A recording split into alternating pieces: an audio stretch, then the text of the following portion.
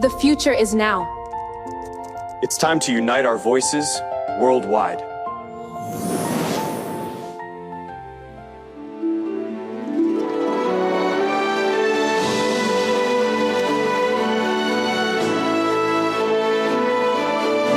Lead yourself, lead your impact, lead the future.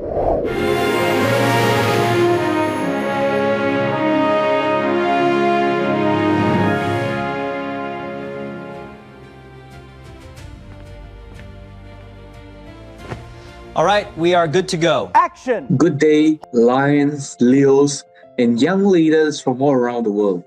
Welcome to GENLeadsNow, our Global Youth Symposium 2026, brought to you by Lyon International. My name is Potter, and I have the privilege to work with my colleague to present you this global initiative. Today, we are not just attending another webinar, but we are part of something bigger, a movement that believes leadership is not defined by age, title, or position, but by our action. This symposium was designed with one simple belief. Young people are not just the leader of tomorrow. We are the leader right now. That's why we name it GENLeadsNow. Across the next 4 hours, you will journey through 4 powerful pillars. Number 1, leading yourself, building your inner foundation. Number 2, leading your growth, sustaining your performance. And next, pillar number 3, leading your impact, turning passion into purpose. And the last pillar, leading the future, connecting globally and thinking ahead. Each pillar is not just a topic, but it's a call to action. Because leadership today is not about waiting. It is about stepping forward in your career, your community, your organization, and even your family. And we have brought you together speakers and panelists across the world, not just to inspire you, but to challenge you, to stretch your thinking, and to ignite something within you.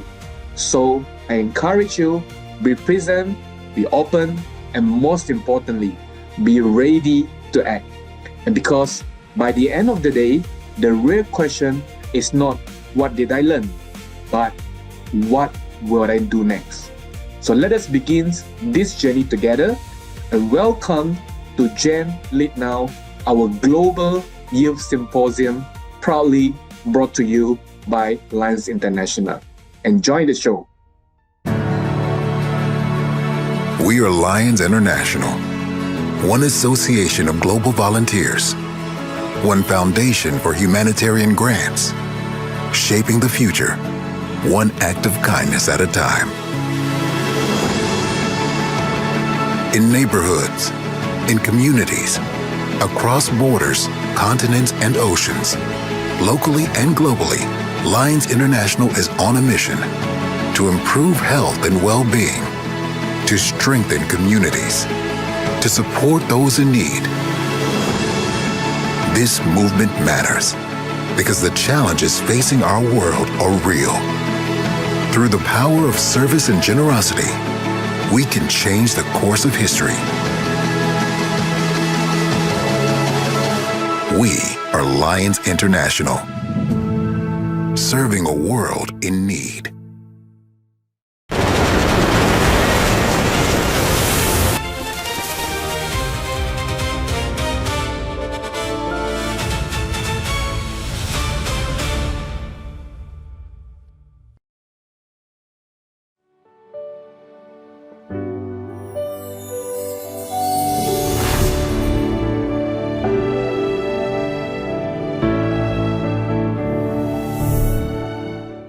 My dear Leos, Leo Lions, and the young members of Lions International, people often say that you are the leaders of the future. But thankfully and very rightly, that's not the truth. For as we have traveled from the clinics in Mexico to the pediatric wards in Brazil, to the special dog programs in Australia and the spreading smiles in Kolkata, India, from the youth camps in Wisconsin to the work that the young lions are doing in Kenya, Africa, and we have seen the truth. You are the leaders of right now. You don't have to wait for a calendar to turn to start changing the world. Whether you are 18 or 30, you have the digital tools at your fingertips and the fire in your hearts to address challenges that my generation is only just about beginning to understand and cope up with. In our association, Youth Leading Now isn't just a slogan, it is our reality. Our theme for the year is simple: lead to serve, serve to lead. Some people think that leadership is about standing on a stage with a gavel. But as lions, especially as the young lions, we know leadership is found in the dirt of a community garden, in the quiet comfort of a mental health support group, or in the innovative lines of code that help us organize disaster relief. To lead to serve means using your influence, your creativity, and your voice to uplift those who have none or those whose voices may just be weak. To serve to lead means that your authority comes not from a title, but from the respect you earn by being first in line to help, but more essentially to serve. When you serve, you become a better human being. And when you are a better human being, you naturally become a leader people want to follow. We are in a new era of service. We are using AI to map hunger and social media to mobilize thousands in seconds. I challenge you, do not use technology only for connection. Use it also for compassion. Take the projects you are discussing in this summit and scale them. If a Leo club in India creates a sustainable water solution, let's use this online platform to bring that solution to a club in Europe or in Africa. You have the global village in your pocket. Use it to ensure that no child goes hungry and no senior is left lonely. Youth is not a limitation. It is your greatest competitive advantage. You see solutions where others see obstacles or challenges. I have been a lion for more than 4 decades, and I've seen many things come and go. But what remains constant is the spirit of the young people who decide that good enough is not enough. And as you continue this summit, remember, Lions International is not just an organization you joined, it is a platform you own. Take up space, speak your truth, lead with your heart. Go forth and show the world that whenever there is need, we have lions who lead to serve and serve to lead. And there is no limit to the work we can do. This world is your entire playfield. Lions International provides you that opportunity for networking with people like you across the world in more than 50,000 clubs with more than 1.4 million members already. Use this, leverage this. Let's make this world better than what it has been before. I wish you all the best for this online summit, and thank you everybody who's worked behind it to put it all together. Thank you, and now let's get ahead with this summit.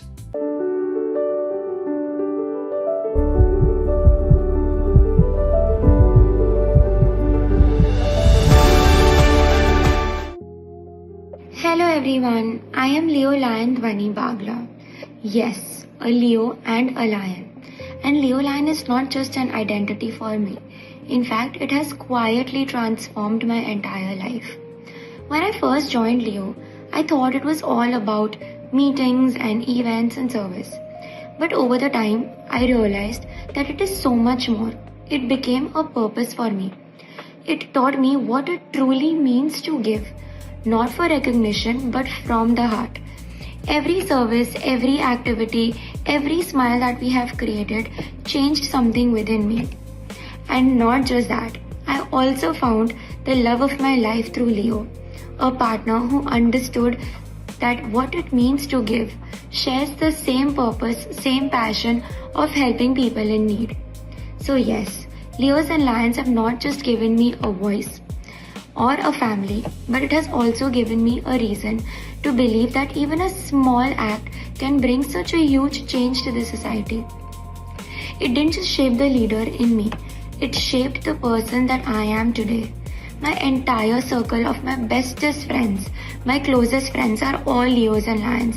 And we love to go out on a Sunday, on a weekday and work and make a small change in the life of somebody who needs it. So yes, I'm forever grateful to this organization for the same.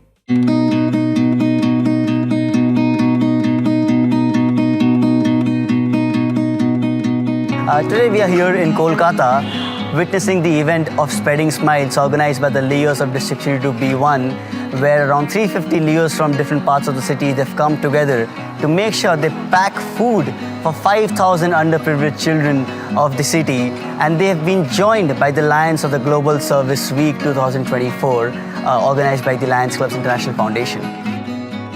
The Leos of 32B1 come together a day in the year, and we make food boxes with our own hands. We make burgers, we make sandwiches, we make puffed rice, and then we get more juices and cakes and biscuits together, and we pack them in boxes with a sprinkle of love on top, and we distribute it to around 5,000 children in the slum areas of the city.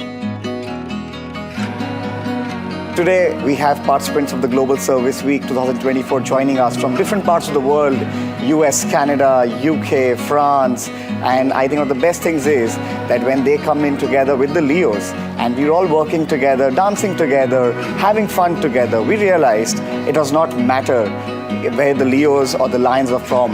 When they come together, Lions and Leos, the core motto of serving together stays the same anywhere in the world.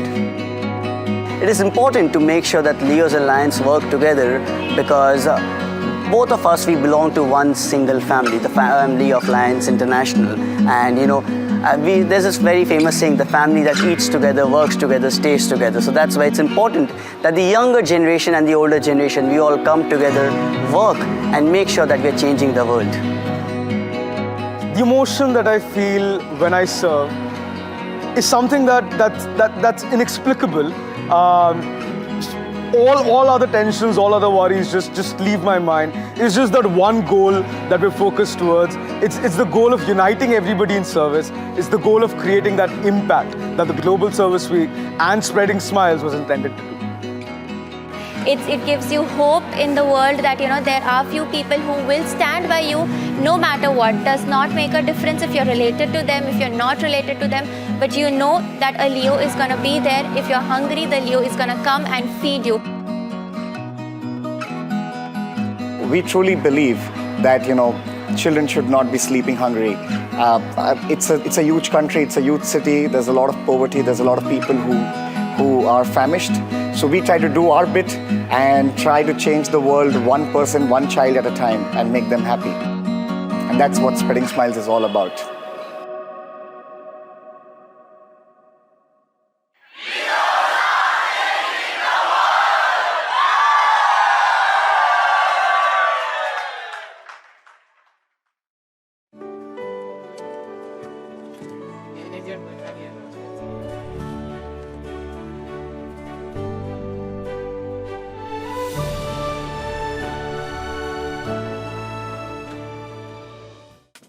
Greetings to Lions out there.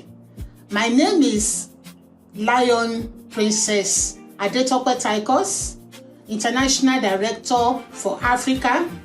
I'm so excited and glad to be part of the GENLeadsNow storytelling.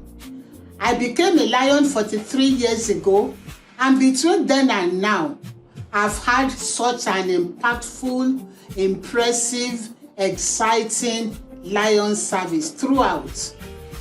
I've learned in terms of leadership skills I have gained from you and from others. I've made friends, I've bonded with friends that I may never have met if not for Lion's activities. Societies and communities have been transformed and that has gladdened my heart. So I invite you out there, come and join us. You can be a lion, you can be a Leo lion, you can be a Leo. Thank you, and God bless you. This is our vision for the next quarter. It's very compelling. You have the power to make a difference. We will give it our all.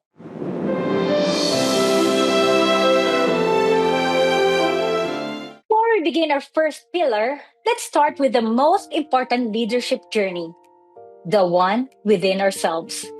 Because before we lead others, before we build impact, before we shape the future, we must first learn to lead ourselves.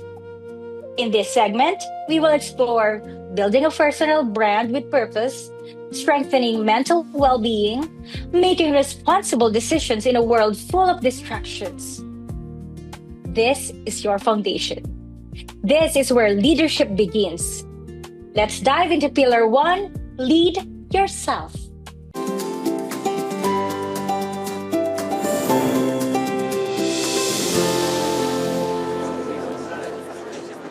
How can you build your international network and resume as a global leader? Hi everyone, I am Leo Lion Pierre Wilson. I became a Leo in 2016 and my major intention was to serve and give back to the community. But along the way, I didn't just serve, I grew. What started as service and giving back to the community became a journey of purpose. And through every service project and every opportunity and challenges, I found myself evolving. I gained confidence, I discovered myself and stepped into leadership. I met incredible people who inspired me. I led service initiatives that changed lives, including mine, and I attained opportunities that shaped my life. Now, I have transitioned from a Leo to a Leo Lion and serving as Charter President of the first Leo Lions Club in Uganda 411B. And this isn't just a title, but a responsibility to continue a legacy of service while empowering the next generation of leaders. I can now tell you that this journey is just only beginning. Thank you.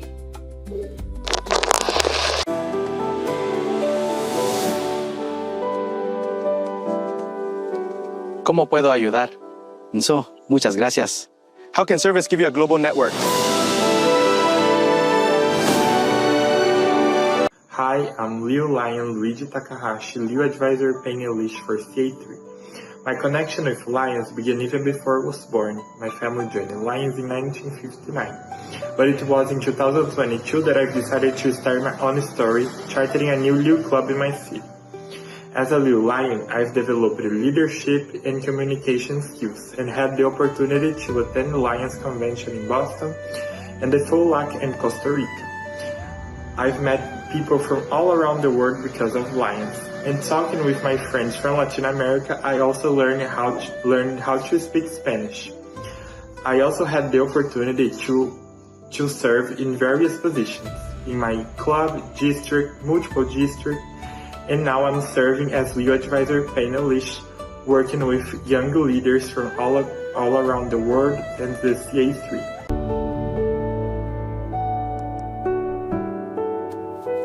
This is how we change the game.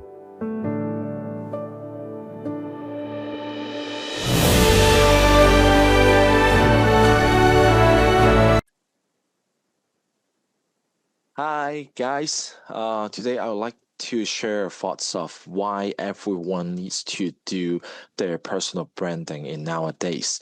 And my name is Ron, and just like most of the teenagers, once I graduate from the university, I just try to start my own company and to be an entrepreneur because I don't like to wake up every morning by others people telling me what to do. And believe it or not, this is one of the toughest decisions I ever make in my life, because being an entrepreneur to start your own company is so hard. And for the first maybe 10 years, I can't even afford to make myself enough living, believe it or not. But that until maybe like 3 years ago, when I tried to share my life in the internet and I tried to do short video in mainland China. Within almost like 6 months, I got almost like 1 million followers. And my business is just go straight up. So today, that's why I'm trying to tell you guys why in the generation of now, we need to do the personal branding. And first of all, I would like to congratulate every one of you here. You guys are so lucky to born in a generation for today, because as like back in maybe 10 to 20 years before, the small companies or the little people, what we calling, it's almost impossible to promote themselves. The advertisement costs are so high. What we're talking about is TV advertisement, maybe outdoor billboards, and I don't know. Every advertisement is impossible for a small company to do. But as for nowadays, almost everyone has the ability to do that, because once we go on internet, we just open our personal account, our new media, and you got stuff of stuff. You got so many choices to build your personal branding, and that's why we are between the generation to where the little people can speak up to make your influence, to make your own money. All you need to do is just to be creative, right? And believe it or not, it's not only the small company does that, the big company does that too. Imagine Tesla. If you go into the website of Tesla, you will see very official things there, information, the technology, the vision, blah blah blah. So boring, right? You don't even want to go to the official website every day, right? But you would stare in Elon Musk's personal life. Even the news is talk about him all the time. How many girlfriend he has, what kind of thoughts he do, and the story he have, the punchline he has. Well, everything you would like to hear Elon Musk's story. And the reason for that is because people like to hear a story other than the boring advertisement slogan. We would want to hear the story for others, no matter they're big people or they're small people or everyone. Okay? So what you need to do, no matter what you do, if you want to start your own business or you want to be a leader today, it's a really good thing to consider today. You would like to start your own personal branding. So here, I have only 3 ideas for you guys. Only 3 ideas for today. Okay? The first one, very important. You need to believe in yourself. Okay? You need to believe that your story has your value. Just don't think that, oh, I'm like a small people. People were not interested in my life. No one want to hear me. Okay? No. You are unique. What you do, your position, your thoughts, and everything, and story you've been for, is very unique, no matter big or small. All you need to do is the way or the creative way to express them. Okay? So first of all, the most important thing is you need to believe in yourself. Okay? To tell your story. Okay? To be creative. You can even write a blog or anything, or you can do like a short video, like a 1 minute to 5 minutes video every day to share your story. Okay? The second thing. What is the second thing? Let me check it out.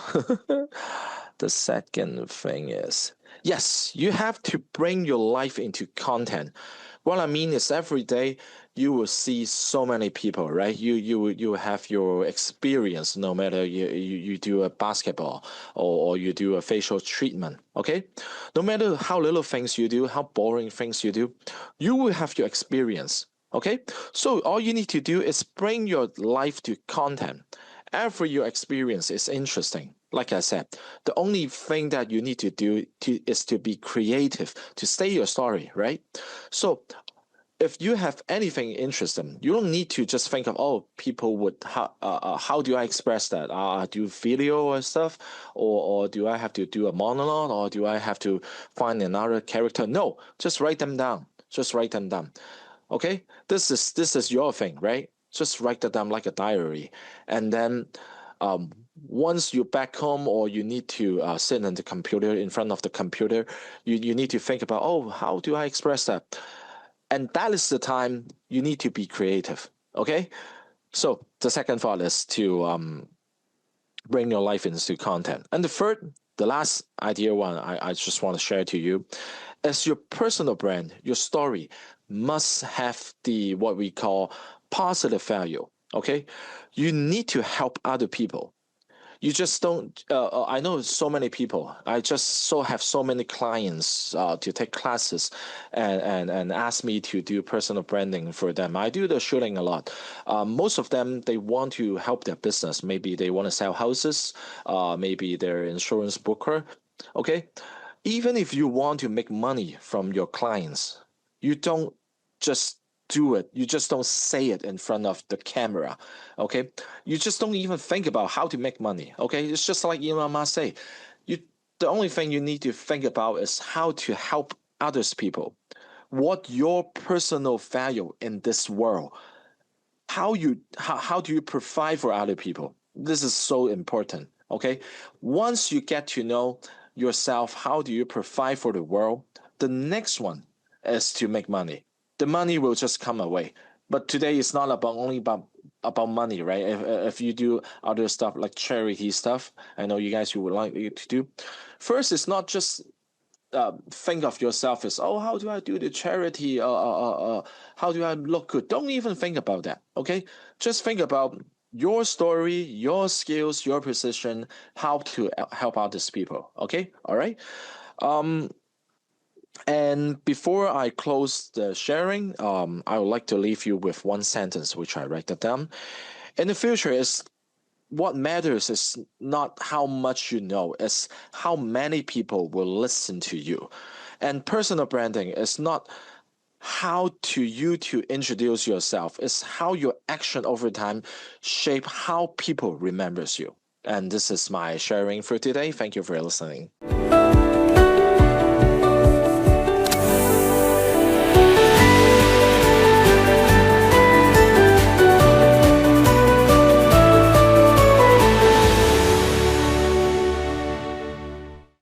Hello, everyone, and welcome to Gen Leads Now, a symposium for the youth of today that is ready to lead, serve, and grow. I'm past Lyon board liaison Ayush Bagla from India, and today I'm here to talk to you about building your own personal brand. When people hear the term personal brand, they often think about social media, followers, or visibility. But I want to start today with a simple question. What do people say about you when you're not in the room? And that is your personal brand. And today, I'm going to talk to you about how you can build your own personal brand, and not just for success, but with purpose. Your personal brand is not your logo, your bio, your LinkedIn profile, or even your Instagram page. Your personal brand is the consistent experience that people have when they interact with you, when they talk about you, when they think about you.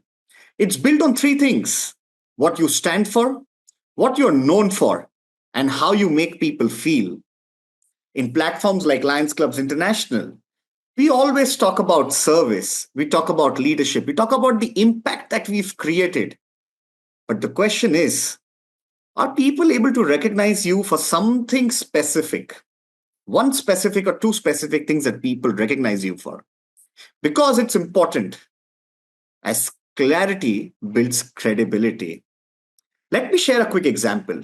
When I started my Leo journey back in 2008, I was doing many things. I was into a lot of events. I was doing a lot of projects. I was networking. I was putting my hands into anything and everything that came my way. I was running behind opportunities. But there was no clear identity. Everyone knew me in this organization. They started knowing me, but nobody remembered me. Then, with the help of my mentors, I sat down and asked myself, what do I want to be known for? And I decided I want to be known as a Leo, a leader who has credibility, who's on time, who loves doing hands on service. And I aligned everything I did around that, the way I communicate, the projects I choose, and most importantly, the people I collaborate with. I noticed over time, things changed. Opportunities started coming to me instead of me chasing them. And that's when I realized your brand is built not by doing more, but it's built by doing the right things consistently. Let me simplify building your own brand into 3 powerful pillars you can apply immediately in your lives. Number 1 is the clarity of purpose. Ask yourself, what do I care deeply about? And what impact do I want to create? Think about these 2 questions truthfully. Do not try to build your brand around trends, because friends, trends will change every day, but your truth is not going to change. So your brand should be built around your truth and not trends. The number 2 point is consistency in action. Not just words, but action. Anyone can do something once. You can reach a meeting on time once, but can you do it every time that you go to a meeting? That's important. Your brand is built when you do it again and again and again and again. If you say you are a leader, do people experience leadership when they work with you? If you say you would like to be punctual, every time that you go to a meeting, when you ask somebody for their time, do you use that exact time? Are you on time, or are you always late? Your speeches run over time. If you say you believe in hands-on service, do your actions reflect it regularly? Because consistency builds trust, and trust builds a great brand. And the third point is visibility. Visibility, but with value. Many people hesitate to put themselves out there. They think it's blowing your own trumpet. But here's the reality. If people don't know what you do, they cannot support you. Start sharing. Start sharing your learnings. Start sharing your journey. And more importantly, start sharing your failures. Let people know how you've reached where you've reached. Because it's important not to impress people, but to add value. You should be able to impact people's life. You should be able to not just impress people, but motivate people, inspire people. Because real branding is not self-promotion. In our organization, real branding is service through visibility. Today, young people of your age and my age are incredibly talented with so much at the tip of their hands. But many of us are disconnected from platforms and organizations like Lions Clubs International because they don't see how they fit into it, how the organization fit into their identity. And that is where personal branding builds a huge role. If you position yourself as a leader, if you think yourself as a change maker, if you want people to believe you're a problem solver, then our organization is not just a club. It becomes a powerful extension of your own personal brand because you associated yourself with such organizations and such people. And that's how, as an organization, we attract more youth, not by telling them to join, but by showing them what they can become, by becoming what we have become. Today, when I leave you with 3 simple actions. The first thing that you need to do right after this is define your one line identity. Just complete this sentence. I am someone who, and then think about what kind of a person are you, that one line identity. Then think of 2 to 3 focus areas that you would like to work with. Don't try to do everything, my friends. Try 2 to 3 different focus areas. And then the third most important thing, show up consistently, online and offline, not just social media and not just in person. You got to do both. You've got to have a balance of both consistently. And I'll end with this. Your personal brand is not built in a day, but it is built every day. And when you build it with purpose, you don't just grow yourself, you inspire others to grow with you. And as our international president, Lyon AP Singh says, the purpose of life is to have a life of purpose. Thank you and have a good day ahead.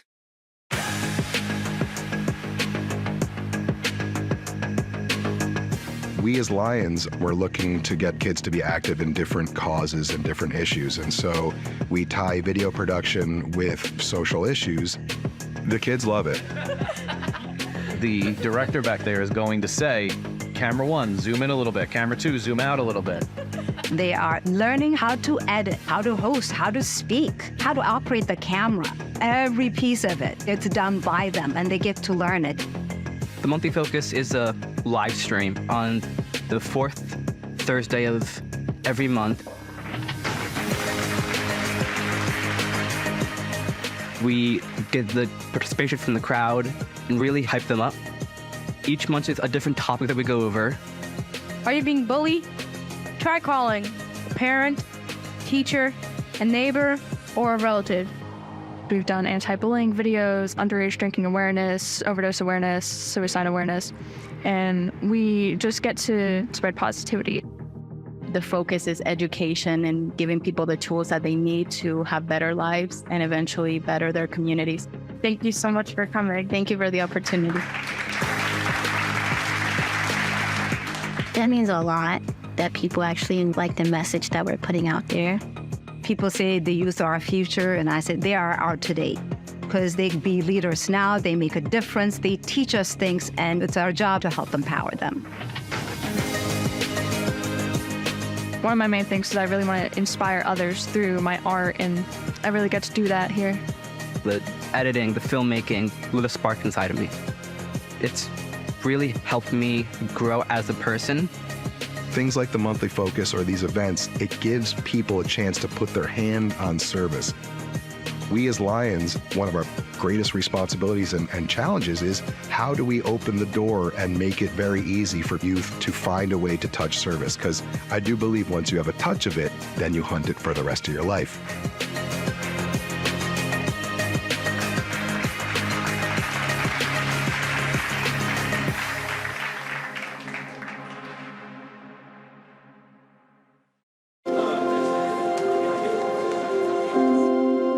We'd like to offer you the partnership. Thank you. I accept. Hello everyone, my name is Lyon Aditya Agarwal. I am from District 322G, India. My journey in service began in the year 2012 when I joined as a Leo. What started as a simple visit to a service activity with my mother turned into a defining moment in my life. That day opened my eyes to a larger purpose, that there are so many people in the world who need our help, our compassion and our support. From that moment on, service was no longer just an activity, it became a way of life for me. As I progressed from being a Leo to a Leo Lion and now to forming our own Lions Club this year, each step has shaped me into the person I am today.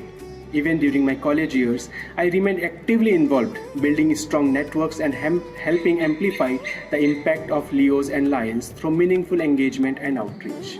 Today, as a lawyer myself, I can confidently say that this journey has not only enriched my service life, but has also played a significant role in my professional growth. The connections I have built, the leadership skills I have developed, the exposure I have gained have truly elevated my career. I strongly believe that each one of us has our own journey and potential. To anyone considering this incredible organization, I encourage all of you to join this organization, and it will not just change your perspective, it will change your life. Come join Lions Club.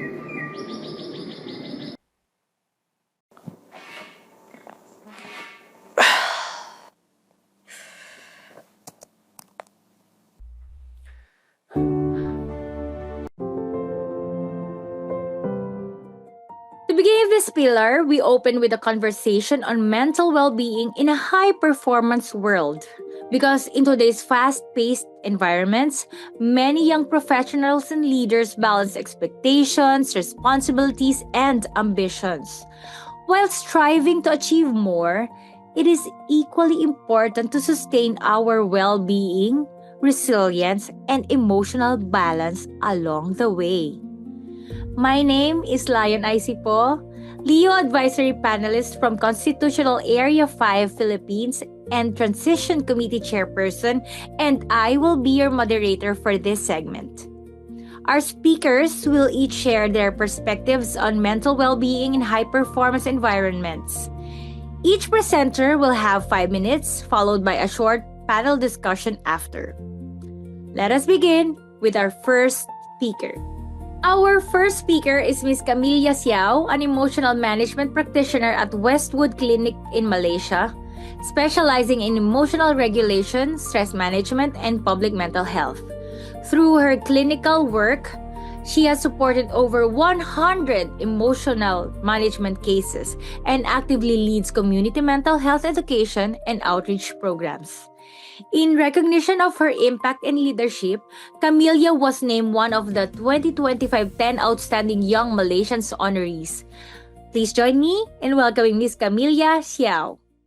Thank you so much, IC, for the introduction.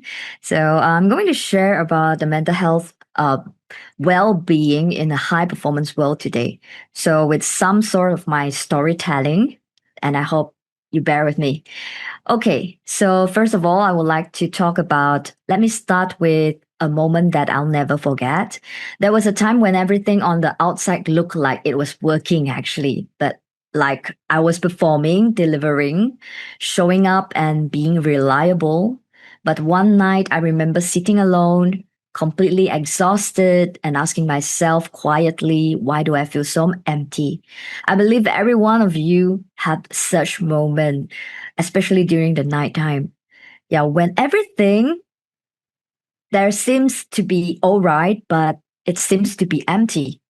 So that was when I realized high performance without emotional support becomes silent burnout. So this is a silent burnout that you might not be aware of. So as time goes by, I work along with the individuals who are incredible, capable. So there are those who are high performance. They're having high performance on their own field, high achievers, leaders, people everyone who depends on. So one pattern that tells all, that keeps repeating, which is they will say such thing like, I can handle this. It's okay. I'm used to it. But in fact, what it actually go deeper is actually what underneath. That is fatigue, pressure, and also a constant that need to stay strong. Do you feel the same as well? Not because they are weak, but because they have been strong for too long, alone. So are you one of it? I used to chase this idea of balance. I would try to divide my time perfectly, work, rest, personal life, but no matter how much I plan, something just went off. Then I realized something important. It wasn't about balance. It is about alignment. So do you realize that your life is not aligned? Not aligned with what you think and how you feel. There were moments where I was doing the right things, but they didn't feel right at the moment. And that misalignment, it drains you more than hard work ever will. So I remember a period where I kept telling myself, just push through. Don't stop. You will rest later. But later never came. Instead, what came was emotional stress, emotional numbness, irritability, and a version of me that felt disconnected. So that's when I learned resilience is not about pushing through. It is about knowing when to pause without guilt. So remember to pause whenever you require. Because what we suppress doesn't disappear. It accumulates over time. So, in my work and personal journey, I've seen a lot of people who are highly capable, deeply responsible, and incredibly giving, but many of them are running on empty. One client once told me about I don't even know what I feel anymore. I just function. You know, the feeling of functioning every day, it is like a routine. So that line just stayed with me. That's why emotional sustainability matters because you cannot keep giving in if you are never replenishing. So, my practical way, just remember there are 3 steps here. First of all, emotional check ins. I started asking myself daily, not what did I achieve, but what am I feeling? This is the first point. Second, energy boundaries. I learned that not every problem is mine to carry. And thirdly, recovery rituals. So, what do I do for my recovery? Sometimes my reset is not productivity, it's just silence, a total silence at the end of the day, or music, or just doing nothing without guilt. Just embrace the moment and be at the present, be at the moment. So there was a turning point for me. I realized I was very good at showing up for others, but not always for myself since I'm practicing clinical hypnotherapist. So I had to ask, what is the point of success if I don't feel okay while I'm achieving it, right? So I changed my definition. Success is having clarity, not chaos.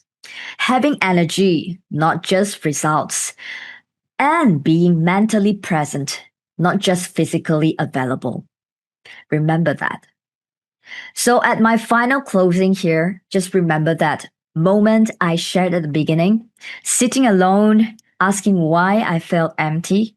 Today, the difference is not that life became easier, but I became more aware, more intentional, and more aligned.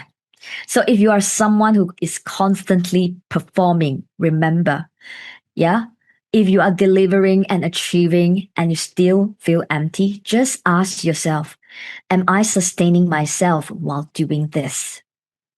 Or am I slowly draining? This is a very important question for yourself. Yeah, for all of you who are here with me today. Because you don't have to burn out to prove that you're capable, and you don't have to suffer to succeed. So, final line that I'm bringing to you all, you are not just here to perform, you are here to stay whole while doing it. And that is my presentation, and hope you get something back today. Thank you so much. Thank you so much, Camelia, for sharing your experience and insights, especially the 3 steps, and of course, for the important work you are doing to support emotional well-being in the communities. Our next speaker is Mr. Roy Dahil, co-founder of Mental Health PH, one of the Philippines' leading mental health advocacy organizations. Through Mental Health PH, Roy has helped lead national campaigns, education programs, and community initiatives that strengthen mental health awareness and literacy across the country. He was also recognized as one of the 2022 Leading Lights Kindness in Leadership listees for Asia and the Pacific. Roy is also a proud queer, LGBTQIA+, and HIV and AIDS advocate. Let us all welcome Mr. Roy Dahil. Good day to everyone watching. Thank you for showing up today. You know, we live in a world that prioritizes what it can see. If you show up to work with a broken arm or a nasty flu, everyone tells you to go home and rest. But mental health, that's a bit trickier because it doesn't usually have a visible manifestation. We tend to tell ourselves, it's not that serious. We push it to the back burner and say, I'll deal with that when I'm less busy. We tell ourselves that if there's no visible fever or physical scar, it isn't real. Or worse, that it can be pushed aside until things slow down. But as many of you know, things rarely slow down. But here's the thing. Just because you can't see the check engine light on your brain does not mean it's not flashing. If you've ever dealt with heavy depression, you know that even the easy stuff, like getting out of bed to grab a glass of water or taking a shower, can feel like running a marathon. Or if you've dealt with high anxiety, you know how paralyzing it is to have your brain stuck on a loop of every single thing that could go wrong. For most of us, this shows up in our daily lives as that stuck feeling. You're stressed, you're dealing with a heartbreak, or just plain burnt out. You're sitting there, staring at your laptop, trying so hard to be productive, but nothing is coming, no matter how hard you try. It sounds cliche, but you really can't pour from an empty cup. If you're empty, you have nothing to give your work, your friends, or your family. So even though it feels counterintuitive, when you're busy, the best way to actually get things done is to be intentional about doing nothing. Personally, I do this by blocking off what I call a panda day. I literally put it in my calendar. A panda day is a totally guilt-free day where I have permission to just feel. Maybe I do something I love. Maybe I go see friends, or maybe I just stay in my shorts and do absolutely nothing. I plan this out in my monthly calendar, usually right before or right after a massive work. Because think of your life like a big pie. Work takes a slice. Family duties takes a slice. Errands take a slice. In the Philippines, traffic takes a big slice. If you don't step in and protect a piece of that pie for yourself, you're going to end up with just crumbs. The panda day is me claiming my slice. It is difficult to do with a hustle culture, especially in high performance environments. But we have to change that narrative. Somewhere along the way, we were taught that self care is selfish or just treating yourself. But it's actually about survival. The poet Audre Lorde once said that taking care of yourself isn't self indulgence, it's self preservation. For me, taking care of my mental health is how I make sure I can show up as the best version of myself. It's the preparatory work that allows me to be high performing when it actually matters. So I hope you all find some time this month to go back to yourself, pour love on yourself, protect your slice of the pie. I'm looking forward to hearing about your own candidates. Thank you for listening. Thank you, Roy, for your leadership, for putting up everything and starting something, and your advocacy in creating safe spaces for conversations around mental health and different advocacies that we live into. So, thank you so much for sharing. Thank you, Roy, for your leadership and advocacy in creating safe spaces for conversations around mental health. Hi, everyone. Thank you for listening. So today I'm not here to tell you not to work hard, but I want to remind you about the priority. Today, many people think that a good life means having money, status, and nice things. But human biology tells us a different story. Humans are animals. We cannot work all the time. We are organic human beings. We need to rest. Our body will resist if we try to work constantly without doing what animals are meant to do, such as eating well, sleeping, or even experiencing sexual pleasure. So as a social being, we feel our best not because of what we own, but because of the people around us. Work-life balance is not just about time, it is about meeting our basic human needs. So what really matters for human? Okay, so we chase money, success, praise. I think this is what we have in mind, and this is what being told to us that is important as a human. But this can feel good for a short period of time, but they do not lead to a lasting happiness. Research after research show that a strong relationship are the most important factors for a good life. And I think this is really lacking in the mind of our youth and our young adult nowadays. So it is relationship that are the most important factors that would predict a good life. So our brain responds to connection through key chemical. So for example, serotonin help us to calm down and feel stable. Dopamine help us, give us motivation and reward, and oxytocin build trust and close bond. So if we focus only on work and ignore the people around us, ignore relationship, we miss all of these important feelings. And relationship actually take time. So if you work all the time, then you won't have time to be invested in relationship. So let me share some statistics about research about friendship. Okay, so friendship actually do not happen quickly. So for example, Professor Jeffrey Hall found that building a close friendship actually takes many hours. So for example, so for someone you just get to know, let's call them acquaintance.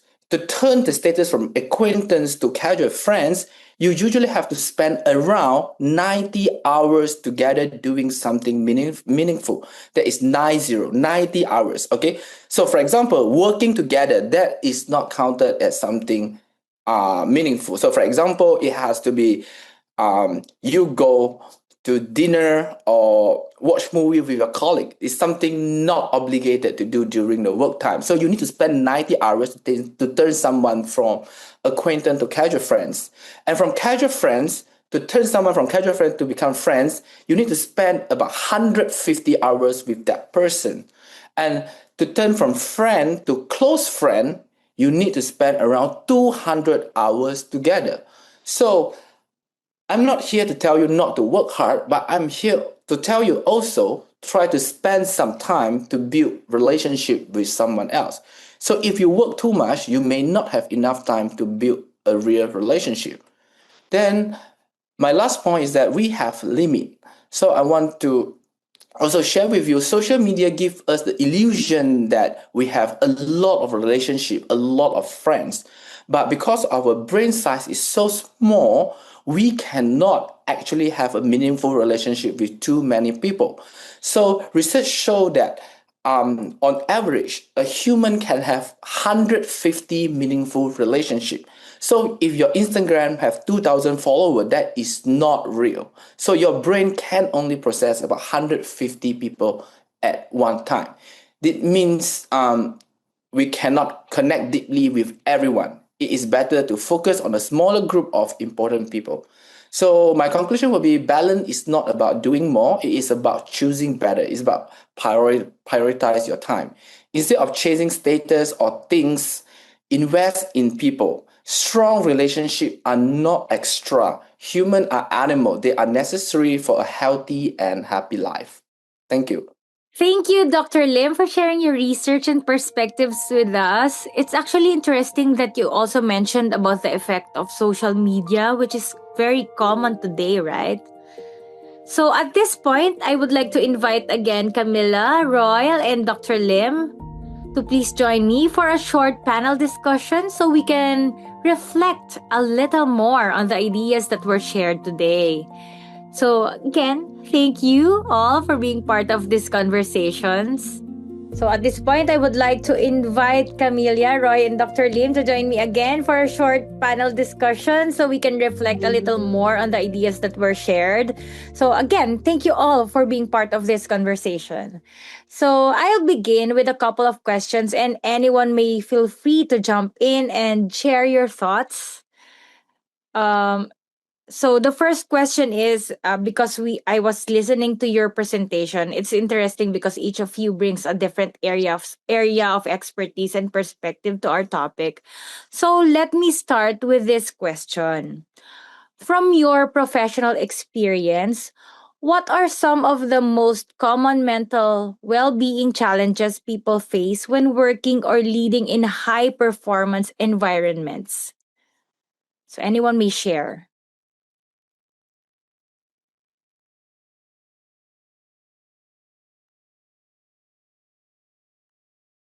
Everyone Can you is repeat that shy. again? Okay, sorry. A So, long question. yeah. from your professional experience, what are some of the most common mental well-being challenges people face when working or leading in high performance environments?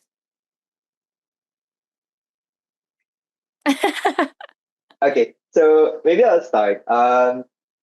What I observe is that there are a lot of burnout experience in performance environments. Mostly because the work of the person are wrongly measured based on the output, their values. Their value is coming from the output that they are producing, and not really about taking care of themselves. And sometimes that kind of hustle culture is taking a toll to our mental health, because a lot of us need to perform, need to produce output, and not really prioritizing our mental health, and leading to burnout, leading to more attrition in the company, and leading to sometimes physical manifestations of those stressors. So for many, it really is about burnout. Doc, can you hear me? Camilla? All right, my turn. Before Dr. Lim speaks. All right, so from my perspective, because I'm a full-time mindfulness practitioner. So for a high performers, it is very important to be aware of their mental well-being all the time. It's like a practice put into our daily routine. You have to at least know these 3 steps, whereby a pause in your day. A pause is like just let everything go, just a moment to just focus on your breathing. And then, yeah, you just need to be aware of yourself. What are you feeling now? So a pause is very important for the entire day, just one moment for a pause. And secondly, it's very important to aware of the moment of honesty with yourself, because you have to be honest with yourself, not like lying to yourself all the time, like telling yourself that I'm actually okay. That's not a challenge for me, but you are actually not feeling okay. Yeah, that's the moment that you need to face the negative side of yourself. It's okay to be not okay, you know? Yeah, just be honest to yourself. Just protect your body, whatever your body tells you. So it's very important to be aware of that. Otherwise, it will be accumulating over time. It will become a sickness, an illness.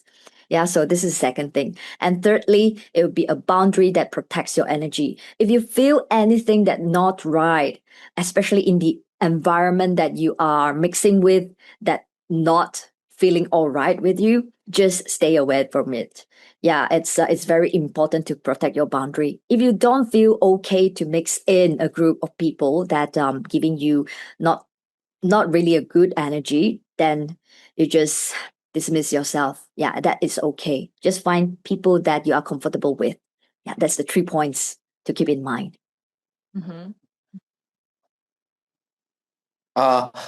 Thank you, everyone. I see you use the term high performing workplace, right? Yeah. Yes. Yeah. Actually, I would like to further advocate what Roy and Camilla is saying. In a high performing workplace, I think if I were to summarize what the two speakers is saying, so basically I come back to the point where people often forget that humans are animals. So you can be very high performing, but you are not robot. You need to slow down, just like Camilla said about mindfulness. Mindfulness is about being animal. Mindfulness is about being present, being at this moment, not worry about the next hour, not worry about tomorrow, not worry about next week. That is what animals do. Animals live in the present. So my observation is that people often forget that they need to rest, they need to do what animals should be doing. So I use the words animal because people like to think that humans are more superior than all the other animals. But no, I think we need to remind ourselves deep down we have an animal body. So our biologically, it do not allow us to just work all the time without taking care of our most basic needs first. Yeah. So I totally agree. We really have to take care of ourselves first also and think of ourselves that it's fine actually to pause, to stop, because we all have to rest. So we are still we also have needs to restart, right? So let me move on to our second question. So based on your work and experience, what is one practical habit or approach that young professionals and emerging leaders can start practicing to sustain their mental well being while still pursuing excellence? So maybe this you can also include your tips, direct tips to those who are still pursuing excellence, or the leaders, aspiring leaders. Yeah. Okay, I can start again. Same sequence. Okay. So for me, I think one very practical step that anyone can start is to be very intentional with rest and self care. I do that in my own practice by putting it in my calendar. That's what you can see in the calendar are the priorities in my life. So if I see a lot of days or slots for meetings, it means that for this month my priority is about work. My priority is about friends and relationship. If I see a lot of dates in the calendars with socialization or like meeting friends, I just have to make sure that whenever I plan my calendar, there has to be me, that has to be about rest, there has to be about self care in my calendar, especially during the times that it will be a very, very busy long week. I have to make sure that before or in between or after that long week, I put a specific schedule, a guilt free schedule for myself. So to balance everything and to make a statement that my health is very important as well.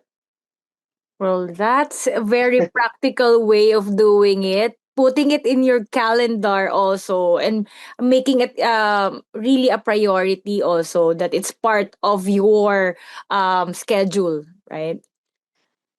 Anyone else? How about you, Camilla? Same All sequence. right.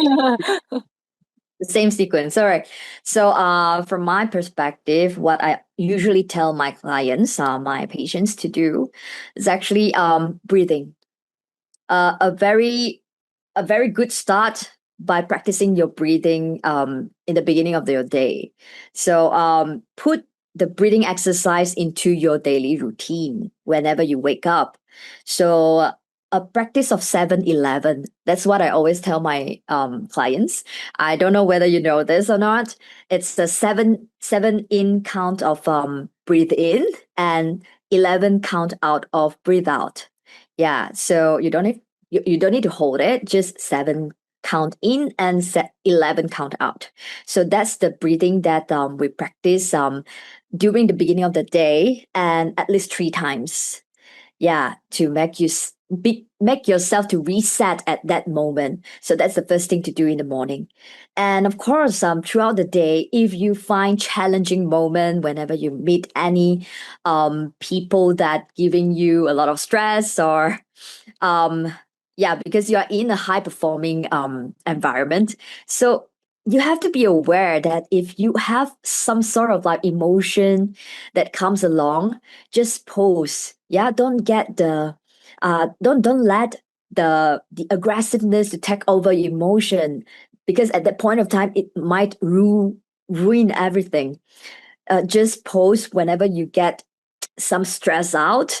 Yeah, when you feel emotional, just pause at that moment and take a deep breath in, like what I told you earlier about the 7-11. Just put that into the practice. So that's the second thing to do. And at the end of the day, what you need to do is to just pick up one journal book and write it inside your book. So what have you went through throughout the day? So if you find challenging moment, just write it down and pour out everything that you feel uncomfortable. Just write it down, and then let all the negativity just let go of everything. And that's how we live at the moment. And whatever happened, it only happens for a good reason. Yeah. So take that in for your daily routine. Thank you.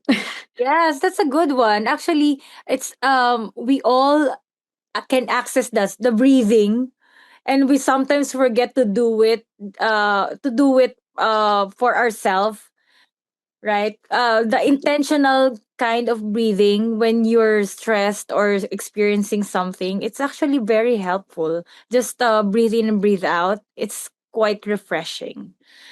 Next, Yes. Dr. Lim. Thank you so much. Uh, yeah, again, I want to advocate because I think two of you have a very good point. First, Roy say that work-life balance have to be intentional. You need to put things in calendar because you have 24 hours. If you don't put in calendars, then you're going to work all the time. So it has to be intentional, okay? And I think breathing is very important. It brings you to present. The most important thing, breathing is about it activate your parasympathetic nervous system.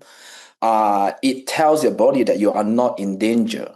Because otherwise, when you're in stressful environment, your body prepare you to fight because your body thought that you are in danger. That is why breathing tell your body that, hey, I'm not in a dangerous situation. So I want to go a little bit deeper based on science that what is lacking nowadays, I think, is to build a good relationship. Because of the social media, people often think that they have a lot of choice about friends, about relationship. But I think if you treat friendship or relationship just like a Tinder swap, then you cannot build a good relationship because good relationship require you to spend time with a person. So instead of making friend with 100 people, I would instead of meeting 100 new people where you say hi and bye, I would suggest you to be very practically focused on one person and invest time in this one person. Like, meet this one person 100 times instead of meeting 100 people one time. So that is my first suggestion. And second thing, I think we came to this world with nothing. Okay, and since young, it is human around us that help us to survive. So I think it is also okay to say that I need somebody. So something that I'm very worried about young people is that they often say, I'm self-sufficient, I do not need anybody. So this is again not human, not animal. We came to this world with nothing. Human around us help us to survive. So when we grow up, we no longer attach to our parents, we need someone else. So it is very okay to say, I need love, I need to find someone romantically, or I need friendship. It is okay to say that. It's not a sign of weakness.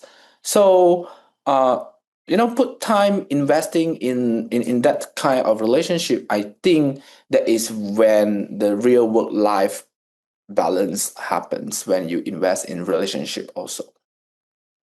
Oh, that is also a nice insight about the direct actual connection is very important to people so that we can also have someone to because I think it applies to no one is an island, right? Something like that. So that's also very important that we also have someone to connect to directly and actual.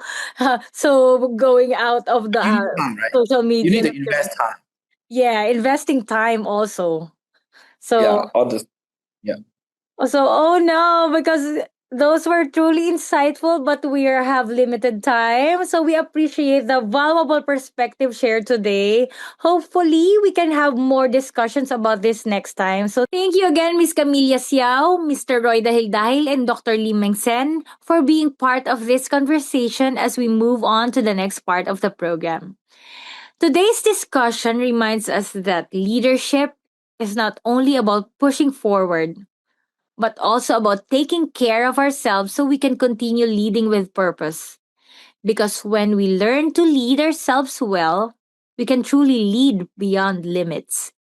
Thank you, everyone. With that, let us now move on to the next topic.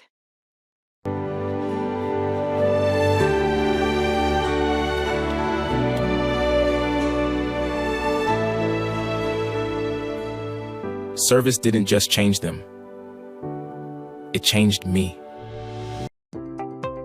Hi everyone, good morning, good afternoon, good evening from wherever you're watching me. My name is Lyon Izimba. I am the Lyon District Membership Chairperson, Lyon District 411B Uganda. I'm happy to be the charter president of Makerere University Business School Leo Club, and I'm happy to be a member of Lions Club of Ginger.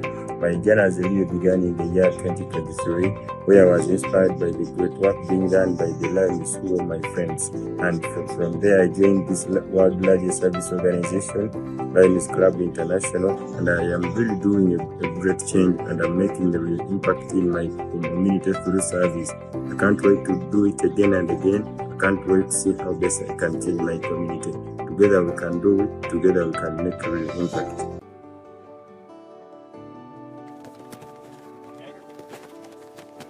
All right, everyone, let's get started.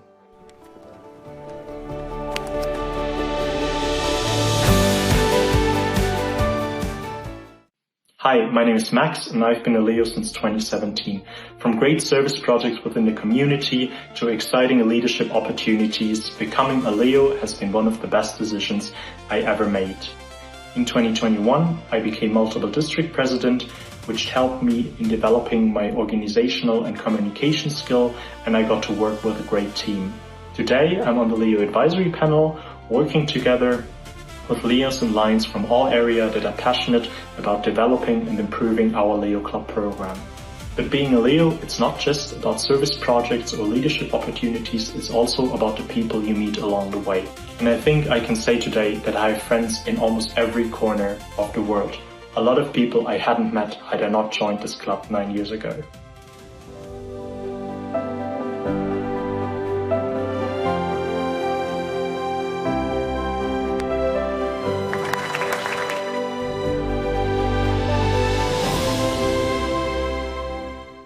Hi everybody, it's International First Vice President Mark Lyon, and I'm really happy to spend a few minutes with you during the Global Youth Symposium to talk about the importance of youth leadership.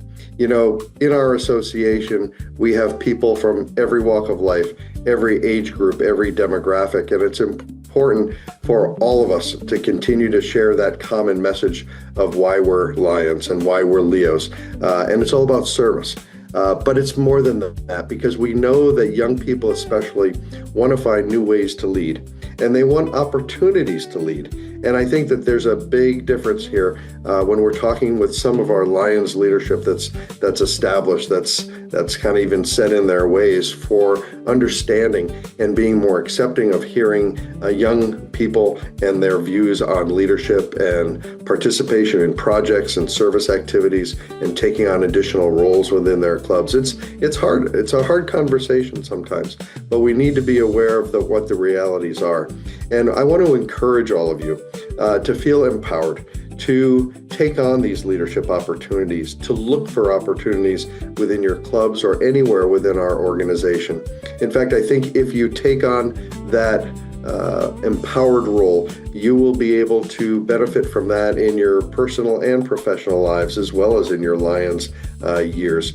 We want to make sure that you feel welcome and that your voices are heard. You know, we started this New Voices campaign years ago, and it does involve youth and the ability for all of our clubs to be much more welcoming to younger attitudes, younger beliefs, younger communication styles, younger ideas about service and where we need to go as an organization. So your voices are critically important, and we want to make sure that we break down any of the barriers that you may feel exist or we know exist with getting your voices heard.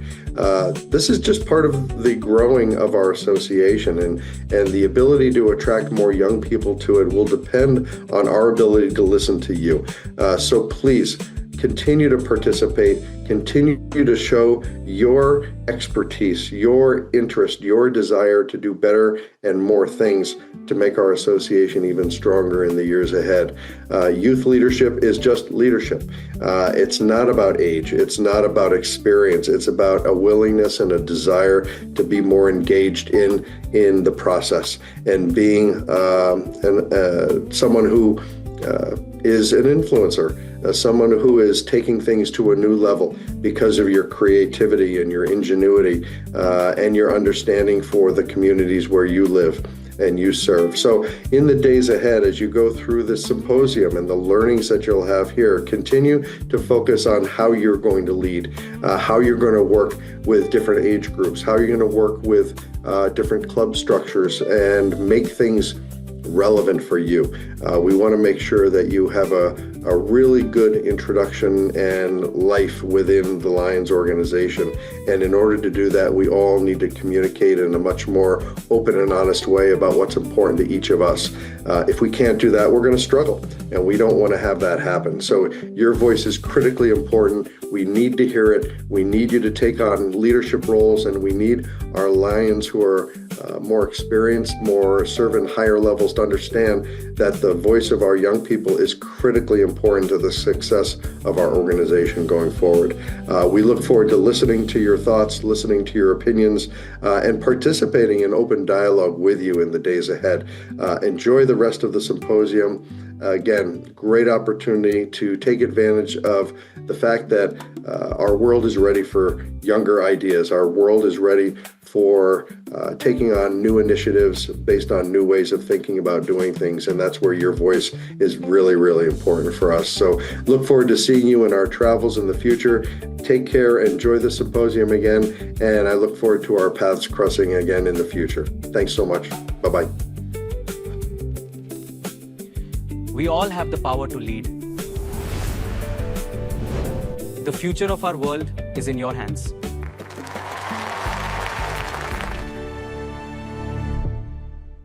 Now that we have built our inner foundation, the next question is, how do we grow?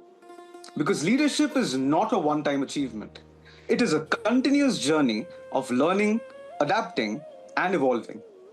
In this next pillar, we will explore advancing your career while leading beyond your workplace, managing time across different life stages and responsibilities. Growing is not about doing more. It is about doing what matters better. Let's move to Pillar 2, Lead Your Growth. Great work. Keep that focus.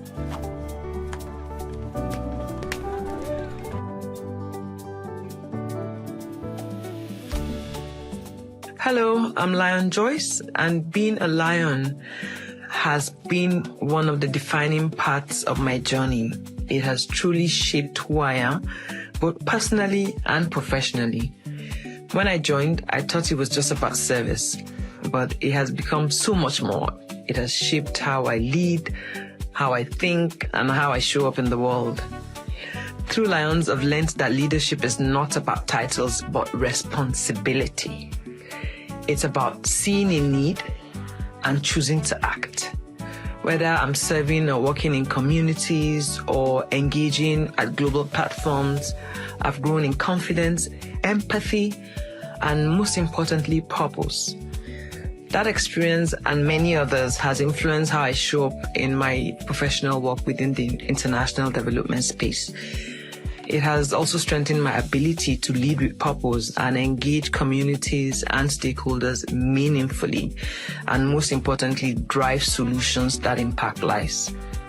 It has also stretched me and challenged me, and it's connected me to incredible people who are just as committed to making a difference as I am. So for me, Lions, it's not just an organization, it's a platform for growth, for impact, and lifelong purpose. And that's the kind of leadership the world needs today. Looking out at the city, I realized that everything I've learned, it all started right here. The team has developed a new strategy that I believe will change our approach. I'm confident in this plan.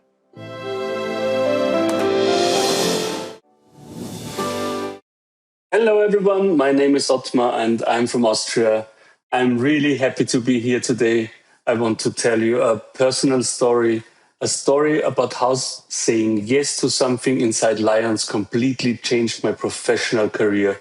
Not just by a little, in a way I have never expected. So let's start. Let me start with a question. Have you ever said yes to something without knowing where it would lead? Maybe someone asked you to help and you just said, sure, why not? That's exactly what happened to me. One simple yes, and it changed everything in my life. So, who am I? I'm Ottmar, I'm from Austria, and I do many, many things. I help companies with their trade fair strategy, I run design agency, I build websites, and I do documentary photography, telling stories through images. But across all of that, there is one thing that connects everything. I love bringing structure into complex situations, and I love bringing people together. That's just how my brain works. And well, when I joined Lions, that passion found a completely new home. So one day, a district governor called me. He said, Ottmar, would you like to help us organizing a seminar? He knew I love organizing. So I didn't think twice and I said, yeah, just let's do it. Yes, I would like to.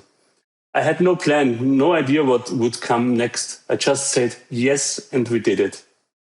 And so I jumped in. I helped out, worked with the others, learned how Lions operates. And while doing that, I discovered something really interesting. Lions International has professional training programs that teach you how to become a facilitator, how to lead workshops in a modern, interactive way. I thought, I want to do that. Lions has a 3-step training pathway. It starts with the so-called FDI, the basics of facilitation. Then LE, where you go deeper into leadership and group dynamics. And finally, LCIP, which certifies you as an instructor for international trainings. I decided I'm going to all 3 of those. So my first stop was in Portugal. Picture this, 4 days in this small room, no windows, outside the most beautiful autumn, winter. We didn't see any of it. It was intense, it was exhausting, but also so incredibly fun. And I learned something that changed how I think about training. Here's the key lesson. Stop lecturing, start facilitating.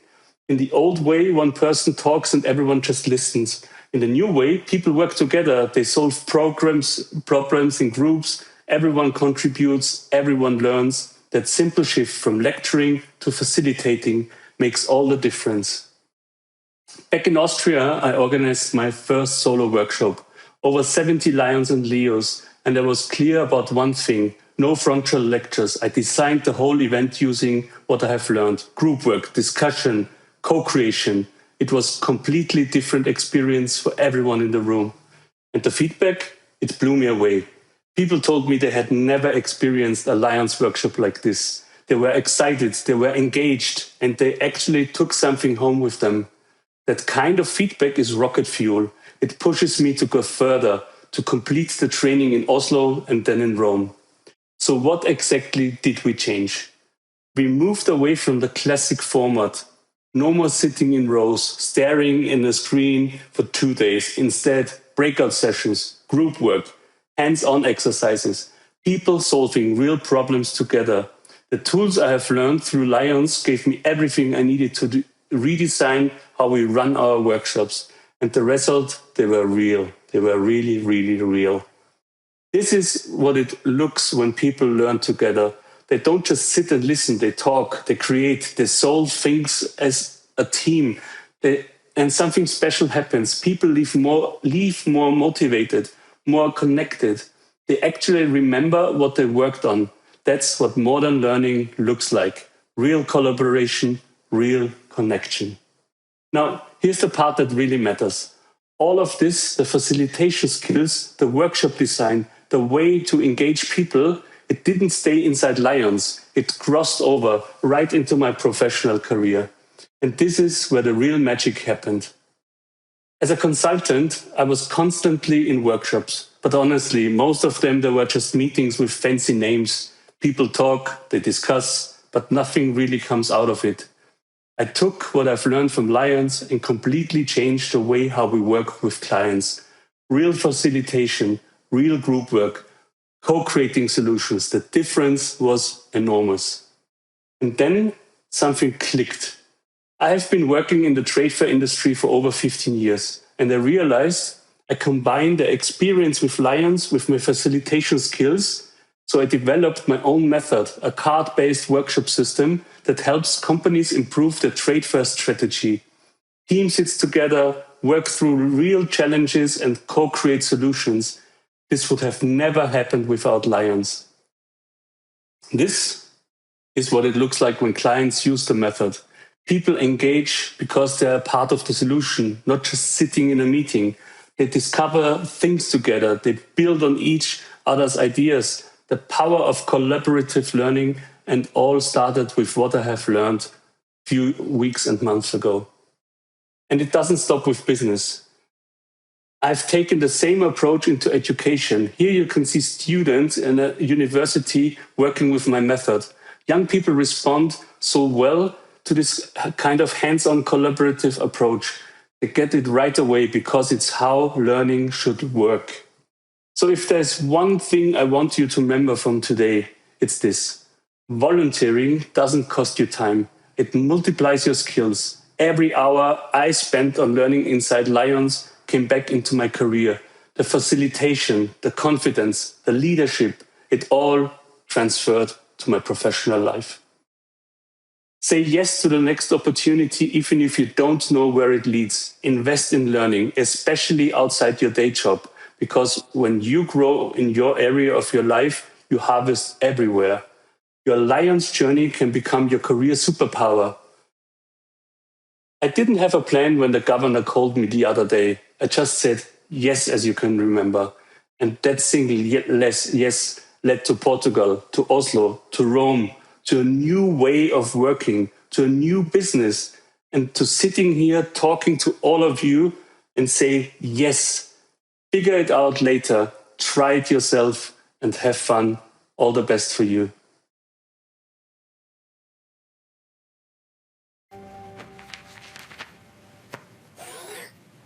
Wink to Lions International. This is not just a campaign, it's a movement to rebuild our community. Hi everyone, I'm Helmut from Graz, Austria. I run a design agency, but today I'll show you how my second life as a lion actually became my secret weapon for professional success. Let's go back to 2020. The world was in lockdown, but instead of waiting, we acted. We founded our Lions Club in the middle of the pandemic. Our founding ceremony, 100% digital. It was a bold experiment. We had to build trust without shaking hands. This was my first real masterclass in digital leadership and managing a community through a global crisis. Our topic today, advancing your career while leading beyond the workplace. My journey shows that community involvement isn't just a hobby, it's a leadership incubator. Last year, during my presidency, I wanted to introduce a new level of impact. We organized our very first charity golf trophy. It was a huge step in scaling our club's activities to a premium level. Organizing a golf trophy taught me how to manage a professional-grade project with a volunteer team, sponsors, logistics, and vision. It's the same muscle you need to run a successful business. To refine these hands-on lessons, I attended the FDI, Faculty Development Institute, just this year. Even as a CIO, I knew I had to master the art of facilitation to empower others. At FDI, I learned that a great leader doesn't provide all the answers. A great leader asks the right questions. This changed the way I lead my creative team at my agency every single day. In my agency, we solve problems through design. In Lions, we solve community issues through service. Both require the same design mindset: empathy, creativity, and persistence. Leadership confidence isn't built in comfort zones. It's built when you navigate a club through uncertainty while balancing a professional business at the same time. Through Lions, I gained access to a global network of 1.5 million changemakers. This perspective is priceless. It teaches you how to think globally but act very locally. Career advancement happens when you become a person of value. My engagement at Lions shows my clients that I stand for integrity and social responsibility, not just for a paycheck. We talk a lot about resilience. My journey from a digital founding to a major physical event like a golf trophy taught me how to keep a vision alive when the initial hype fades. I now use the FDI techniques to mentor young talents. Leading beyond the workplace gives you the flight hours you need for your career before you even get the official manager title. In the design world, trust is our hardest currency. Carrying the Lions values into my business meetings builds an instant rapport with clients who share similar values. To the young leaders here, don't wait for a promotion. Start leading now, beyond your workplace. Find a cause you care about and take responsibility. My FDI experience this year proved you are never too old or too young to learn. Lifelong learning is the only way to stay relevant in a world driven by AI and rapid change. Movement is key, whether I'm skiing through the Alps or organizing a golf trophy. Staying active keeps your mind sharp for the challenges in your professional career. My challenge to you, find a place to lead where nobody pays you. The confidence and skills you gain there will be the fuel for your professional engine. It certainly was for mine. Leading with purpose, leading beyond. Thank you for being part of this summit. Let's shape the future of leadership together. All the best for you and greetings from Styria.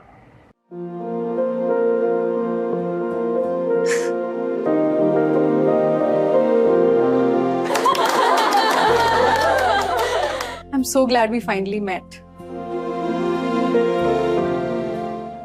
Hello, this is Leo Rajvi Thakkar, immediate past multiple district president and membership chairperson of MD 3232 Gujarat. Today, I am here to share my experience as Leo. Leo Club program equipped me with a strong leadership, teamwork, and service-oriented activities. After joining Leo Club program, I made many new friends, and now I can proudly say that I have friends in each and every corner of India as well as out of India. So requesting all the young minds to join the Leo Club program and be the change. Thank you.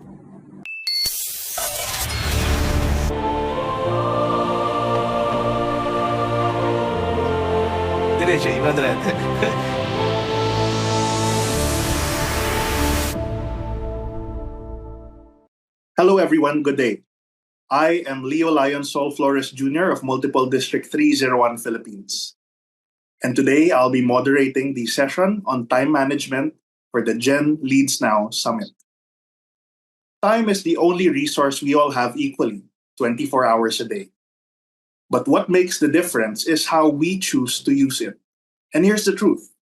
Time management isn't just about productivity. It's about priorities, seasons, and trade-offs. In this session, we will explore how leaders from different parts of the world manage their career, family, leadership responsibilities, and personal growth, all while staying grounded and effective. It is my honor to introduce our panel for today. Joining us are 4 inspiring leaders of Lions International. First, from North Macedonia, District 132, past District Governor Andrea Stojkovski.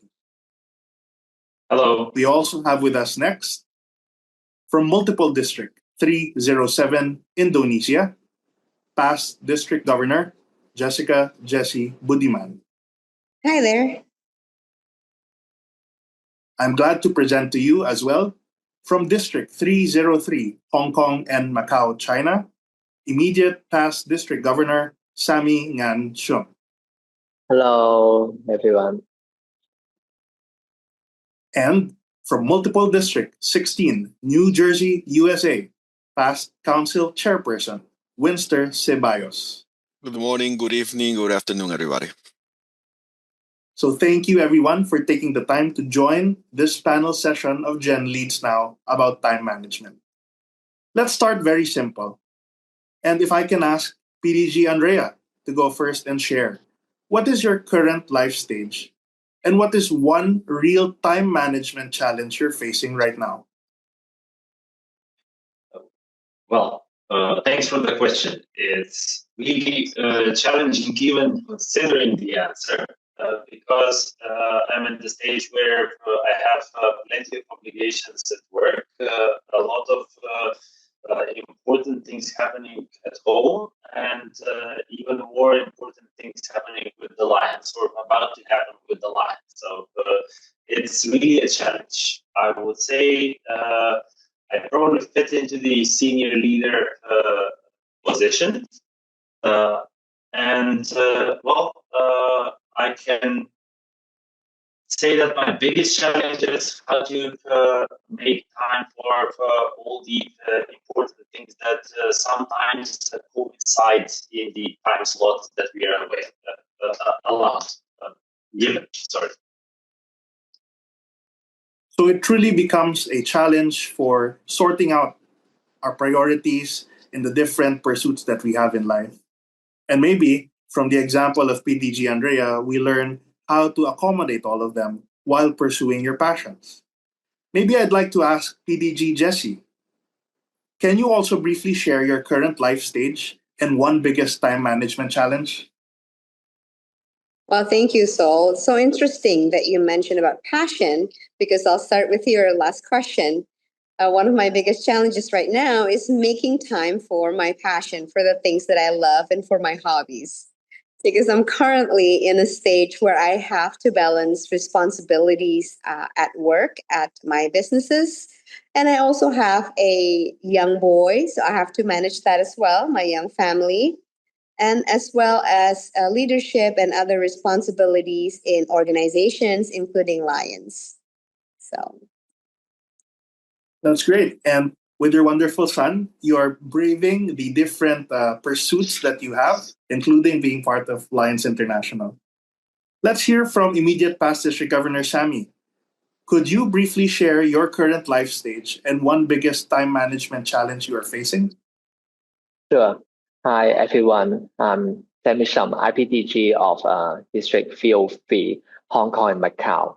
Right now, I'm the senior leadership stage, having just guided our district with a successful bid to host the 2026 Lyon International Convention in Hong Kong, while continuing to support ongoing service projects and mentoring the next generation. I think my biggest challenge would be how to delegate or to make a good delegation. With hundreds of clubs and thousands of members, it's easy to get pulled into every detail, but learning to empower my cabinet officers and club leaders has been essential to balancing leadership demands with family and personal well-being. It really is a big honor for your district and our constitutional Area 5 to host the International Convention again, and we'll all see each other there. And it's true that IPDG Sammy shares delegation is key to facing and confronting all of these challenges. Let's hear from past Council Chairperson Winster. Could you briefly share your current life stage and one biggest time management challenge? Sure. Currently I'm in the mid to senior leadership stage, balancing my professional life in higher education, my responsibility with Lions at multiple levels. If I start saying, I will never end. And also my role as a father, husband of 3. So my biggest time management issue is not lack of time, because we all have the same amount of time, just managing priorities, basically. What should we prioritize? What can we let go a little bit? So honestly, it's not really a time issue. As I mentioned, right now I coach soccer also, aside from Lions, aside from work. So we need to prioritize. Everything is just what's your priority? What matters? It's about what to focus much of your energy each day, and know how to delegate, as Sammy said. At this point, you should be able to have created a network of people that you can have the trust to delegate some of the things that you were used to do. I remember when I have plenty of time, I was involved in every little thing that happens within my district, my multiple district. But this time, I know that I have some key people in different places that I can call and say, listen, I need you to help me with X, Y, and Z. So prioritizing your day, prioritizing the activities that you need to do every day, for me, that's the main thing. That's great, PCC Winster. In fact, your emphasis on focusing the priorities is key to making sure that even though there are numerous and several things we work on, we accomplish what we need to do. And maybe I'd like to do my second question with you first, because relating to that, how do your priorities shift across different life stages? And how do you decide what truly matters? As I said a little bit before, my priorities have evolved with time, from growth to impact. Today, I make the decision based on the value and also the alignment of those priorities. I learned that priorities are seasonal. And like, for example, April, I know that from April to June, soccer is one of my priorities because I coach soccer for my daughter. So that's one is the thing that I need to understand in that period of time, what to say no also.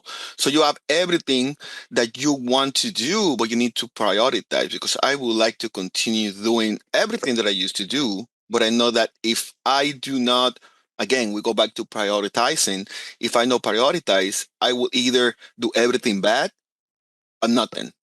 So you need to know what you can do, what you can delegate, and honestly, you have to, see that what priorities are important because those changes, as I said before, those change depending on what thing. And one big lesson for me was sometimes you have to know how when to say no.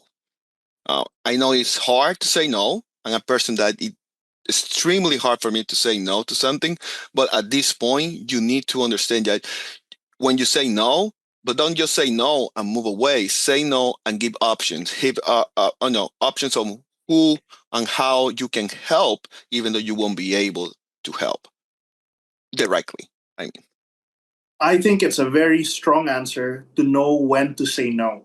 Because when it often seems like everything is a priority, that just means that everything is not what should be prioritized. And when you say that there are priorities that are seasonal, truly speaks to the volume of how young people and upcoming leaders must view their challenges. Maybe let's ask IPDG Sammy what he thinks as well. How do your priorities shift across different life stages, and how do you decide what truly matters? Well, my priorities in Lions have shifted across life stages in very clear ways. Like early, as I'm a club member, it was all about hands-on service and personal growth, jumping into every project to help. Now, as a district governor, the focus moved to leadership scale, balancing district-wide strategy like the convention or with some family commitments. Now, as a IPDG, it's about legacy, how to mentor others, and protecting time for reflection. I decide what truly matters through value-based decisions. I always use our Lions motto, we serve. Does this create real community impact? Also, I also have to sometimes learn to say no and without guilty by reminding myself that priorities, are seasonal. You can have everything, but not all at the same time. So I need to have some trade-off and allow me to build something meaningful rather than just staying busy. So I guess when we truly feel that we are at a stage in life where the set of values that we adhere to believe and point us to a direction where we see priorities that must be achieved or worked on first is here, that is where we learn to distinguish from what really are the trade-offs and what really do we select in pursuing. Let's hear from PDG Jesse. How do your priorities shift across different life stages, and how do you decide what truly matters? Well, like my co-panelists have mentioned, priorities are not fixed. They evolve with each stage of life. So perhaps when I was younger, I focused on growth and proving myself. But later on, when I get a little bit older, I shifted more towards impact and how I can develop my leadership skills and also building as well as maintaining relationships. Now I decide what matters based on values, what aligns with my purpose, and what I need the most, and what is best for my condition as well as my family, which is a big priority for me right now. But the beauty of it is that through the change in my priorities, through my life stages, Lions was there all the way, and we can benefit from Lions. So when you're younger, you're trying to grow and prove yourself, you can learn so many things from Lions. And then as you move and you're building your leadership skills, you can learn that in Lions as well. And when you're trying to build relationships, build network, you can do that, guess where? In Lions as well. So Lions is going to be beneficial for you every step of the way as it has been for me. What an excellent answer of an ambassador of our association. one who markets and not only proves through speech and theory, but through her own example of showing how her decision making based on her values show that her priorities in life do shift, but also try to help with other pursuits, specifically in her civic engagement in Lions. Let's ask PDG Andrea, how do your priorities shift across different life stages? And how do you decide what truly matters? So we are who we are in Lions because of who we are in our actual lives. If we don't show any value in our actual life at home or at work, then we're of no value for Lions as well. So for me, the priorities have always been family, work, Lions. And this is the philosophy that I've always had. It's first family, because if you don't do anything at home, then you won't have the support enough to go and do anything at work. And then if that lacks, then you cannot do Lions at all. So it's family, work, Lions. When it comes to Lions, then for me, it has been for a very long time Club District International, because if you don't have the club, then you don't have anything at all. And it's not called International Association of Lions Districts, it's called International Association of Lions Clubs. So if the club is not there, nothing is there. It will have to change, or it has changed in the past when I took priority of the district, because once you serve as a district governor, your responsibility is to carry on that service or that level of engagement in order to preserve your own contribution or what you've built in the district. Now it will have to change to international rather than anything else, or more than anything else. When it comes to doing work with the Lions, it was leadership membership service most of the time, because everybody knows that leadership development is my strength. But I'm not giving up on anything else. And whenever you need to feel, and whenever I need to feel something that decompresses me or allows me to level up, balance, then it's service. And in every task, this is my management tool. In every task that I get, I first look at the values, whether I align with that or whether that aligns with me. Look at it from both sides, not just whether that allows with you personally, because sometimes even the small piece that you bring to the puzzle completes the whole picture. And then whether I have a learning opportunity from that. This is my number one tool to convince me to do something or don't do something. If I have an opportunity to learn, then it's good. And finally, networking. This is the only thing that we get in return for doing work with the Lions, meeting new people. How on earth would I spent an afternoon on Good Friday in North Macedonia with such wonderful people on Zoom?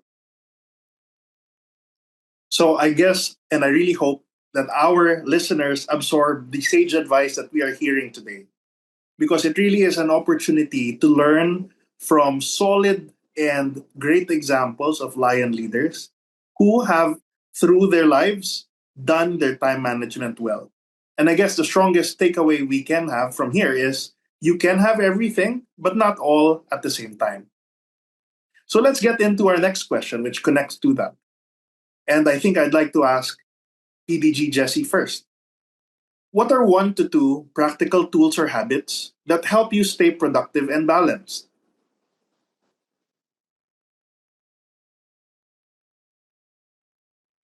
I thank you for the question, Sol.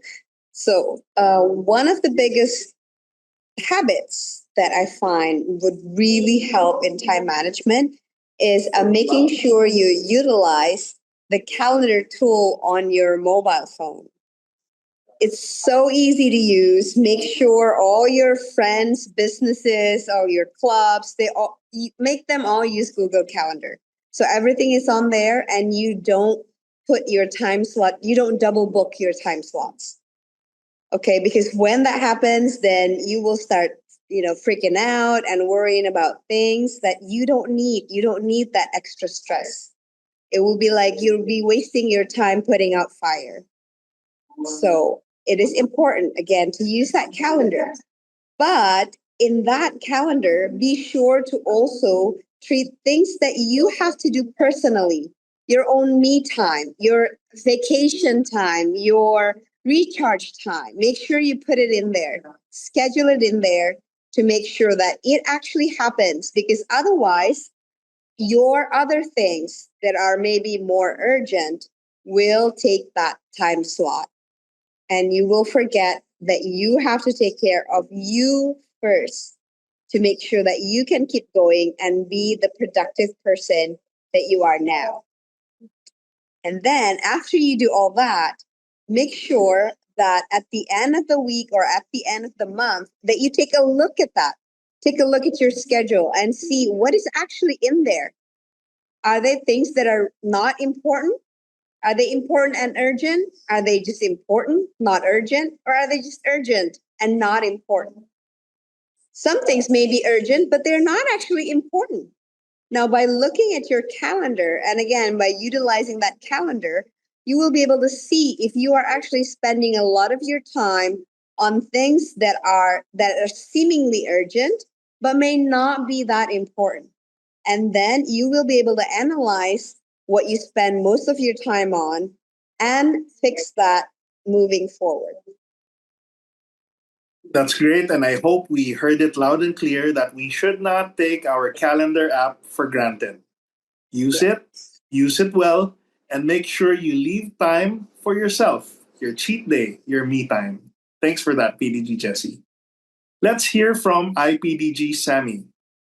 What are 1 to 2 practical tools or habits that help you stay productive and balanced? Well, there are two habits that keep me productive and balanced. Yeah, one are calendar blocking, with weekly planning. Like every Sunday morning, I will block my time slot for a slow, long distance running for myself. So it can give me a break and I can sit down for running and to relax and also make some specific focus time for my initiative like my work and also my life activities, and also to spend time with my family and self-care. So during the weekly calendar, so I will also apply my 80-20 rule, that is focusing on the 20% of the effort and that deliver 80% of community impact. Just like during the line surface, I will focus how to make major service project or youth program more meaningful. So as I said before, delegation has been my biggest game changer. It's not just handling off tasks, but it's also empowering others to lead, which can multiply our service impact and reach, and to give me more space for a high level vision and monitoring. Yeah. So through IPDG Sammy's answer, we learn not just to work hard, but to work smart with the time that we have. Blocking it out, putting it in batches that works and adapts to your needs. Let's hear from PCC Wenster. What are 1 to 2 practical tools or habits that help you stay productive and balanced? I mean, Jesse stole my answer. But calendar is very important. I have never been able to track a calendar, a paper calendar. So this is my life. If it's not there, forget it. So I live by that calendar. If it's not on my calendar, it won't happen. And that includes family things, work things, Lion things. If I don't put it there, forget it. It's not gonna happen. I also trying to plan ahead. Just figure out what needs to get done versus what can wait until next time. Schedule some meetings when you're driving. That's perfect. You can put it in speaker and you can get something done on that dead time, basically. Especially in my area, we get a lot of traffic jams. So I get a lot of things done when I'm driving, meetings and also notes. Something come up out of my head, record it, and then you can work on it. In Lions, especially, I think that we said it before, we have learned, all of us, that we can do everything ourselves. So remember to delegate. You have a team that you can trust, some key people you can trust things. So just remember delegation. And if I have to pick one thing, the most important thing is, again, if it's not in this calendar, it won't happen. So make sure you share that calendar with key people that can help you and see how things are done, because you can do easily now these days with sharing your calendar and sharing your tasks for the week, etc. But the calendar, for me, is the most important part to manage my time. Well, leaders for sure face different situations and challenges that are of all sizes. And delegating and teamwork puts to mind the adage that teamwork makes the dream work. And to be able to accomplish all of these, as PCC Winster may be in traffic, is to maximize the opportunities that we can work on them. Let's hear from PDG Andrea. What are 1 to 2 practical tools or habits that help you stay productive and balanced? Also, for me, first, to be able to decide, it's blocking the slots that are me time or family time. That's the decision-making tool. And then the second decision-making tool is whether I need to do it or whether I can delegate it to someone else. Calendar is just a practical mechanism to always make me aware if there is something in that particular slot and if it's tied to me. Otherwise, I would obviously forget. We would obviously forget. But nowadays, I think AI is helping us immensely, or at least it has helped me. Whenever I'm driving, I can still use my phone to communicate with people and delegate tasks or share ideas and contemplate about what's about projects that we need to do or activities that we need to take, either at work or with the Lions. When I'm walking the dog, then I still have my note taker to dictate messages, converse with the note taker, or use ChatGPT to design and draft new ideas or new projects, just because that's the time that we have. And what better use of it than by dictating or sharing thoughts and receiving some feedback. The only downside of ChatGPT is that you have to read it, and it's always difficult to watch the dog and read it. If they make it with voice so that it can share talk back, then I think it would be perfect. Well, we are in the age of advancing technology in social media, in artificial intelligence, in machine learning, and in many more. And I'm very sure that our audience here, captive of the youth, are truly evolving examples of people who employ these tools to make sure that our efficiency is at its peak and that we are able to prioritize and work on things that we must. So let's go to our next question then. Something about handling instances when we are overwhelmed or burnout. And I'd like to start with IPDG Sammy. And the question is, when everything feels important, how do you avoid burnout? And how do you stay mentally strong? Well, when everything is urgent, especially during the peak periods like our convention, Hong Kong. Sorry.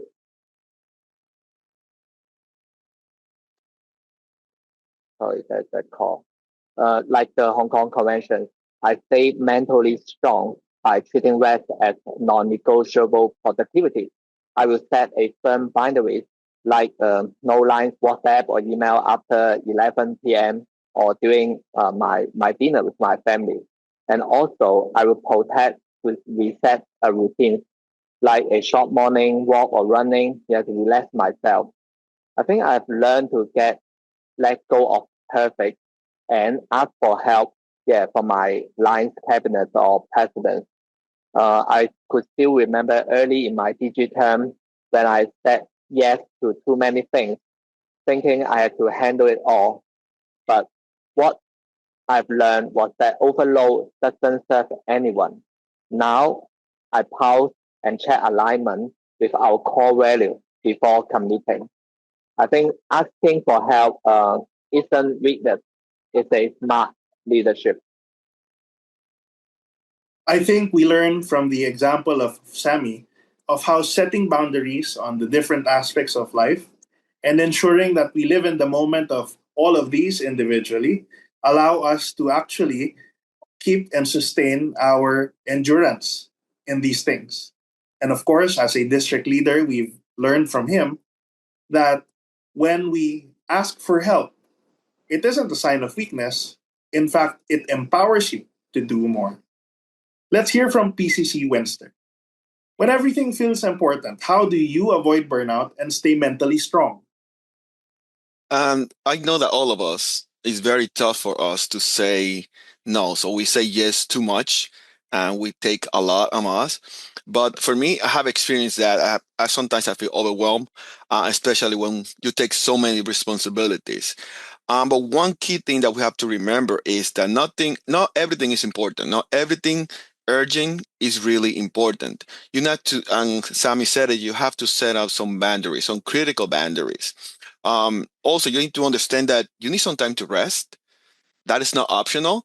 And sometimes we tend to forget about that because, we can sleep later on. No, it is essential. You need time to recharge. You need time to spend with your family, to reflect about yourself, and just simply just step away. And when we're talking about calendar, it's funny because sometimes in my calendar, I put something called MT meeting, which means me time meeting. I don't want nobody else to bother me because that's my time to step away from everything and allow me to be more effective in the long run after I recharge.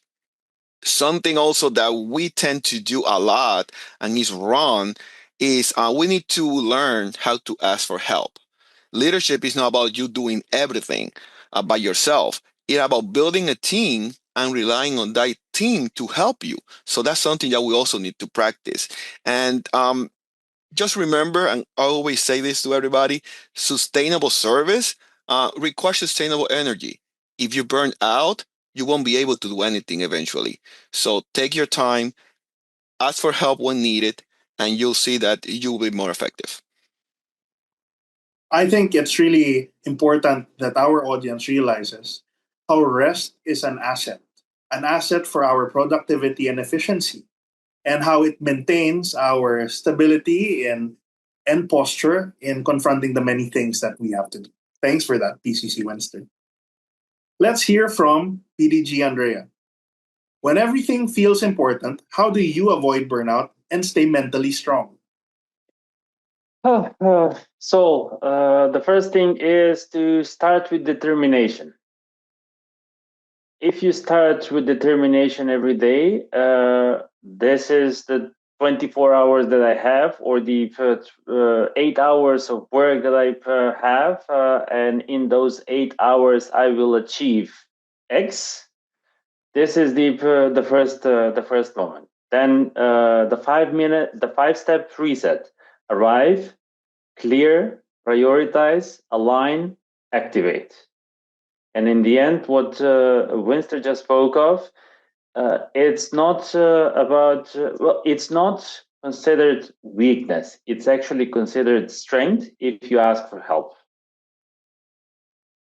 And there are people that love us no matter what we do, or no matter how engaged we are with Lions, that will always come to our help, and we should ask them always. That's a truly strong statement, because when we have a strong support system, as a result of our good networks, the burden of the work that one may have to face becomes lighter, because we know that there are people who share this passion in realizing results. Let's hear from PDG Jesse. When everything feels important, how do you avoid burnout and stay mentally strong? Well, my co-panelists have given some great answers and great tips, so I'm not going to repeat them. But I will just add that for me, one of the biggest things to avoid burnout and feeling frustrated is to get it out of your system through your passion. So if you love golf, go golfing, hit some balls. You know, if you love swimming, go jump in the water. And make sure that you take time for that, because it is one of the biggest stress relief that you can have. And now a lot of us talk about mental health, mental wellness.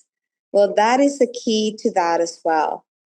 So when you are feeling stressed out, burnt out, and make sure that you have something that you love, that you actually do. Anything. Collecting stamps or traveling or watching soap operas or, reading, whatever it is that helps you get that stress out of your body. Because when you're stressed out, you're not going to be able to think straight. So that's pointless. And again, and another thing is to have someone to bounce ideas, bounce thoughts off of. What you were analyzing before, have someone to help you check. Is this important? Am I doing this right? Am I doing this effectively? When my co-panelists talk about delegating, am I just taking on too much for myself? So make sure you have someone you trust that you can bounce things off and just talk through things. That will be your buddy system helping you out. So that's all I have to add for that question. So indeed, when we hold on to something dear that brings contentment to us, it allows us also space to sort things out or to put us in a disposition to face the things and challenges that we have to. And of course, I also like what you said about having the right people to sound off on things and ideas that you might not be sure of at the moment, but when needed or called for, are there for you. So as we wrap up this session, let's go to our last question. And let's go back to our original sequence, and let's start with PDG Andrea. If you could give one time management advice to your younger self or to this audience we have today, what would it be? There is one line in our Lions Code of Ethics that stands out for me, and it always will. To hold friendship as an end and not as a mean. And in this regard, I will obviously forget everything else that goes to time management as an advice to myself. And I would say invest in relationships, invest in friendship, because that's the only thing that you get in return from doing work with the Lions. You meet wonderful people, you build bonds, and you expand your views and your family throughout the globe. Being part of the world's largest service club organization truly has its benefits. And of course, for something that's been true since 1917, can still resound to present day. And that is how we realize that we have to invest in our relationships. Thanks for that, PDG Andrea. Let's hear from PDG Jesse. If you could give one time management advice to your younger self or to our audience, what would it be? Appreciate the time that you have. It's not coming back. Make sure you use it wisely. Don't use it for foolish things. Being busy and just having activities to do from 5 in the morning till 10, 12 at night doesn't mean that you're being productive or useful for your future self. So make sure you invest in the things that are important and use your time wisely. When we use our time wisely, the more we are able to achieve greater things in the different pursuits we have. Truly. Exactly. Let's hear from IPDG Sammy. If you could give one time management advice to your younger self or to our audience, what would it be? Well, you will be start building your system early, not just rely on motivation. Well, focus on how to impact others rather than how busy you are. And also, invest deeply in your relationships because like your network in Lions is your greatest strength. And learn to say no to others or some earlier to protect what truly matters yourself. Also, discipline compounds over time is also important. I think in my line journey as a club member to IPDG, I think the system I believe it helped me not only planning and good delegation can save a lot of my time and also make good impact to others and to the community. So just remember, it's not about controlling every minute you have, but aligning your time with meaningful legacy. I think that's where we can maximize the impact of our actions. And when we focus on the impact rather than the busyness or the thick of things, we do yield the best results. Thanks for that. Let's hear from PCC Winston. If you could give one time management advice to your younger self or to our audience, what would it be? It looked like I'm going to summarize some of the things that have been said already, but something very important that Jesse mentioned, and I'm going to be the bad guy here, is, and it's really important, and something that I tell myself now every single day, we cannot confuse being busy with being somebody making an impact.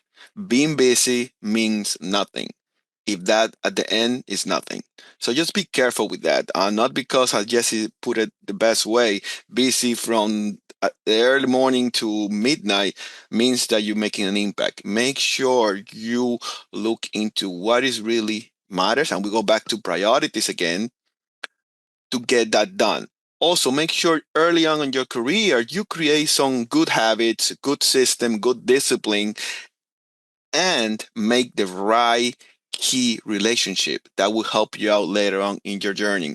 And I believe IPDG Sammy said it also, make sure you learn early. Don't make the same mistake that we make. Make sure you learn early when and how to say no.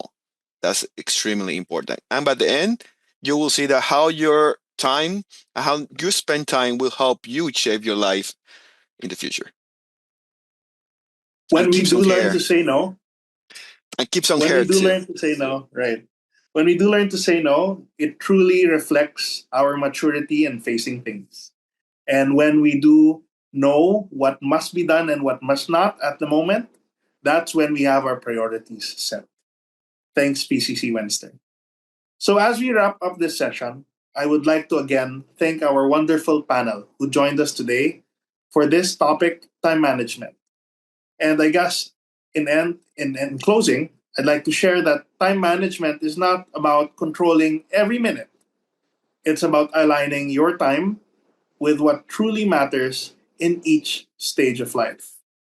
As we finish this session today, we must ask ourselves and reflect, are we busy or am I building something truly meaningful? Again, I'd like to thank our panel, past District Governor Andrea Stojkovski of North Macedonia, past District Governor Jessica Jessie Budiman of Multiple District 307 Indonesia, immediate past District Governor Sammy Ngan Shum of District 303 Hong Kong and Macau, China, and past Council Chairperson Winston Ceballos of Multiple District 16, New Jersey, USA. It is our collective hope that the inputs learned here are something that you take for the rest of your journey in Lionism and in life. This is Leo Lyon Sol Flores Jr. of Multiple District 301 Philippines, all of us in support of Gen Leads Now. Thank you very much.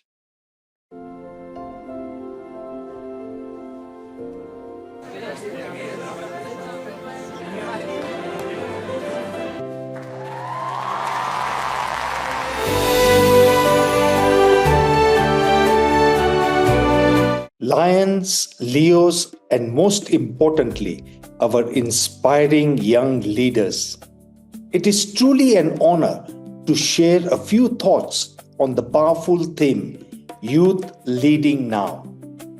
We often speak of youth as the leaders of tomorrow, but I firmly believe that leadership is not a future responsibility, it is a present opportunity. The world today is evolving at an unprecedented pace, and it is our young people who possess the energy, creativity, and courage to shape that change starting now. Within Lions, youth bring fresh perspectives, bold ideas, and a spirit of innovation that strengthens our service. When young Lions step forward, they do not just continue our legacy, they redefine it. They remind us that service is not bound by age, but driven by passion and purpose. In their professional journeys, young individuals who choose to lead early development, resilience, accountability, and vision. Leadership is not about position. It is about influence, integrity, and the willingness to take initiative. The earlier one embraces this mindset. The greater the impact they can create. And more importantly, leadership begins at home and within families. It is in the small acts of responsibility, empathy, and guidance that true leadership is nurtured when young people lead in their families. They build strong foundations for a compassionate and responsible society. To all the young minds here today, do not wait to be called upon. Step forward. Your ideas matter. Your voice matters. Your actions matter. The world does need leaders someday. It needs leaders today. Let us, as Lions, continue to mentor, support, and empower our youth, not just to participate, but to lead with confidence and purpose. I am a firm believer that because when youth lead now, the future is already in safe hands. Gen leads now. Thank you. Students, this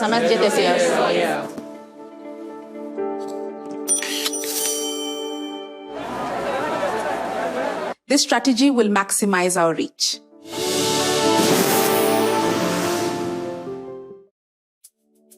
Hi, my name is Marney from Nairobi, Kenya, and being a Leo has really shaped my career journey. When I first joined, I volunteered to be a social media manager, and over the past 2 years, I've been able to hone my skill in social media management and also get new skills like graphics design and newsletter editing. I have served as the Lions District 411A, encompassing Kenya, Ethiopia, Seychelles, Chief Editor, and now I am currently serving as the Lions Raw Chief Editor for District 411, which encompasses Kenya, Ethiopia, Seychelles, Tanzania, and Uganda. And I hope to continue serving and I hope to continue growing, and all this could not have happened if I had not become a Leo. We are the change we have been waiting for.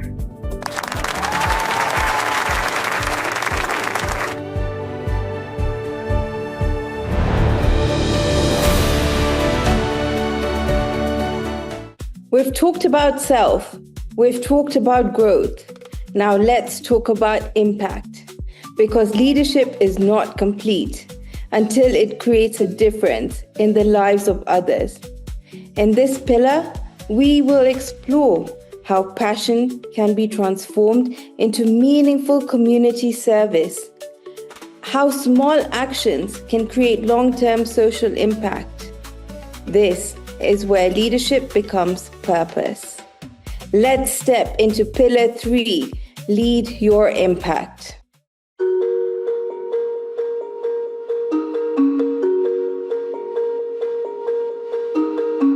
Today we're teaching visually impaired kids to play football using this, a special kind of ball. We had someone come all the way from Greece just to teach these kids, and that's a gift by itself. I'm the founder of Ball for All. And when we distribute for free, we make the game for everybody.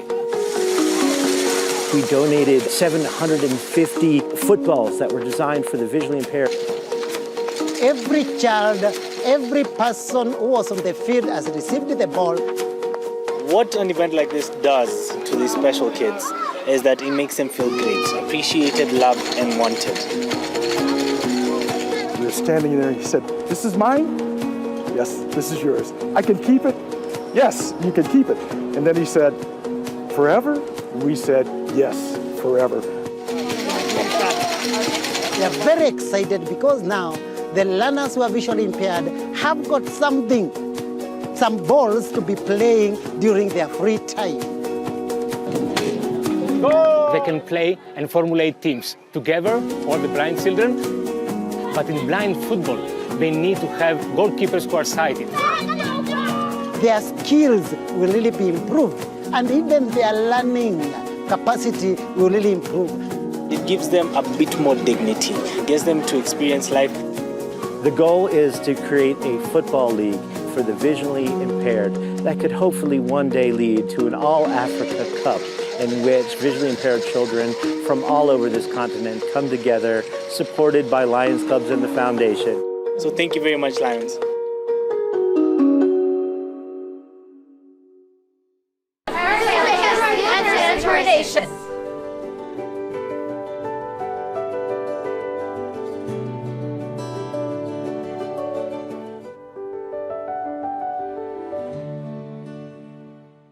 Hello, I'm Past District Governor Diana Grisey from CA1, District 23C in Connecticut. I was asked to be a lioness by a co-worker back in 1978, which I did, and then I joined as a lion in 1987 when women were welcomed. Our Lions Club started a Leo Club in 1996 with some of our own children. It's hard to believe that it has been in existence for 30 years and that the same two original advisors are still advisors, me being one of them. While I support all the Lions initiatives, Leos are my passion. I have been advocating for and building the Leo program for years in Connecticut as District Leo Liaison and multiple District Leo Chair. I've also had the privilege of serving on the Leo Advisory Panel and a couple of ad hoc committees, working with young people and providing them with the opportunity to experience serving others while acquiring leadership skills has been one of the most rewarding experiences of my life. When Leos and Lions work together, we all benefit. The Lions are mentors who bring experience to share so that young people will continue our great organization. Leos bring fresh, new, innovative ideas and enthusiasm to the Lions and help us with modern technologies, which I appreciate. Being a Lion has proven to be the perfect way to help others while developing personal and professional skills. And the best part is that I have made so many wonderful lifelong friends who I wouldn't have had the opportunity to even meet if it weren't for being part of the largest service organization in the world.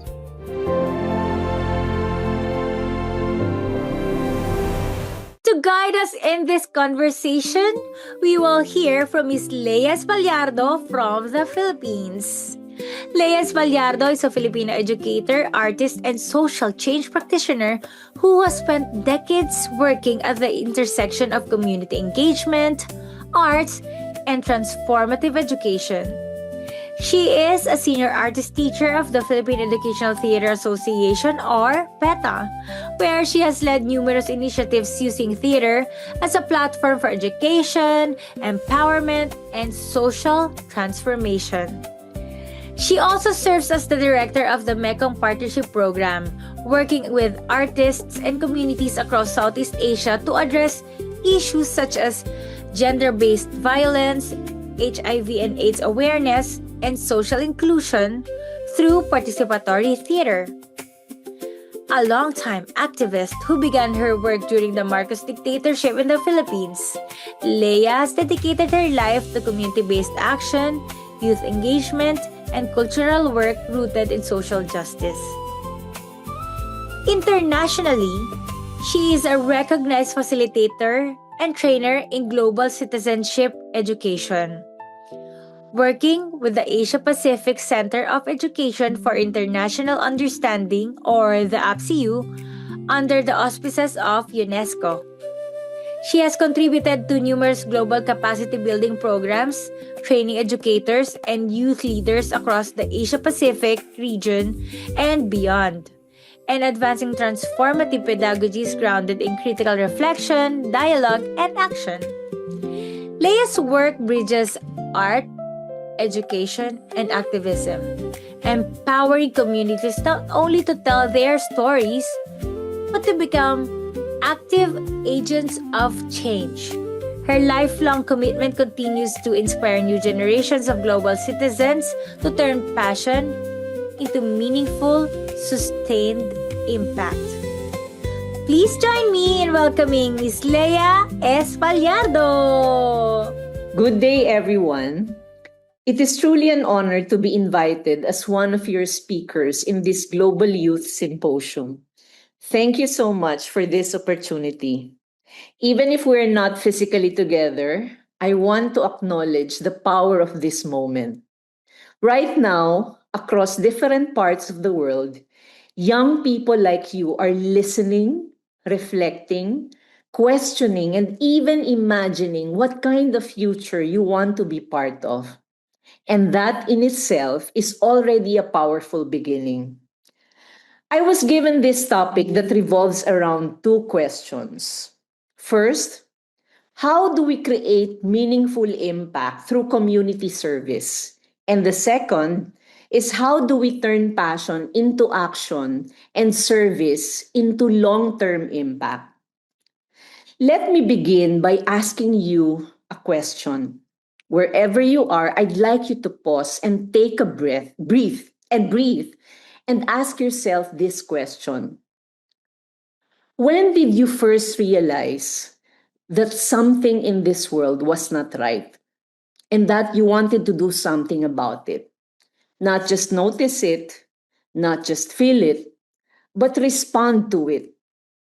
Please take a few seconds to think, pause, and breathe. Think of this question. When was the first time you realized that something in the world was not right and that you wanted to do something about it? For some of you, that moment might be recent. For others, it might still be unfolding. But you know, that moment matters. Because very often, this is where our journey as changemaker begins. For me, that moment came early. Let me share with you my personal story. I was 15 years old, growing up during the time of the Marcos dictatorship in the Philippines. At that time, injustice was not something you read about in textbooks. It was something I saw. It was something I heard in conversations whispered in fear. It was something I felt in the tension around me. I remember being surrounded by stories. Stories of people being silenced, stories of freedom being restricted, and stories of communities struggling. I remember being surrounded by all this, and then came a moment that shook the nation deeply. The assassination of our opposition leader, Ninoy Aquino. There was anger, there was grief, there was awakening. And for many of us young people, something shifted. We realized we could not remain passive anymore. So I joined the protest movement. I stood in the streets. I organized with others my age. Looking back now, we didn't always know what the outcome would be. We didn't have perfect strategies. I realized we did not have everything figured out, but we had something important. We cared enough to act.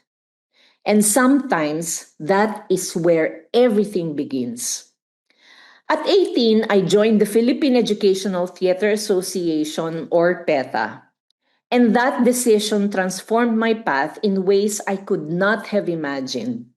Because it was there that I encountered a different way of engaging with the world.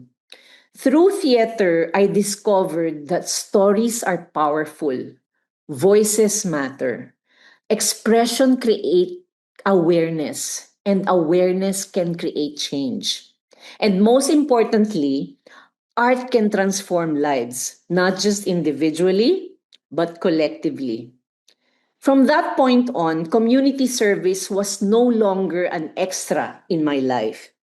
It became integrated into how I think, how I work, how I relate to people. It became part of who I am. We often hear people say, follow your passion. But what does that really mean? Because passion is often misunderstood. It is something seen as something light, something exciting, something that simply makes us happy. But in reality, passion is rooted in something deeper. Passion is shaped by discomfort. Passion is shaped by injustice. And passion is shaped by empathy. In my own journey, passion came from encounters with real people and real stories. I remember sitting with communities, listening to their experiences. I heard stories of gender violence. I listened to stories of discrimination, stories of silence, especially around issues like sexuality and HIV/AIDS. And what struck me was not just the issue itself, it was the silence around it. People knew these things were happening, but they were not being talked about. There was fear, there was stigma, there was judgment. And so we ask ourselves, how do we create a space where people feel safe enough to talk? Because information alone was not enough. Facts alone were not enough. What was needed was connection. And that is where theater became powerful. Because theater creates a shared space, a space where people can see themselves, a space where people can hear their own realities, and a space where people can reflect on their own experiences. And when people see themselves in a story, something shifts. Not because they are told to change, but because they begin to understand differently. But over time, I realized something important, something that is more important, that passion is only the starting point. Because many people are passionate, many people can be passionate, many people care deeply, but not everyone is able to translate that into meaningful, sustained impact. So, what makes the difference? Passion must be organized, it must be sustained, and it must be collectively shared.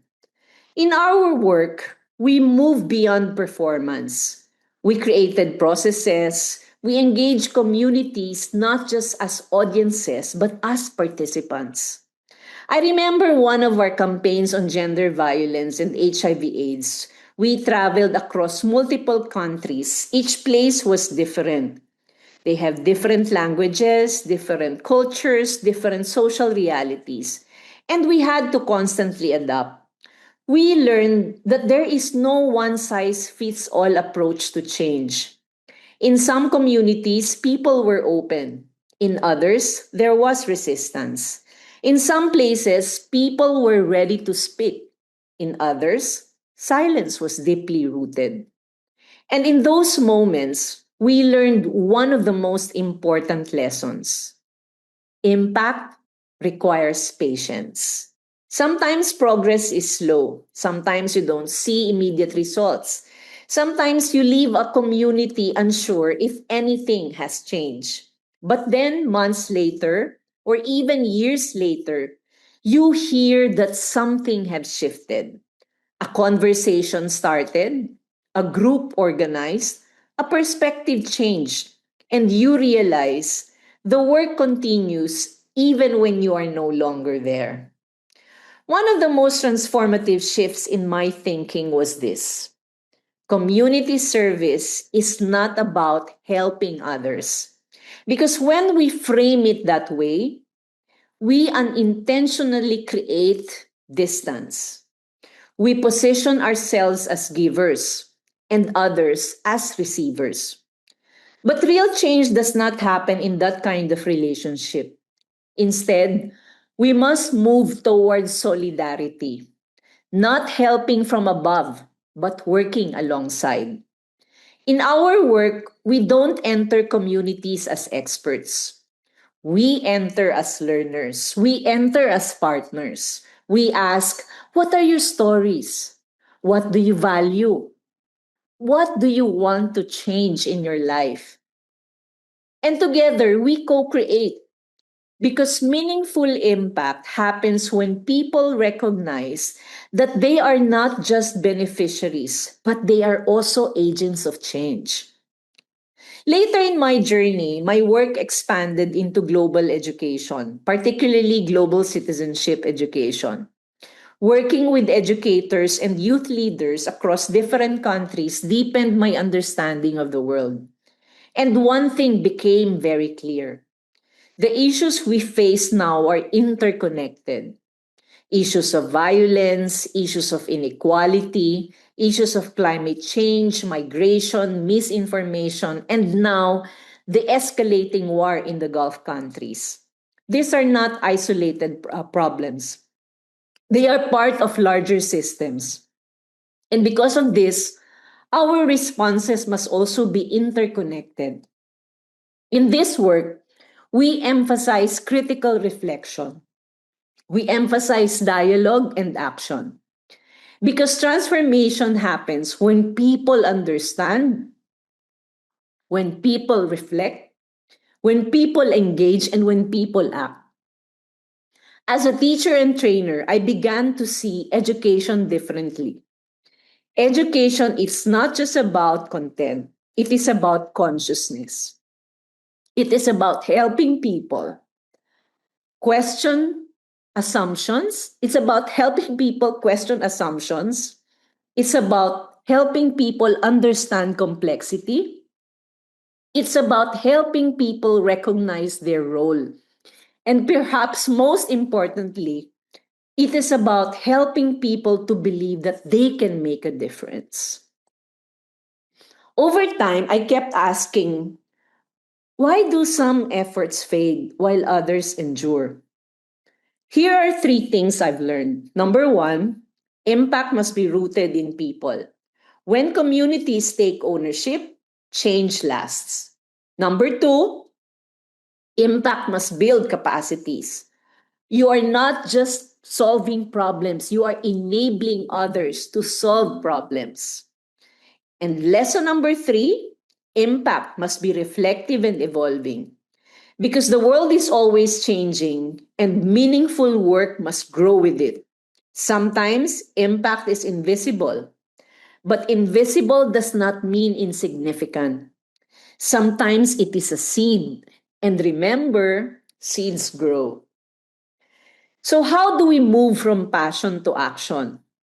Let me offer you 4 grounding reminders. 1, start where you are. 2, listen before you act. 3, use what you love. You have passion, use it. 4, stay for the long haul. Be patient. You don't need to have everything figured out. You just need to begin. So let me end by returning to where I began. At 15, I was a young person responding to injustice. Today, after decades of working in communities, in theater, and in education, I have come to understand this. Change is not created by one big moment. It is created by small, consistent acts of courage, done together, done collectively, done as a community. We live in a world that can feel overwhelming. But change does not begin with something big. It begins with something human, a story, a conversation, a decision. So, wherever you are right now, do not wait. Never underestimate yourself.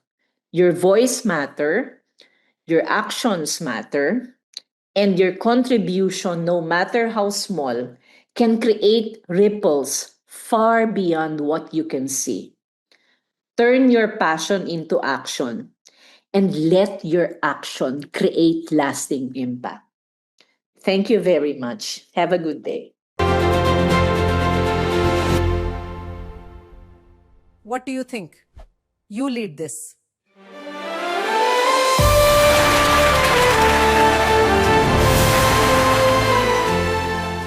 Good afternoon, good morning, and good evening to everyone joining from across the world. The theme today is Youth Leading Now. It is not just a statement, it is a call to rethink how we see leadership and, more importantly, who we see as leaders. For far too long, we have told young people, you are the leaders of tomorrow. But the truth is, the world cannot afford to wait for tomorrow. We are living in times of rapid change and complex challenges, from climate concerns to mental health struggles, from social inequalities to technological disruption. These are not distant issues. These are realities that young people like you are living, experiencing, and understanding every single day. So the question is not whether youth should lead. The question is, why are you waiting? Youth leadership matters now because young people bring something incredibly powerful to the table. They bring fresh perspectives, they bring fearless thinking, and most importantly, they bring the courage to question what no longer works. But leadership is not defined by age. It is defined by action. And that action must begin in every sphere of life. Within Lions, youth have the ability to reimagine service, to take the strong foundation built over decades and centuries and infuse it with innovation, energy, and new ideas. They are not just participants, they are partners in progress, capable of shaping the future of service itself. In their professional journeys, it's not only in Lions, but even in your profession, young individuals like you must understand that leadership does not come with a title. It comes with taking initiative. It comes with speaking up when it matters. It comes with the willingness to go beyond what is expected and create meaningful impact. And perhaps, most importantly, leadership begins within our families, in the way young people take responsibility, support their loved ones, and stand for values like empathy, respect, and inclusion. Because true leadership is not just about influence, it is about character. Yet, despite this potential, many young people hold back. Sometimes it is the fear of failure. Sometimes it is the belief that they are not ready. And often it is the habit of waiting for permission, for the right moment, for someone to say, now you can lead. But leadership does not come with an invitation.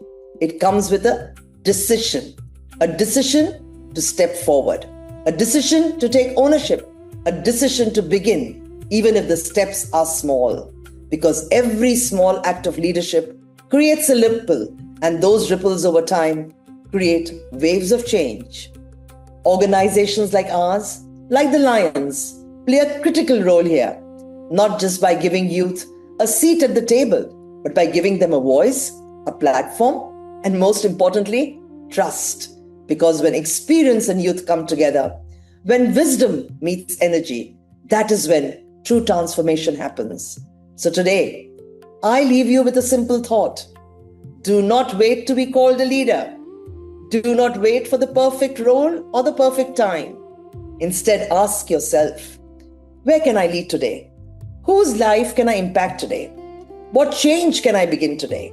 Because the future is not something we step into, it is something that we create. And that creation must begin now. So let us not say, youth will lead. Let us say with conviction and confidence, youth are leading right here, right now.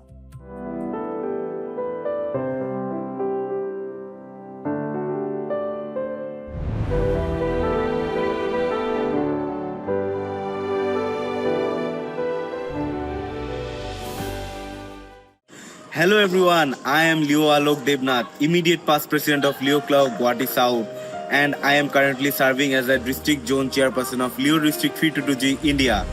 I began my Leo journey in the year of 2021 at just 17, and it has become one of the most defining experiences of my life in Leo journey. This journey has shaped my life not as an individual but also as a leader, teaching me discipline and responsibility and true spirit of service.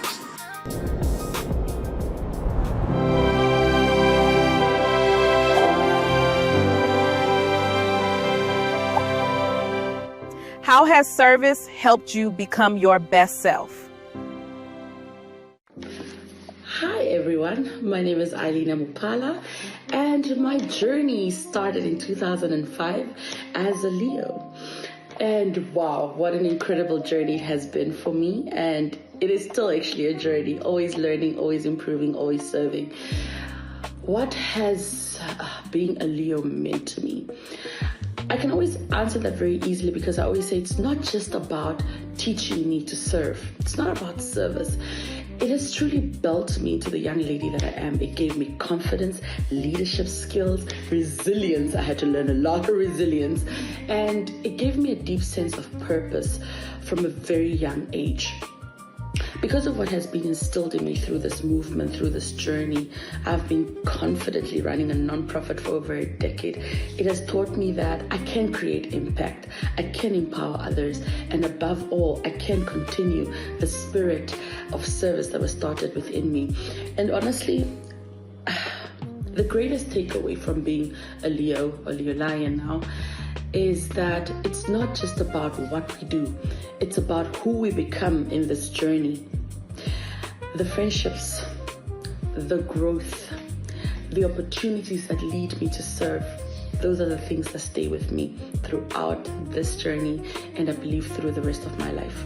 Being a Leo has shaped my mindset, my career path, and my passion for community development. And like they say, once a Leo, always a Leo. I carry that pride and that purpose and that passion with me everywhere I go. Because once that fire was lit in me, I live to serve. Thank you.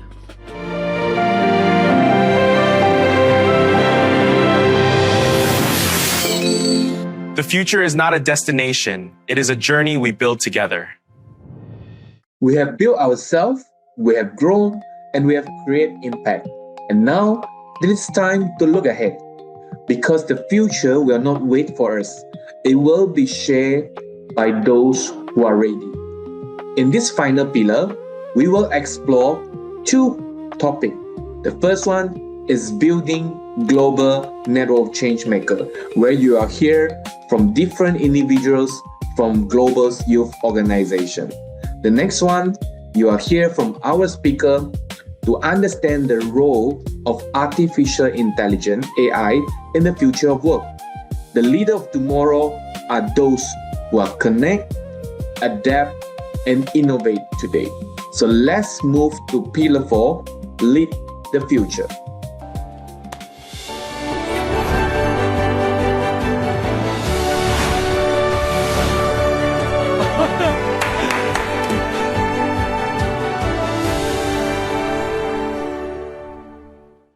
Good day, everyone, and welcome to this special conversation under a Global Youth Symposium with the team GENLeadsNow. And we often hear the word global network, but today we are not just talking about connection.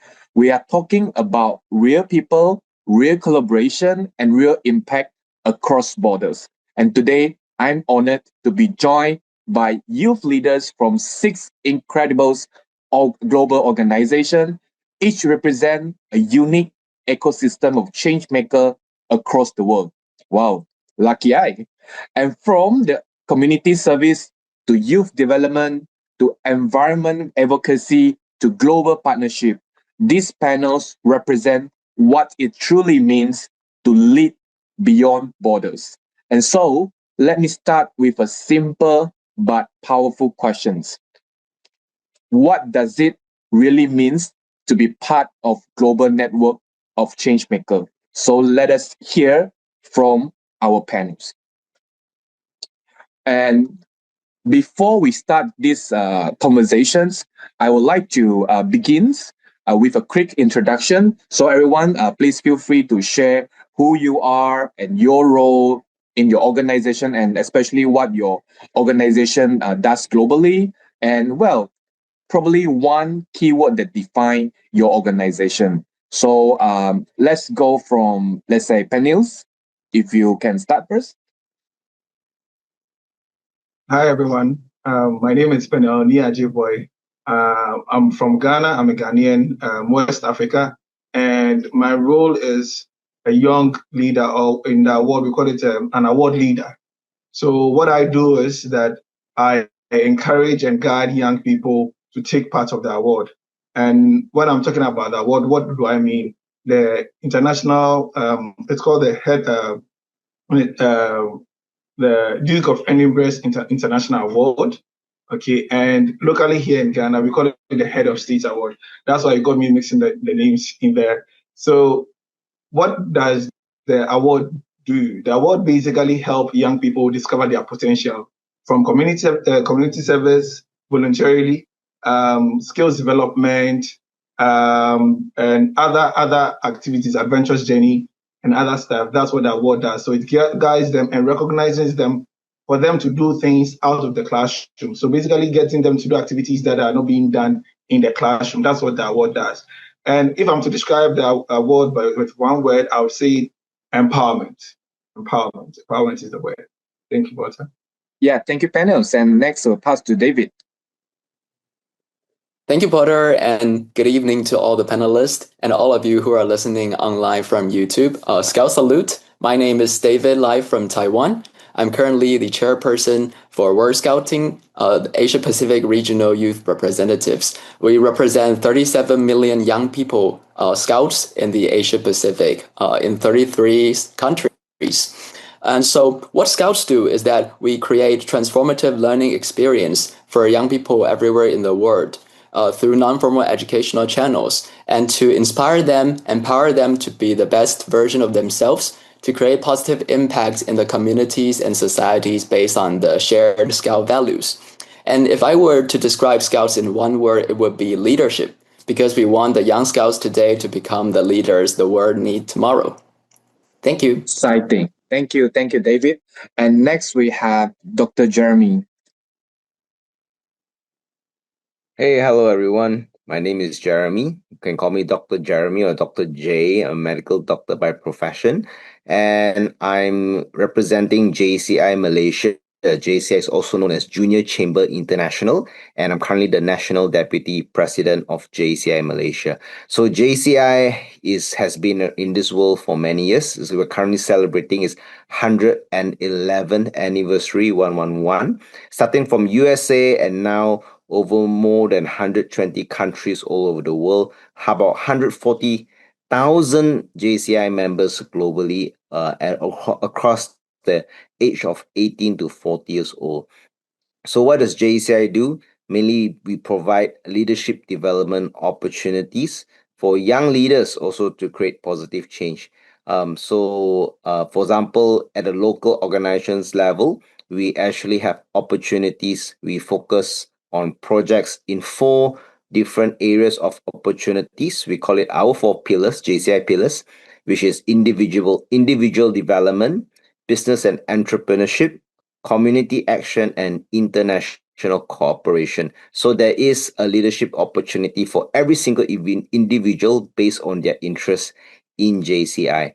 So based on these 4 opportunities, we do projects that stems from this, which actually creates opportunities for them to groom their leadership values in JCI as well. So one word that I would say define JCI, I will say the word is opportunities. Thank you. Back to you, Porter. Okay, thank you very much, Dr. Jeremy. Great. Next, let us move to our next panelist, Hugo. Thank you, Porter. And pleasure to meet all of you over here. I'm Hugo Tan, representing Rotary Malaysia.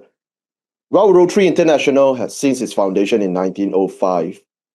We are a population, a group of people of action, 1.4 million of us globally. So we have our 7 areas of focus, everything from disease prevention all the way to environmental causes.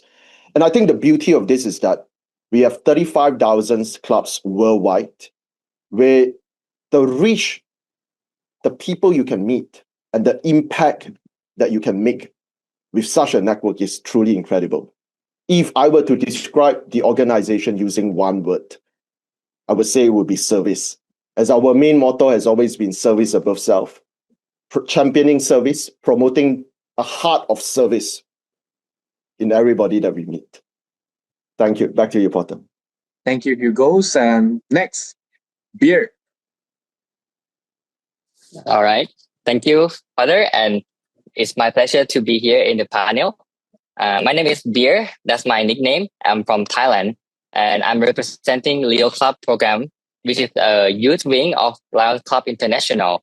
And it's actually similar to the other clubs that you listen to. So we serve, we do social service project, we help people with all the members from all around the world. With I don't know how many countries, more than 140 countries.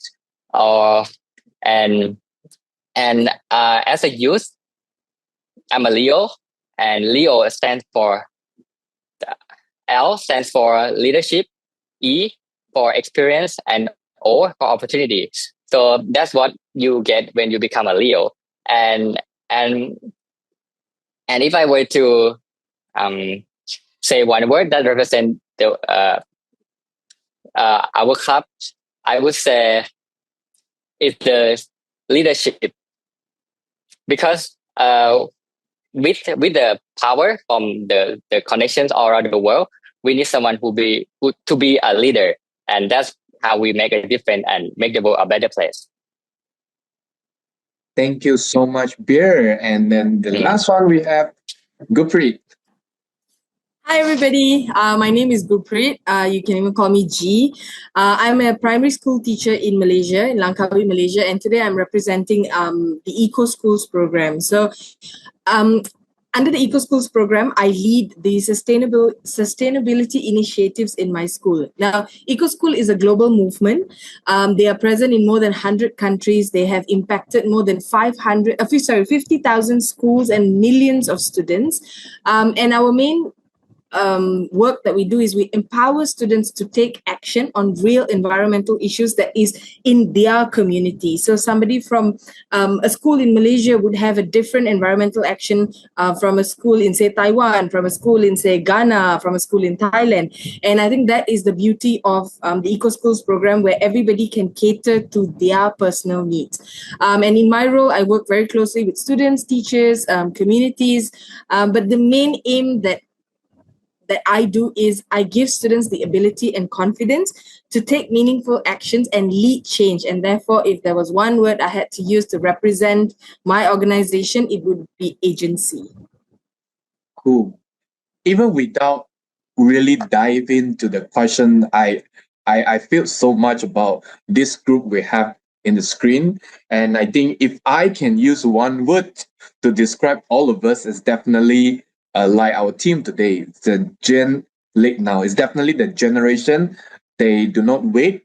They do not just discuss, but they actually lead. They actually take the action now. So, I mean, we are going to explore more about this and our panels later on. So next, I will go through this by, what do you call that, by the questions. So these questions I would like to specifically channel to panels, David and Gurpreet. So you can take turn to answer. So how has being part of the global organization expand your perspective of your own country? So you can let's say Peniels, you can go first. Okay, thank you, Porter. So, honestly, I the former youth representative for the African region, and just to add a context to the answer I'm about to give, I was representing Africa amongst 8 other colleagues, and we're representing the various regions of the award at council meeting. What it has done is that it has shown me how shared collaboration and how in all our challenges we have in the various regions around the globe, collaboratively, we can actually solve each other's problem. And it has also shown me how global policy affects individual countries or regions as well. So basically, during my time in office, that was for 3 years, there were issues in various regions, young people from Asia Pacific to Africa's region, America's region.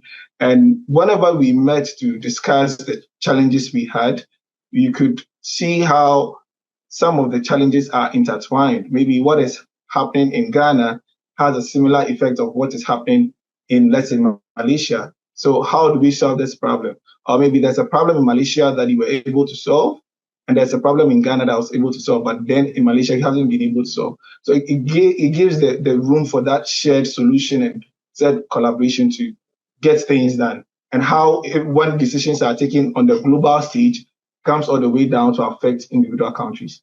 I think that is how it has shaped my perspective when it comes to global organizations. Yeah.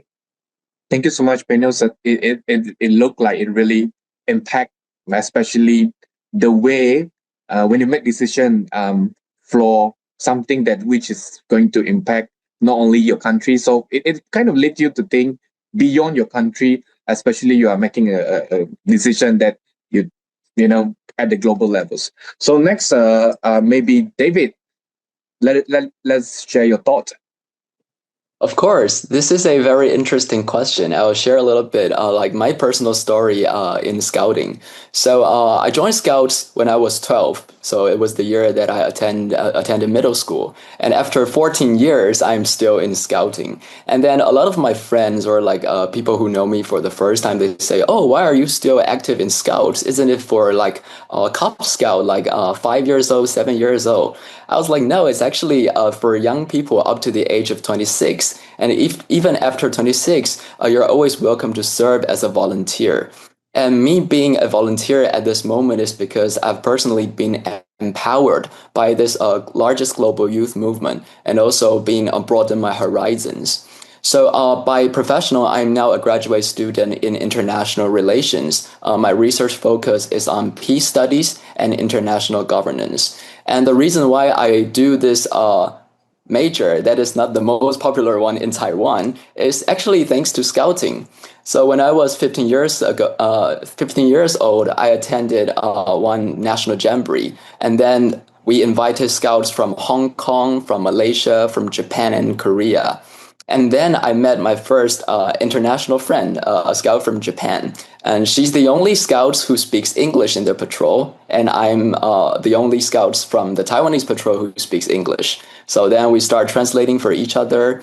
And even though we don't know each other's language or culture, we are from very different backgrounds, but you can still feel that connection and friendship just by wearing the scout uniform, wearing the scout skirts. And I'm so fascinated by the cross-cultural interactions and actually get to know the world, see the world with my eyes and talk to the people who are coming from like totally different backgrounds. And I'm so drawn to that. And then I decided to take international relations as my major. And after that, I continued to develop myself in scouting. And now I'm giving back to the scout movement with my profession in political science and international relations.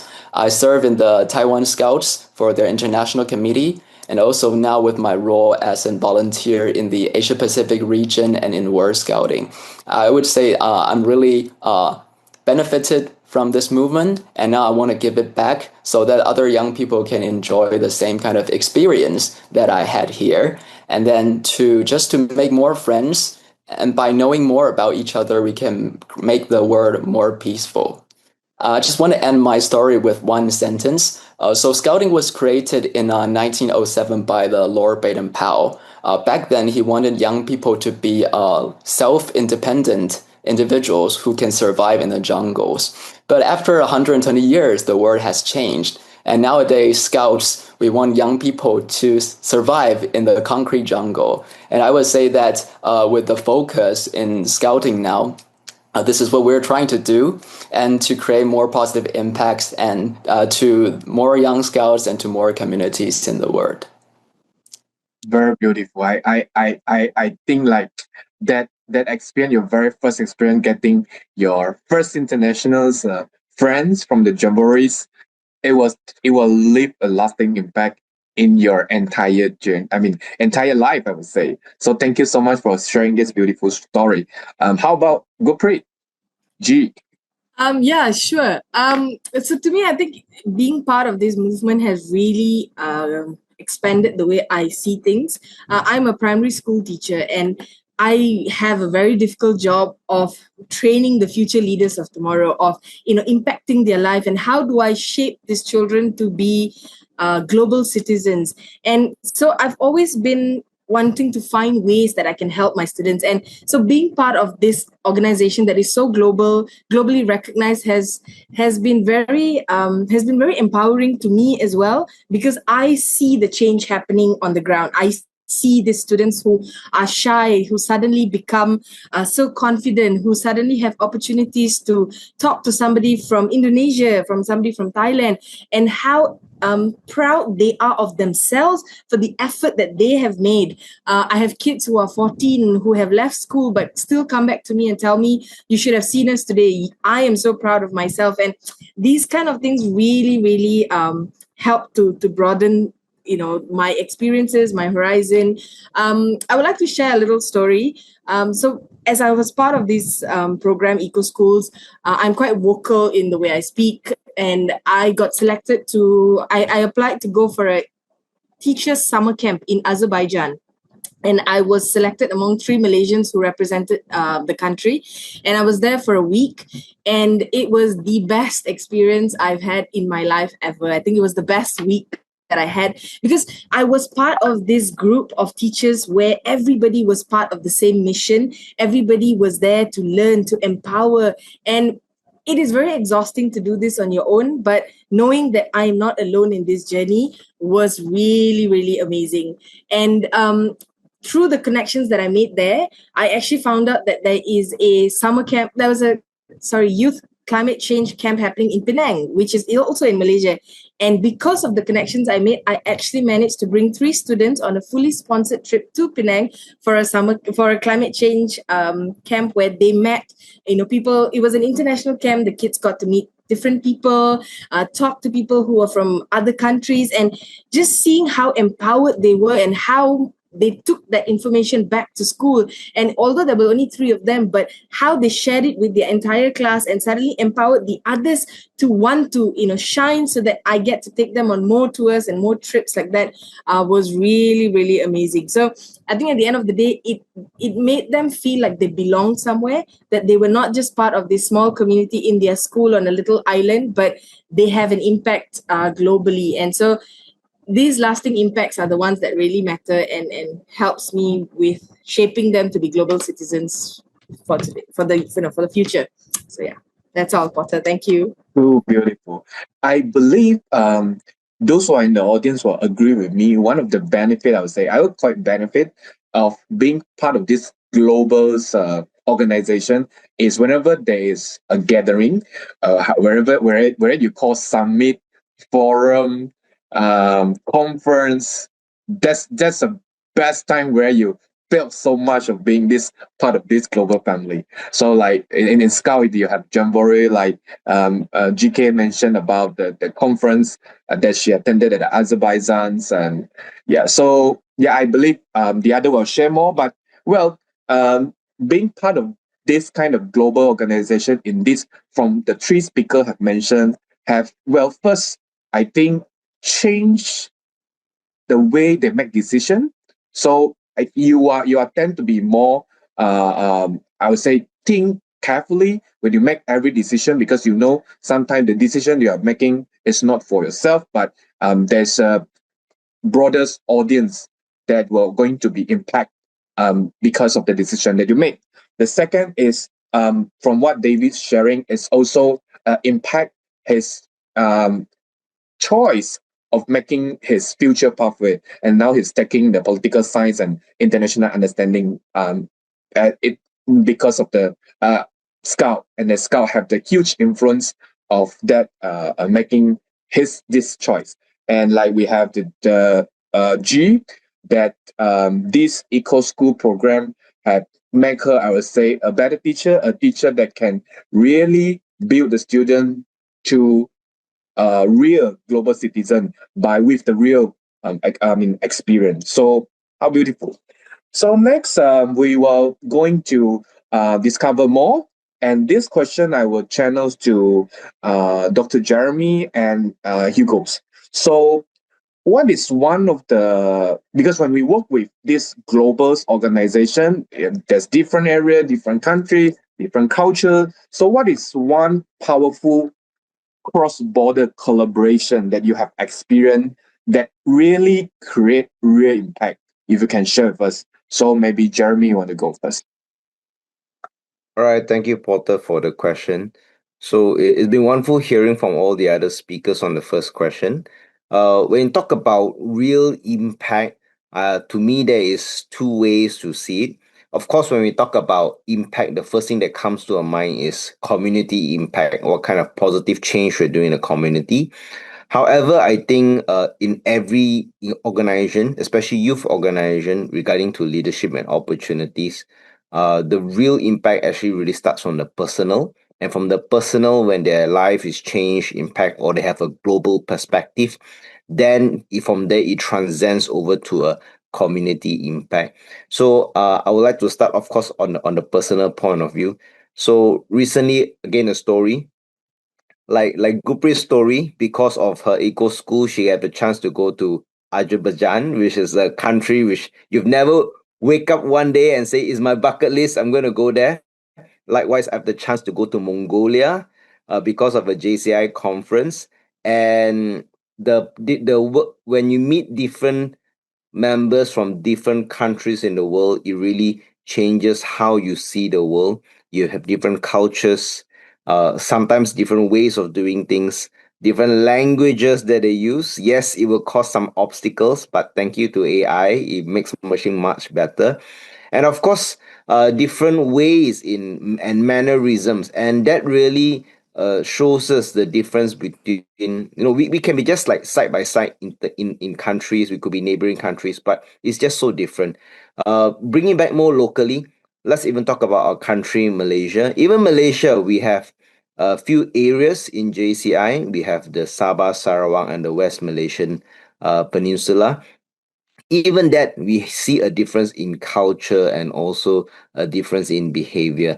But the thing is, when members, our members and the young leaders, when they move from this local thinking, local mindset, thinking about all about myself, is only about my city, my area, my community, and when they start mixing with people from other places, then they see that, oh, there's so much thing I can learn. There's so much things that I can do. Like what Penny also saying, that what they do in other countries, what they do in other states, I can also bring back to my own community to make a change. So it always starts with personal impact. Then, of course, from this leads to community impact. So there are many cross-border collaboration projects happening in JCI, not only from JCI Malaysia to the other countries, but across the whole world as well. So one specific project I would like to highlight is one that's happening this year between JCI Korea and JCI Malaysia. So in Sabah, there is some villages that's really underprivileged. And this year we have the chance to work together with JCI Korea, where they pool resources, they're pooling connections to help out this village to improve their basic infrastructure. for this village instead in Sabah, they're really lacking basic infrastructure, utilities, roadworks, electricity, water. But because of this kind of collaboration, we're able to pool resources in. And that is only one part. The other part, of course, is where the members from both countries can get to know each other better. So, of course, if you talk about community impact and service, definitely I'll pass the ball on to Hugo from Rotary. I'm sure the impact is at another scale as well, but definitely the opportunities are there. And I also just like to touch on one more thing. As mentioned in our 4 areas of opportunities in JCI, we also do touch on business and entrepreneurship. So because our members in JCI, we range all the way to 40 years old, we actually have a large group of professionals, business people, entrepreneurs who are members of JCI and also JCI Malaysia. So we have recently done JIB in business, which is JCI in business, which is a business networking gatherings which we do. And the last 2 weeks I was in KL, and we had a chance to network together with entrepreneurs, businessmen from Hong Kong, Singapore, and we exchange ideas, we build connections, and those definitely have their own impact as well regarding to how we view business, the new age, in the current trends. And this is really the opportunity that is out there where we can cross collaborate. So the impact is endless, but definitely there are many stories to go around. So maybe I'll pass back to Porter and let Hugo to tell us a bit of his stories as well. Porter, back to you. Thank you. I will straight pass to Hugo. Thank you, Porter. And to echo Dr. Jeremy sharing, I think it's very true. We all might have begun the journey thinking that we are going to make a difference in the life of others or in businesses, in the community. But at the end of the day, what truly astounds people is the transformation they see in themselves. We witness members who join us shy and reserved, and now they are doing public speaking. I think about 2 days ago, I have a late night tea session with some former members. They say, had I not joined Rotary, I would not have learned how to manage people, to interact with people, how to lead, how to coordinate events. And all these skill sets is now being applied in other areas of their lives. It's being applied in their marriage, it's being applied in their businesses. There is no better place to learn than in a service organization where everyone, irrespective of their professional career and titles, come together, out of their own willingness. So you are learning to lead and work with intergenerational members and people of different countries, which brought us together. For instance, right back in the pandemic years, that time for the first time, we brought together the ASEAN youths of Southeast Asia, because everyone is technically locked at their homes. But we are for the first time connected on Zoom. So the kind of impact that can be done, even if we can't meet each other personally, is astounding. We have done projects on cultural exchange. We have done projects on mental health. You Are Not Alone, that have reached us over 50,000 people just in the course of 2 years. The same success story, whatever that we succeeded in one country. For instance, if we make it happen in Vietnam, we duplicate the same event and model in Philippines with some adjustment, and then it just go around the region. So the power of ideas and how it can bring people together is amazing. And secondly, I think for the first time, it's very eye-opening to see young leaders, because we always think so far away when it comes to collaboration, right? But we forgot about our neighbors in Southeast Asia. And as we begin to share and work together, we realize a lot of us face similar challenges. We have similar dreams. And we never thought about it. We never thought about just speaking to our neighbors, where we are so bounded together by the geography and also our culture and history, and even our language and time zones are similar.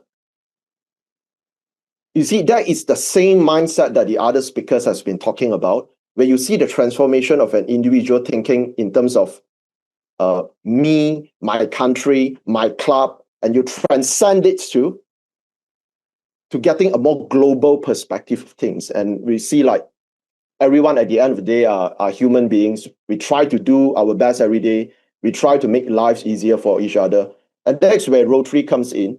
I think one of the proudest projects of Rotary is definitely the Global Polio Eradication Initiative. Polio is no longer a thing in recent years. It's not in people's minds and years, but that is a testimonial of its success. For instance, when it started, polio disease, which actually attacked the nervous system, and in worst cases can cause paralysis, and it's irreversible. So when the project started, polio is prevalent in 125 countries at least, and every year there is 350,000 cases. And right now, due to the collaboration of not just Rotary, but also the together working with the World Health Organization, the Gates Foundation, and respective ministries, we are able to reduce it to only 2 countries left globally. So every couple of years, we are celebrating, okay, we have eradicated polio from this region. It could be the Americas, it could be China, it could be the African continent. So every single couple of years, we are celebrating the progress, which I think is a great mindset in the sense that who would have thought a simple project that we pioneered in the Philippines to eradicate polio would one day become a global project that summons the collaboration of other strategic partners. So we might start small, but you never know. One day you might came so close to curing the world of a global disease. And when you go big enough, people like Jackie Chan, Desmond Tutu, or even Psy of Gangnam Style came in and helped us to do a shout out. How many of us can say in our lifetime we have done something that have changed the lives of not just the town that we live in, but we have changed the lives of many people and generations? I don't think a lot of people can say that. Neither can I. I'm doing my best every day, right? And to know that there is maybe millions, maybe 20 million people that are able to walk today that would otherwise be paralyzed had it not because of this project. So it's like the starfish story, right? It might seem small, but when we all come together, regardless of our organizations, you never know whose life you have changed. So yes, back to you, Potter. Oh, I'm goosebump. It's such a beautiful story, and I think what Dr. Jeremy and Hugo have mentioned to us is very true. So when we talk about impact, even before we talk about the global impact, the community impact that we have made, a lot of time is actually started from ourselves as individuals. Because if this organization, if this global organization that you are being part with, it didn't bring change to you and you didn't grow from that, you probably wouldn't even continue with that. I think that's the reason why many of us still so attached with the family that we are in now. And I think one thing that I can summarize from both of them is we all think global, but we at the same time we act locals to make sure we make things happen. So thank you so much, Hugo. And Beer, I have a question for you. Because I also understand that you also work closely with both Leo and also Special Olympics, which is an organization that champions using the sport, champions peoples with intellectual disability. And how does this collaboration across all these 2 different organizations actually amplify inclusion and impact? All right. So first, let me give you a bit of the background. So in Leo Clubs, especially in the Asia Pacific region, we have like annual meetup every year in different country. We call it OSIL Leo Forum. And my first forum was in Cambodia 6 years ago. And that was the first time that I joined with the Special Olympics. So, this organization, Social Olympic, they have in many countries, and they take care of the young people with intellectual disabilities like autism, and they take care of it with sports. So, for example, in Cambodia, I had a chance to play football with the kid, and it was a very new experience for me because in Thailand I never had a chance to meet or interact much with these kids. But when in Cambodia with other Leos from many countries like Hong Kong, Malaysia, Japan, I still remember all of them, and it was such a cool experience. So instead of playing football or any sport with the kid, we changed the perspective of competing into like helping them and having more compassion and kindness. Is something that it doesn't only help the kid to become more happy or like learn something new, but it also make us Leo members also learn something new as well, like how you see the kids and like interact with them with more compassion and like you look at it to yourself, like what you think and how we can help these people and maybe all live together in a society that can like benefit everyone. And also I also had a few more times to join with the Special Olympics, like in the Philippines. It was a Lyon convention as well, and we also had the Leo Osio Forum at the same time. So we invited them, the kid, to play activities with us in the hall, in the Lyon Convention Hall, and it was also an amazing experience because we could do many different activities, not just sports, but also like a gathering and sharing ideas, and like we in general like share ideas of how we can help these people and make the society like more welcoming to them, things like that. Yeah, I think that should answer the question, right? Anything else I should add? I can really kind of feel your experience, like you're very into that sport experience. So that is actually just one of the very few example of how different global organizations work together. But I think today we are also giving a very good example because like having this global conversation among different organizations, we get to know more what each other is doing, and I believe that could also potentially build some of the future collaboration among different organizations like us, because maybe some of the audience that are watching this symposium right now, they are already start thinking, like, oh, I want to work with Scout, I want to work with JCI, I want to work with Lions, I want to be part of the award, I want to have the experience like Beer, having these interactions with the athlete of Special Olympics. So yeah, I mean, beautiful. So we will go to the next round of panel session. So this round, I will have 3 questions for all of you 6 speakers. So each question, I will invite 2 of you to give insight. Please continue to share because I'm so attached. I mean, I believe all the audience, we are so attached whenever we share story because we really felt so much.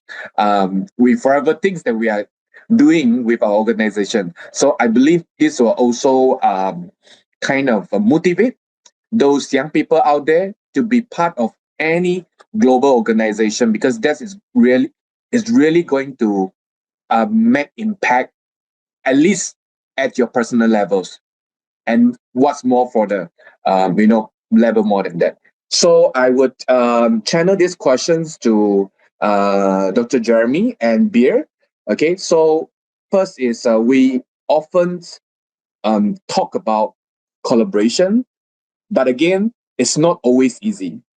I mean, people might see, because I think like all of us speak so passion, and it kind of giving an impression, oh, well, it seems like easy. But what is the biggest challenge when you're working across cultures? I think some of you mentioned that just now, and how you overcome it. Because that is, we have a beautiful side, but everything there's a challenge. So let us discover this part. So perhaps Dr. Jeremy, you can go first. All right, thank you, Porter, for the question. This is a challenging question on itself. When talking about different cultures, I think it only comes down to one word, which is communication. So we don't even talk about international cultures, even local cultures, we can differ. For example, let's say I'm from Sabah and Porter is from Batu Pahat. Even our different hometown, our different upbringing, different family values that can create communication issues. What even more from international cross-border collaborations? So communications, to me, it comes down to a few things. Why does it happen? Of course, there's the issue of language. There's the issue of norms. For example, in Japan, how they handle conflicts, how they communicate may be different than what we do in Malaysia, might be different in the United States of America and other countries as well. So that itself can cause communication breakdown. However, the steps to overcome, to me, it's just focusing on what we have in common, starting with that, then only moving down into communications. Like, for example, in this forum itself, we have 6 different organizations, but throughout the last half an hour of sharing, I hear the same thing. We have very similar values. We have very similar principles, such as building young leaders, creating impact, having global mindset, global perspective. So to me, it always starts with, let's focus on common values. So in JCI, we have the JCI Creed, Mission, and Vision. We have, to focus on leadership development opportunities. We want to create positive change. So let's put all these differences aside. Let's focus on this. Then when it comes down to the details, we talk about communication. I always just love this quote from Stephen Covey, who is someone I really admire. Seek first to understand, then only to be understood. So when we come to cross-border collaborations and cross-cultures, the first thing is we need to understand. If both sides would like to understand each other first, if both sides would like to listen to each other first, you will reduce a lot of conflict. So in JCI, is our organization itself, we focus on the 3 parts, actually, the before, the during, and the after. Actually in JCI, we have internationalism class. We actually have international training, like before we send our members to either international affairs, before they travel to conferences. We actually have, or before they become international officers, we actually put them through a training session. And of course, they have mentors. Then we share with them what are the norms when you go to this country, what should you note of, and what should you keep an eye of, and all these things like that. So when they go there, they are aware, not to cross, also step on any lines. Then of course, when we comes down to the actual communication, as mentioned, a lot of active listening, maintaining on our values, and then try to keep the communication as simple as possible. Use aids, and again, just focus at the thing at hand, not on the personalities. And then last but not least, we always gather around and do a review and do a feedback session. So to me, again, communication is always, in any organization, one of the biggest issues which affects collaboration. But once we can get past the communication stage, and we can really focus on the real collaboration and the real impact, that we can get through cross-border out there. All right, back to you, Walter. Very, very good feedback. Thank you so much, Dr. Jeremy. Beer, how about you? Yes. Actually, I totally agree with Jeremy, because communication is the cause of all the challenges in collaboration. And as I have been managing many projects, I also can find that is clearly. So I just want to add on some like tips or techniques that I use to try to reduce the communication issues. So yeah, as Jeremy said, that sometimes there is a language barrier, or like for Japanese, for example, last year we had a forum in Osaka. So yeah, so there was some language barrier and stuff. So we could overcome that by this keyword is over communication. Yeah. So don't be afraid to over communicate, right? Because it's better to overdo it than do something that is not enough. So that could lead to a problem, right? So don't be afraid to over communicate. Make sure everything is on process, on the list. Make the checklist and everything. And also the culture different is an important thing as well.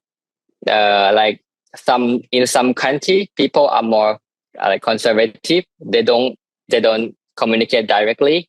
Like they try to go all around the way to say that point.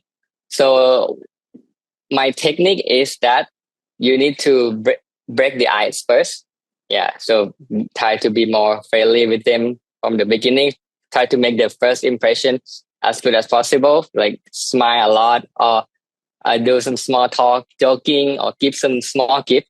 Yeah. But in Leo clubs, we usually give like a small pin. Like we call it Leo pin. Yeah, I have an example here. Yeah, like this. In order when we go on an exchange or any event, we usually exchange this. That's how we connect. So that's how we break the ice. And wait, I forgot. There's one more thing that I want to add about communication. Well, we have over communication and breaking the ice. Oh yeah. This one is from Potter.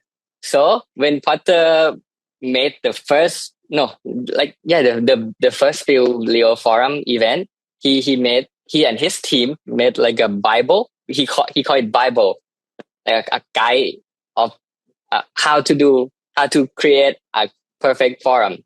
So that's really important to pass on to the other team next year, to other Leo from other countries as well. That's very valuable. So I would recommend this. Yeah. I think that would be all for me. Thank you.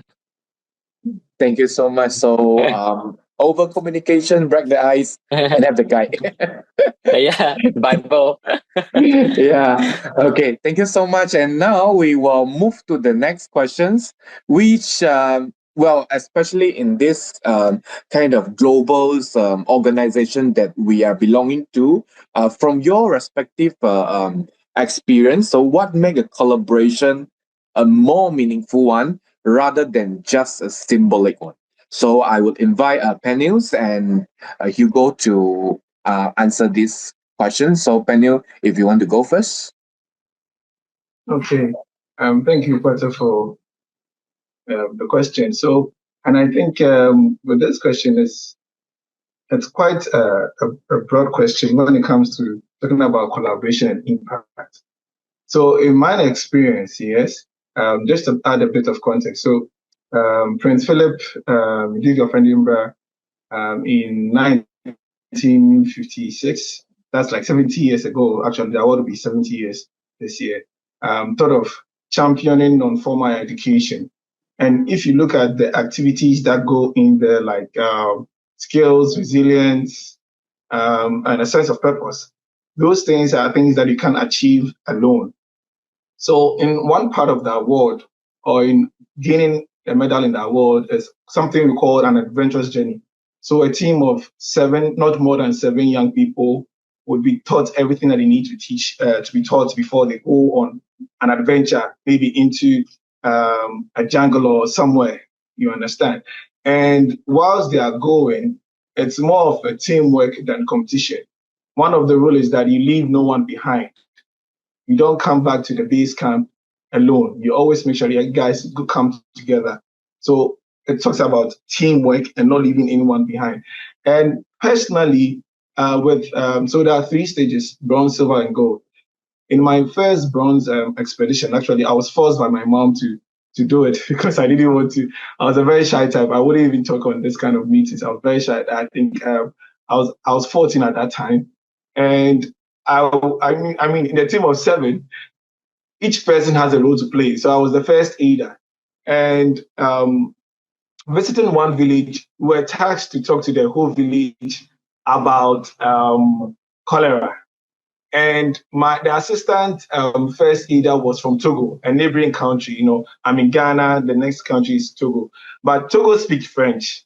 In Ghana, we speak English among other languages that we have. So then I was very shy. I couldn't speak. You know, and the chief gathered the whole community. Everybody was there gathered, and I didn't expect such a crowd.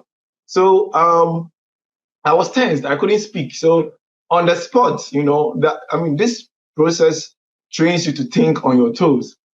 So I told myself, okay, she is very confident, but she can't speak their local language.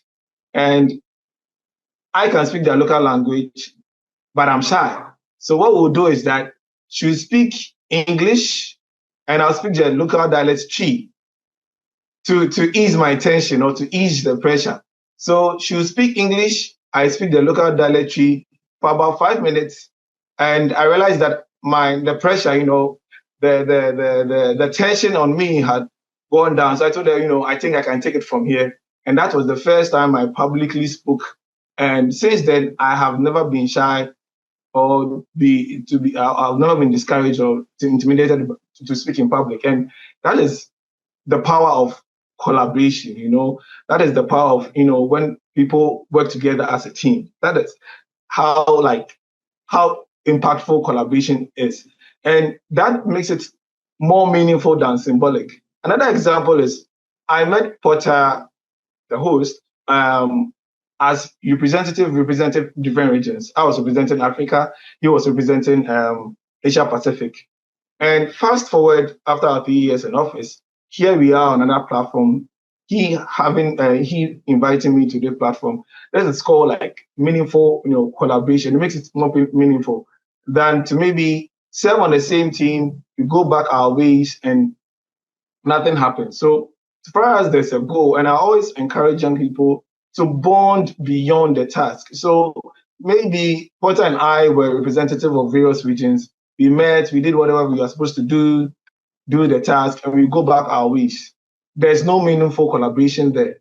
But now the bonding creates that environment or that room where even after we solve or we collaborate or we serve whatever we are supposed to do, after that there are more things that happens, you know, after that. And you could see in other perspective in my personal life, you know, when I went for bronze, I saw how communities live in a village. I was touched and I said, personally, I wanted to do architecture already, but that actually gave me the passion to, you know, build structures that will give people a better place to stay in, you know, better homes, affordable homes and all that. Then after architecture, I'm like, architecture is not enough. I can build physical homes for people, but I want to also create more impact, social impact, policy making and all that. So here I am fast forward in rooms and spaces. Like when I got the opportunity to be on the GYM, the Big Six, representing the award, that was where I got to understand, okay, so every decision that is being taken on the international platform, no matter how small or big your country is, it actually affects you there. And it showed me, I mean, we went to Brussels for an event. It's called the High Level Youth Event that was organized by the EU. And there you could see people from various backgrounds sharing how they are solving problems in their country, whether paying or being paid or not being paid. That was very motivation. And through that networking, you could see how I have a couple of friends out of that meeting that we are still able to, you know, talk, and also, you know, whenever there's an issue or whenever there's an idea, we work on it together. So I think that these are some of the few examples I'll share, or I've shared, talking about how, you know, collaboration will be more meaningful than symbolic, not just being a PR stand, but something that actually creates an impact. So in my last submission, I would say that collaboration, the results of a collaboration is that at the end of the day, there's a result to show for it. When it's symbolic, it's just like a PR stunt and nothing happens after that. But whenever there's results for it, that means that the collaboration actually worked. Yes, I think at this point, I'll allow Hugo to also speak to it also. Hugo, pass it to you. I think that's a wonderful sharing by Pino, and it highlights the pillars of what makes a meaningful collaboration. One of it, I think, is definitely that we have to measure it by impact, not by activity alone. I mean, anyone could come together to do an activity, right? But more importantly is we have to get clear on whether we have an aligned cause or vision that we want to go towards. I'll give you an instance. When I was part of the Rotary Action Group for Mental Health, we actually brought together the leading mental health organizations in Malaysia to form the National Coalition of Mental Wellbeing Malaysia for the first time, bringing all major mental health organizations under one umbrella for one common cause. And it's clear because we all wanted the same thing. That makes the collaborations meaningful. That's number one. And number two, there is also a measurable impact. Obviously, there will be several goals, whether mental health in workplace, mental health for youth. But one of the pillars at that point of time is to decriminalize suicide in Malaysia. So attempting suicide in Malaysia is a crime. So when times are hard, obviously certain people may not be able to cope with it financially or even relationship, and they might attempt drastic actions. Wouldn't it be very incompassionate if we punish the very people that needed help? That has been a long-standing issue, but has never reached a boiling point where we are able to make a change. So when the organizations comes together, our voice are being amplified. Because it's a clear message, what cannot be done by any of us can be done by all of us together. And therefore, another lasting impact that will impact Malaysians across generations. Finally, for the first time, the penal code for suicide has been decriminalized and they have been repealed. This is the power, collective power of what is possible when we come together. So the short few years where we formed the coalition, again, is about different organizations with different specializations. Do we have complementary strengths? For example, certain organizations, they have hotlines. If you have a hotline to help people, is there a need for us to create another? Maybe not. Why do we compete where we can complement each other's strength? Like, for instance, I have the network, because Rotary have the network from secondary school students through their in-track programs. And of course, through their road track programs all the way up to university and young adulthood. And of course, the Rotary program all the way to without age limit. With such deep ties into schools, wouldn't that make outreach a little bit more easier? And hence we conducted a nationwide tour per se to train teachers and doctors in mental health first aid. We have the network, but we might not have the expertise. We need psychologists, we need psychiatrists, we need speakers, therapies. You have the expertise, you have the hotline, you have the government network, you know the right people. We have the outreach, we have the fundraising, for instance. Different people comes together. So to sum it up, to measure by impact, not just activity. And that impact is the proof that we are all championing towards one purpose. If the impact is vague, that means that we can easily call this a win when it's not yet a win. But when the purpose is defined, the impact, the matrix is clear, we have to go all in. And when the matrix is clear, when we reverse engineer from the matrix, then we need to think, what resources do we need? Who do we need? What people, financial resources, infrastructure that we need? Then we go to find strategic partners who have this infrastructure, who have these people, who have this expertise. So when we reverse engineer this way, everyone who is on board would be someone that is bringing something to the table. And everyone is also made clear because obviously everyone has tried to do something on their own. Sooner or later, people will realize, even among our organizations over here, we have about at least 6 different organizations. Like what has been said, we are saying similar things with similar values, but we have different strengths and sometimes different focus areas. So why duplicate when we can collaborate? You know, a single win is a small win, but together we win is a big win. Imagine the collective power that we have, the World Scouting Organization, the Eco Schools, the Award Foundation, JCI Malaysia, Lions and Lyon and Rotary. Imagine the collective numbers of members that we have worldwide. If we ever thought about working together, you know, imagine how powerful that voice would be, you know. I think that is what makes a collaboration meaningful. Yeah, back to you, Potter. Cool, very powerful, very strong word. I especially liked, I would say this is, we are GenLead now again. That's the very first step that we're taking by having all of us together for these global conversations. And we really hope this conversation will not stop here among our organization, even among us, or even those who are watching the live right now. Drop us a message, like if anything that we can do to connect you with any other organization that our panelists have, we will happy to do so. And then I especially like what you say, what cannot be done by all of us can be, what cannot be done by any of us can be done by all of us. Beautiful. Thank you, Hugo.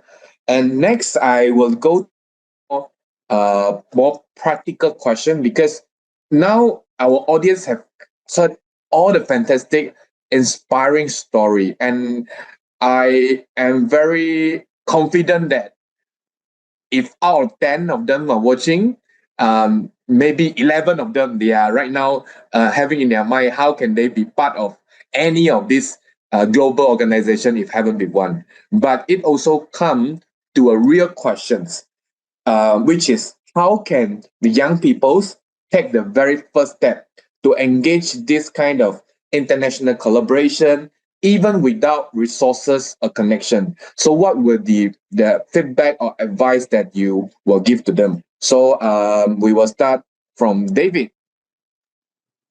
Thank you, Potter. Yeah, I believe many of the young people watching this live stream are wanted to do something to create like impacts in the community, to have service projects. And so for my experience engaged in international collaboration, I think one thing that all of us wanted to know is to know more about other people and to know more about their background. So when we are trying to offer ourselves to serve internationally, what we actually need to do is to understand ourselves thoroughly first before actually get to know other people. Because when we engage with our peers from different countries, from different regions, they're also very interested in our own backgrounds. So I believe we should get to know more about ourselves. What is the proudest like cultural characteristic that your community share? What is the most serious environmental challenge that's facing your country? What are some of the struggles that young people are feeling in your countries? I think nowadays that we are facing all kinds of challenges in the 21st centuries. In the Sustainable Development Goals, there are 3 dimensions. There are like environmental issues, economic issues, and also social issues. So maybe take some time to reflect on these issues, and also maybe study what issues that you care the most about, or maybe that's related to your studies, like related to your friends, related to your communities, and maybe try to do a little bit more of research that maybe by doing small actions that you're able to bring about like huge impacts to the international community, as some of our amazing speakers have shared that like huge impacts starts from grassroots and little actions. So you don't need to be very strong to start.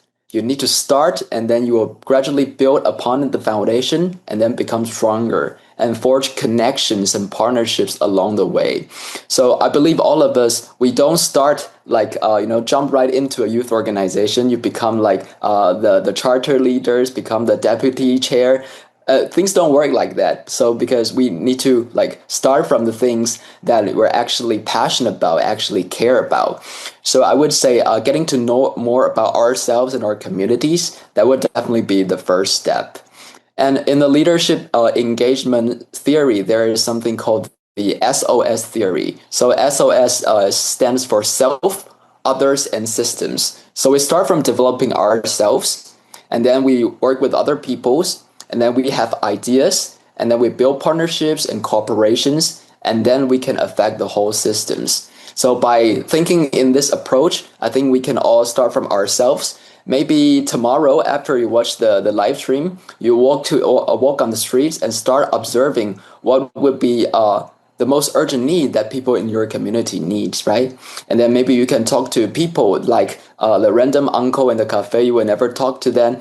Ask them about what they feel about their daily lives, and then get inspired by people from different backgrounds. And then you can get to know more about the places. And then one day when you are actually having the opportunity to engage with people from other international arenas, I'm sure that you will have some like inspiring stories to share, and other people will be inspired by your story and experience as well. That would be from me, and back to you, Porter. Cool. Thank you. Thank you so much, David. How about you? Any tips that you want to give to our audience that are watching live right now, Gurpreet? I think the audience need to remember that the 6 of us here today, or 7, including Porter here today, we are in positions of power in that sense, but we were not magically put here. We also started from where you are. We also started with not knowing what to do, where to go, what was our passion. We also started from zero, and today we are where we are because of the work we have put in, not just in ourselves, but with the community around us, with the people, with the collaborations. And I think that is the key start here, that you have to have a passion in something, whether it's in a music environment, it is about public speaking, whether it's about scientific terms. You have to find your passion. Find what is it that I want to do. What is it that maybe your dream is, I want to go to the US on a fully paid trip. Okay, that is the end goal. Now, how do we get there? That is what you got to work at. And so the first step is always to start with a dream. Next, you got to start talking to the people around you, people that you are close to, your friends, your parents, teachers in school, adults that you like that are in your lives. Maybe it's an auntie or a neighbor or a friend's mom that you think is cool. Talk to these people about your passion and tell them that this is this is something I'm interested in. Is there something?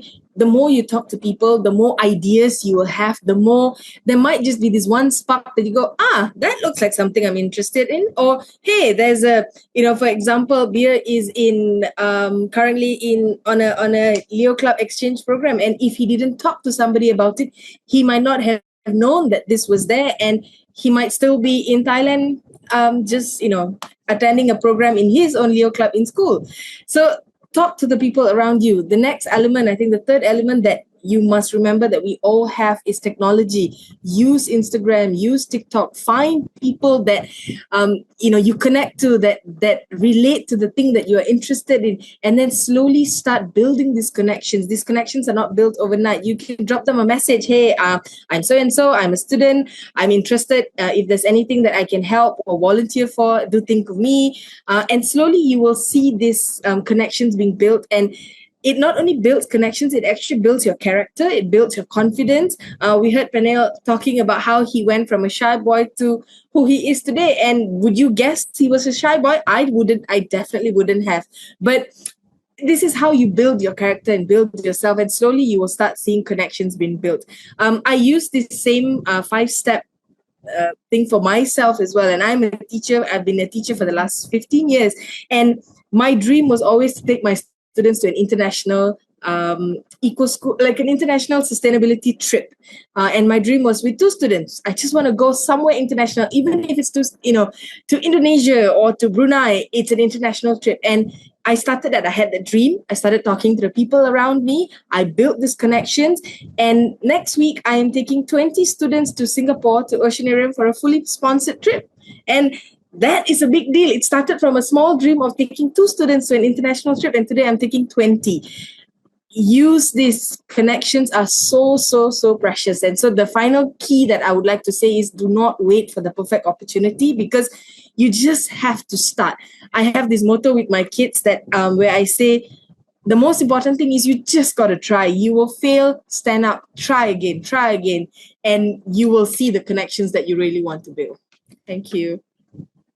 Oh my God. How lucky is your student? I'll say. Well, thank you so much. All the great story. I wish we can have this conversation longer, but all the beautiful things will come to an end. So we will go to the final round. So whereas this final rounds will be what I called it, a quick lighting round. So in one sentence, just one sentence, if you can answer these questions. So what would be your advice to a young person who want to be a global change maker? Okay, so Peniels, if you want to start first. Okay, so since you said fast, be curious, learn about the challenges.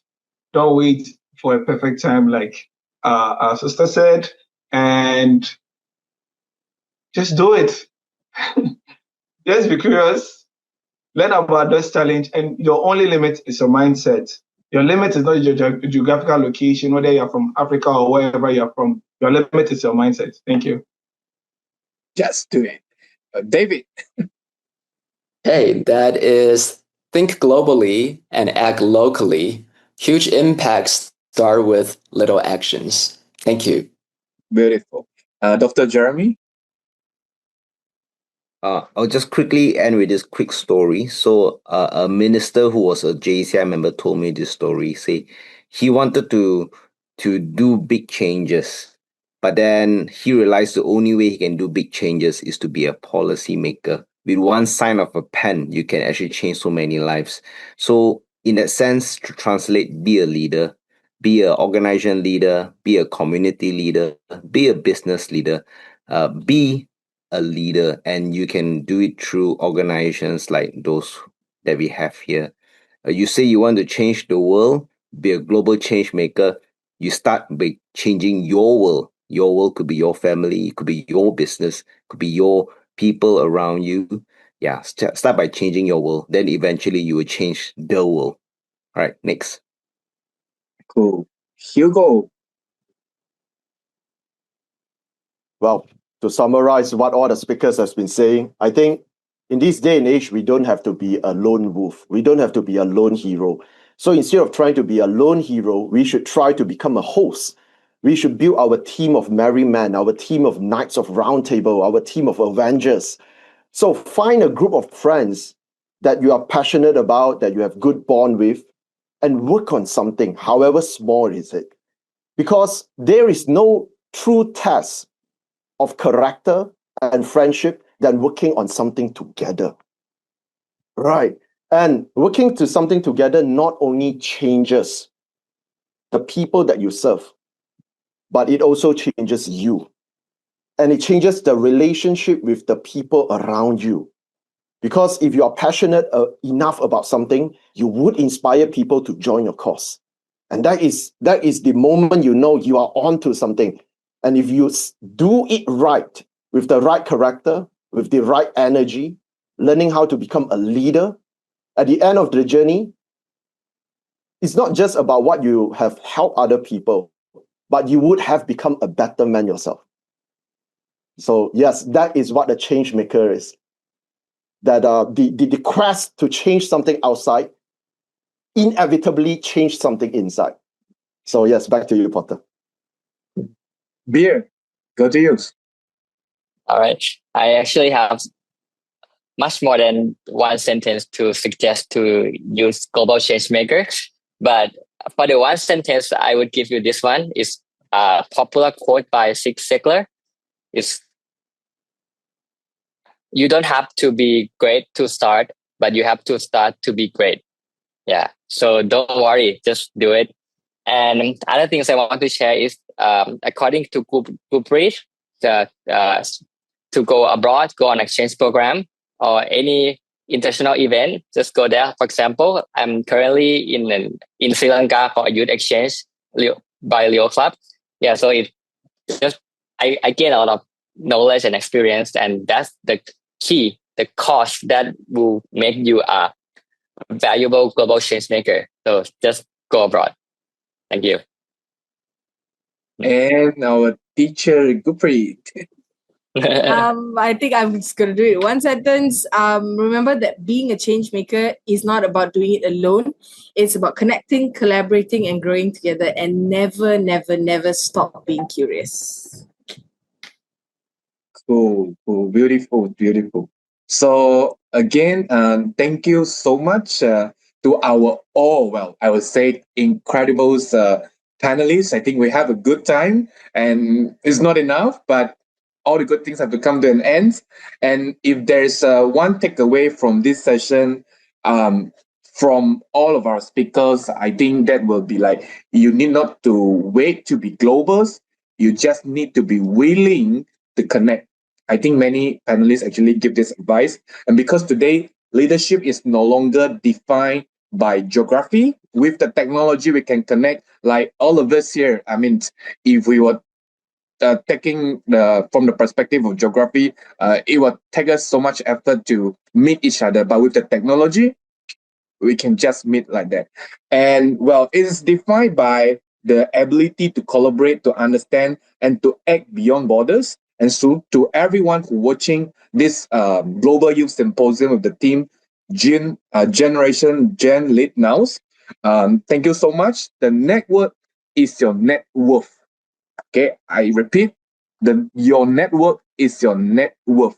But more importantly, your impact is your identity. And let's not just build connection, but let's build a movement of change maker. And I mean, all of us wish to see some of you coming to join us as the next best of panelists and sharing this beautiful story to more and more young people out there, because we truly believe our generation is Gen-led now. So with that, thank you so much for everyone watching this symposium, and thank you so much for your time spending with us, and we wish you enjoy the rest of topic that we discussed throughout this symposium. With that, thank you, and everybody, let's wave to the cameras.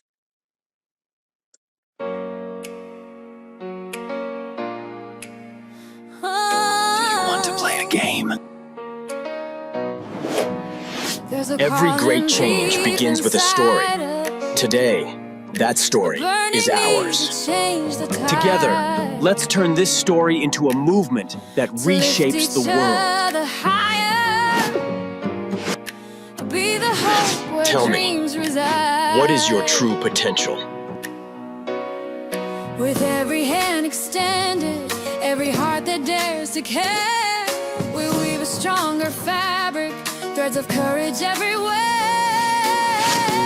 We are Choose Choose your virtue. Your story awaits.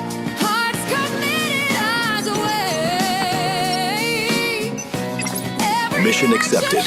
Ready to serve. Connecting hearts. Transforming futures.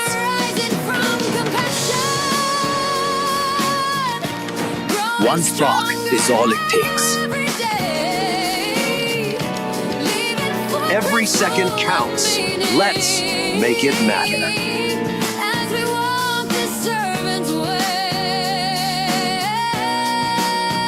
Together, we're unstoppable.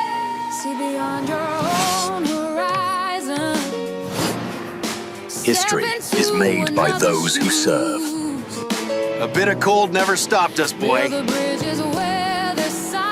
Let's get serving. Offer strength when hope seems few. Justice speaks loudest when we serve. A spark ignites a fire. Round these parts, service ain't just duty, it's how we live. Guided by trust. Driven by purpose. Together, we rise higher. Let's be better together.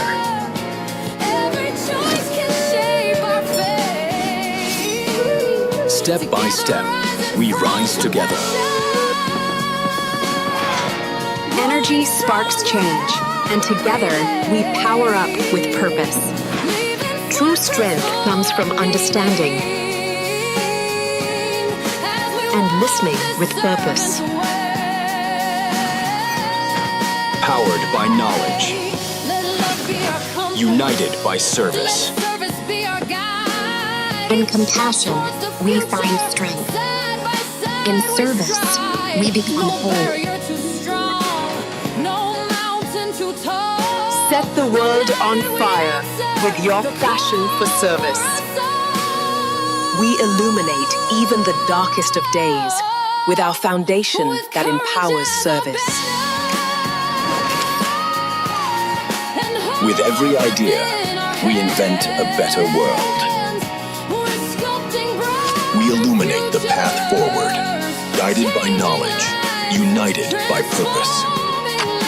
Turn it up to max volume. Let's amplify service.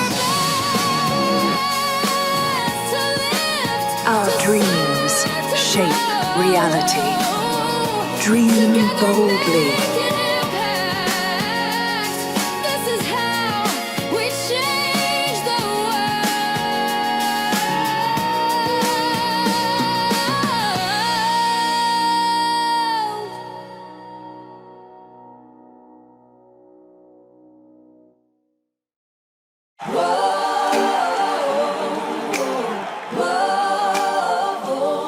Hey friends, we're here at convention in Orlando, and let me tell you, the Lions, they are ready to lead and serve to grow. There's a world out there that's hurting, crying out for something more.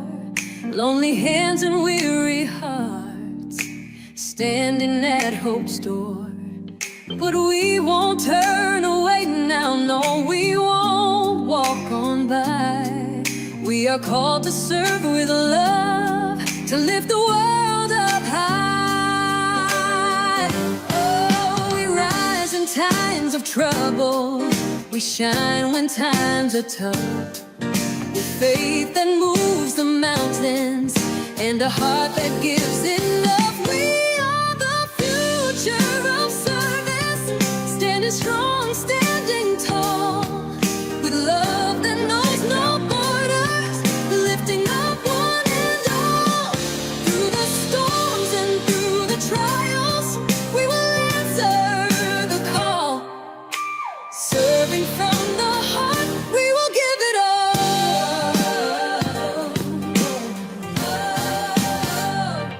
From the cities to the valleys, across the mountains and the seas, every soul deserves compassion, every child a chance to dream. No more hunger, no more sorrow, no more walking all alone. We will stand as one together.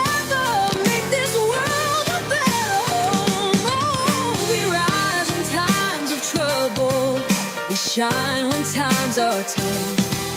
The faith that moves the mountains and a heart that gives enough. We are the future of service, standing strong, standing tall. Through love that knows no borders, lifting up one and all.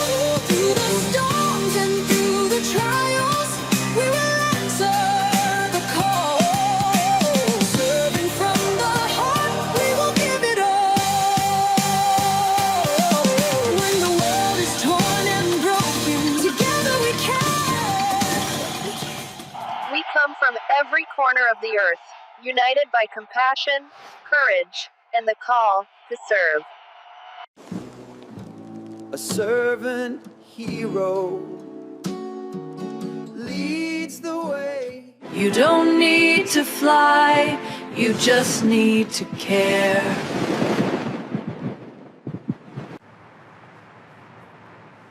Do you think AI will ever replace us? No. It's only the people with no imagination that will have to worry. We can make anything we dream of now.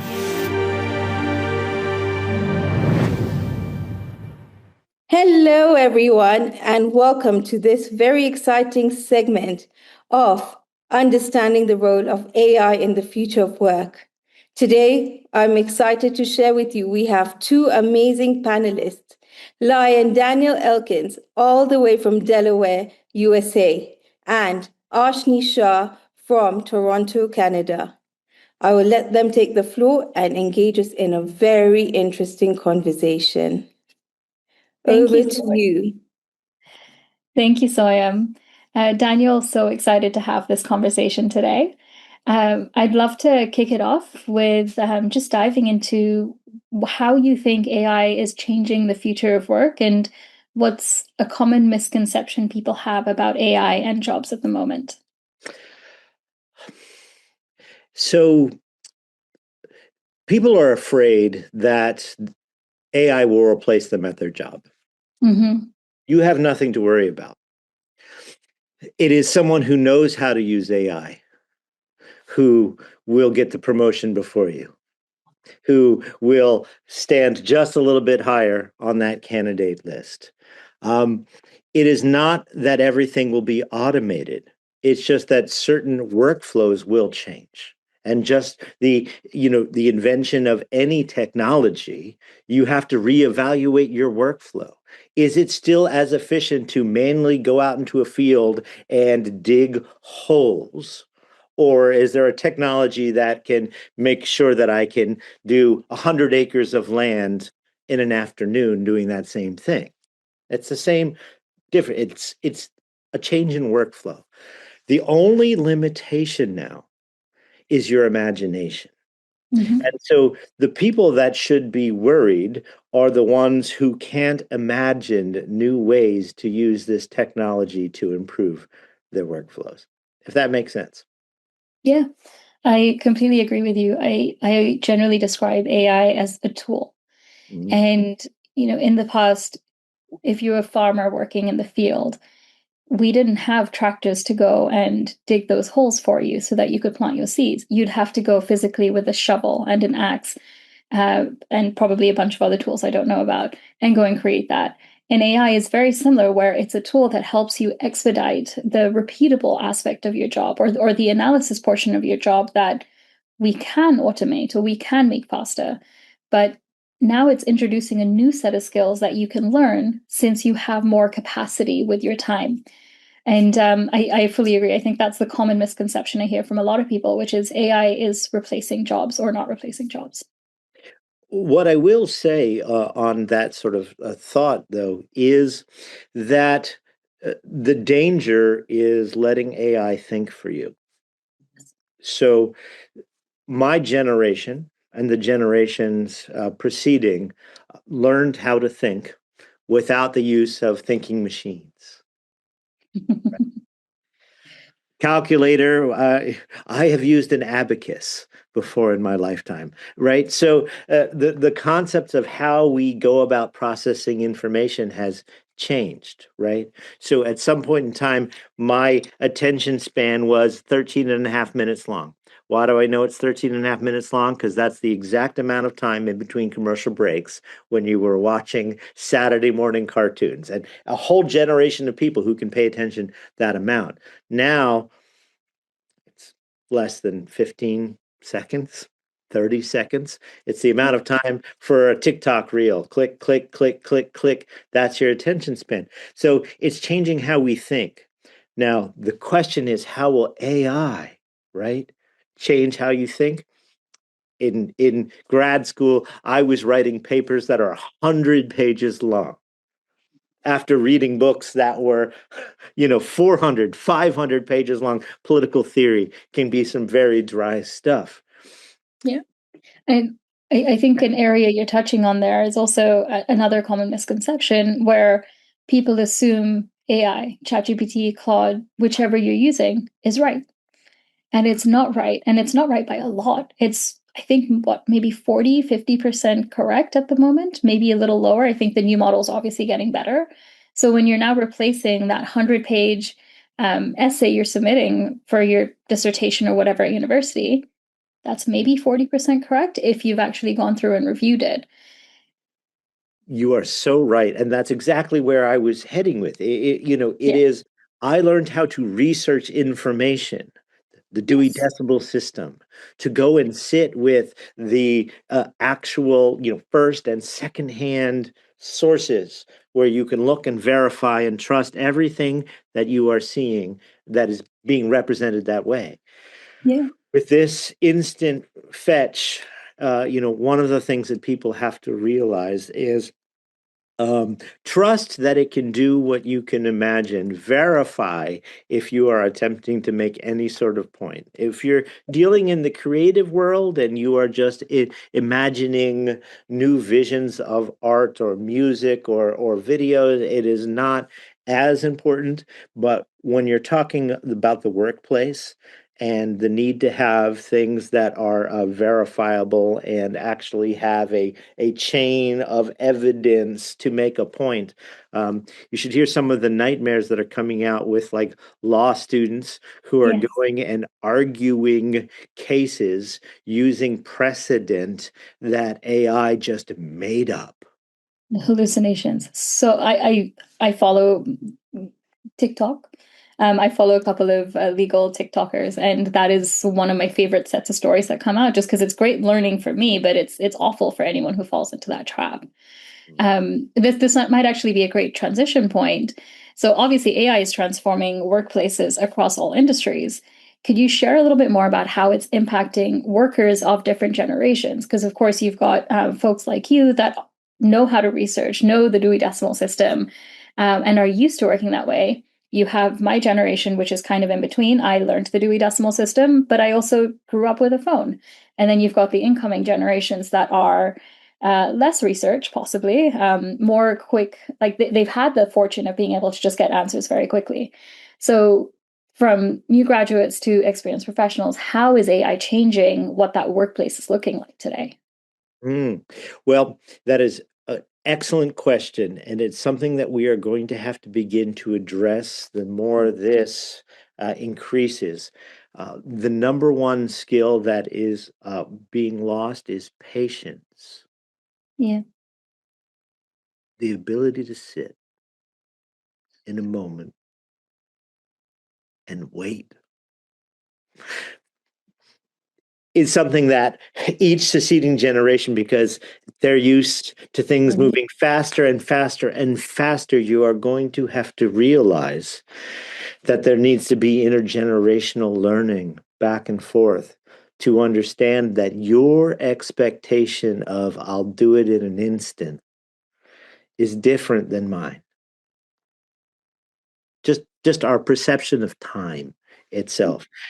And when you apply that to theories of workforce development and the need to get projects done on time, I will start on a project months before someone of the next generation down, because they will have the same due date and figure they can get it done in a week. Because with AI, I can just AI it. I'll get a chat GPT agenda and et cetera, et cetera. And, you used to be able to get away with that at the beginning when there was only a few of us using AI. How does he respond to emails so quickly? Now, I can look and instantly see who is responding to my communications with AI. And as an executive director of a nonprofit and the co-founder of an AI digital entertainment company, both professional and personal entertainment worlds, I will tell you, I lose respect almost instantly. That if you aren't taking the time to actually write your communications to me, what makes me think you will take the time to do the job the right way? And I think the way that I think about that is, how do I know you're vetting the information you're sending to me if it's just automated by AI? And then that next step is, if you're not taking care with what you send to me, how do I know if you're taking care with what you send or the work that you're doing for me? I have been chatting with a few companies that want to hire me as a fractional CTO to help them rebuild, redesign, integrate more AI and or anything else. And one such company is like a roofing company in the US. So a very non-technical company. The CEO is AI everything, and he wants AI everything right now. And it's like, let's take a second, let's take a step back and actually figure out, what is it that you need to be AI'd? Is it the sales process? Because all of a sudden, if you have these years of relationships that you've developed, I think their company's been around for 30 years. How are you replacing those relationships with AI? Do you still have a person going out and meeting that customer and that client who's expecting this high touch relationship from you? Or are you now suddenly just sending out an automated email with the long M dash that's a big giveaway that this is an AI answer? And so it's really having those conversations, especially with leadership that are starting to get into this concept and buy into AI, and saying, okay, before we replace everything, let's figure out what should be replaced and what you want to keep as a human touch aspect of your job or of your company, and blend those two well together. Yeah. I think that's it is the combination that actually produces the best results. I'll take an example. I've got a background where I ran a record label for over a decade. I traveled all over. I played music. I opened up for a bunch of different acts. I play different instruments. I helped produce probably 35 albums over my lifetime for various artists and other things. I have been a professional musician since the age of 10. So AI coming into the music world, it's been a fascinating thing to witness, because I have friends who have spent a lifetime studying the art of music, and they absolutely hate it. They hate every aspect because it is not real.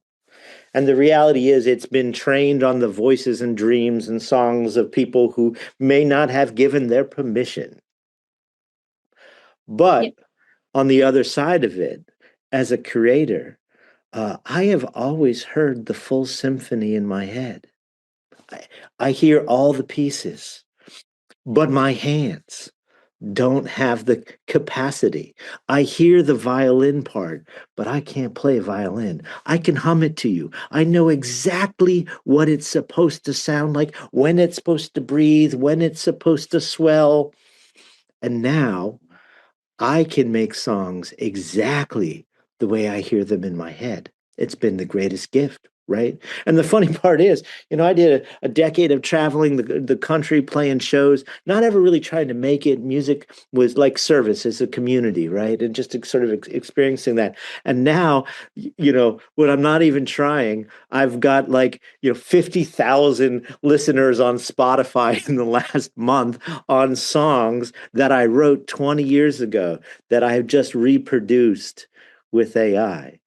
And now I play those for my friends, and I tell them, and I say, tell me that's not me. Because you can't. right? I have used the tool. I have not said generate song about this with no. I have said it will be in the key of C and 152 beats per minute, and then I want a fortissimo swell here. I mean, I'm a musician, so the thing that has always fascinated me about AI when it comes to these conversations, especially when people are fearing AI is going to take over Hollywood. Yes, it is.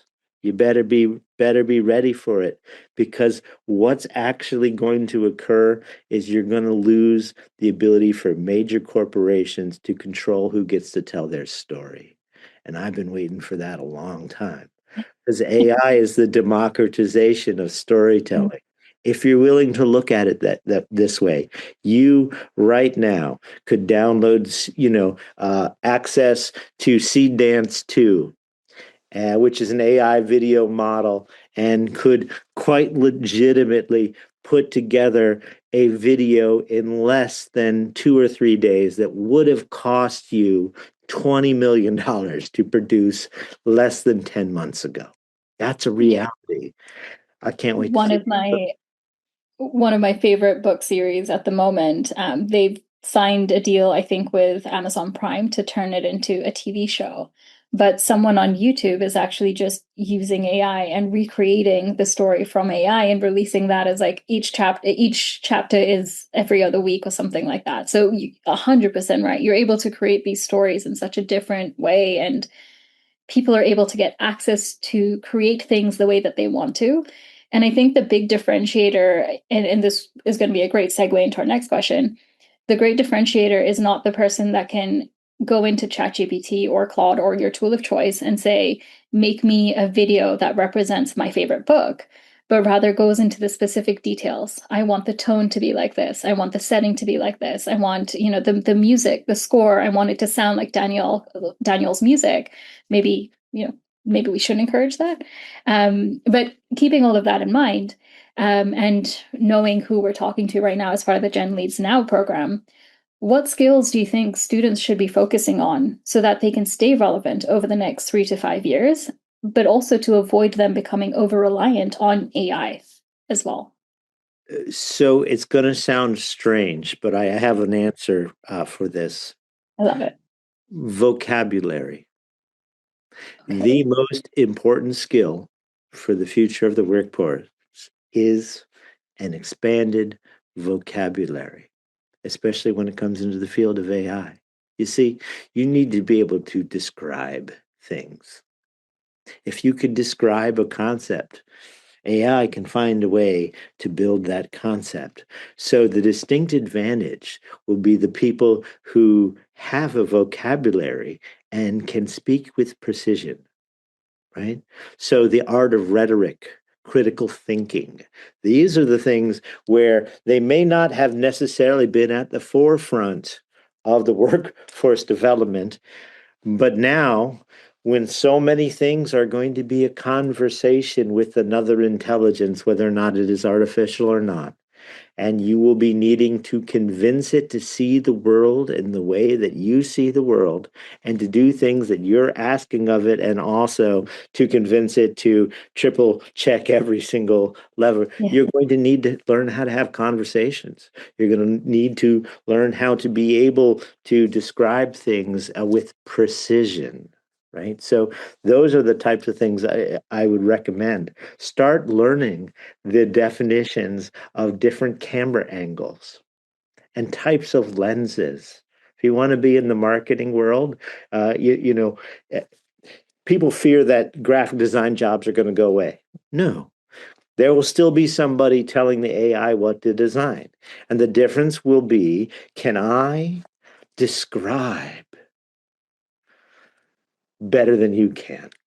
Can I convince it to see what I'm doing better than you can? So I think that's the number one thing, is increasing your vocabulary. You need to become someone who is a little bit of a sesquipedalialist.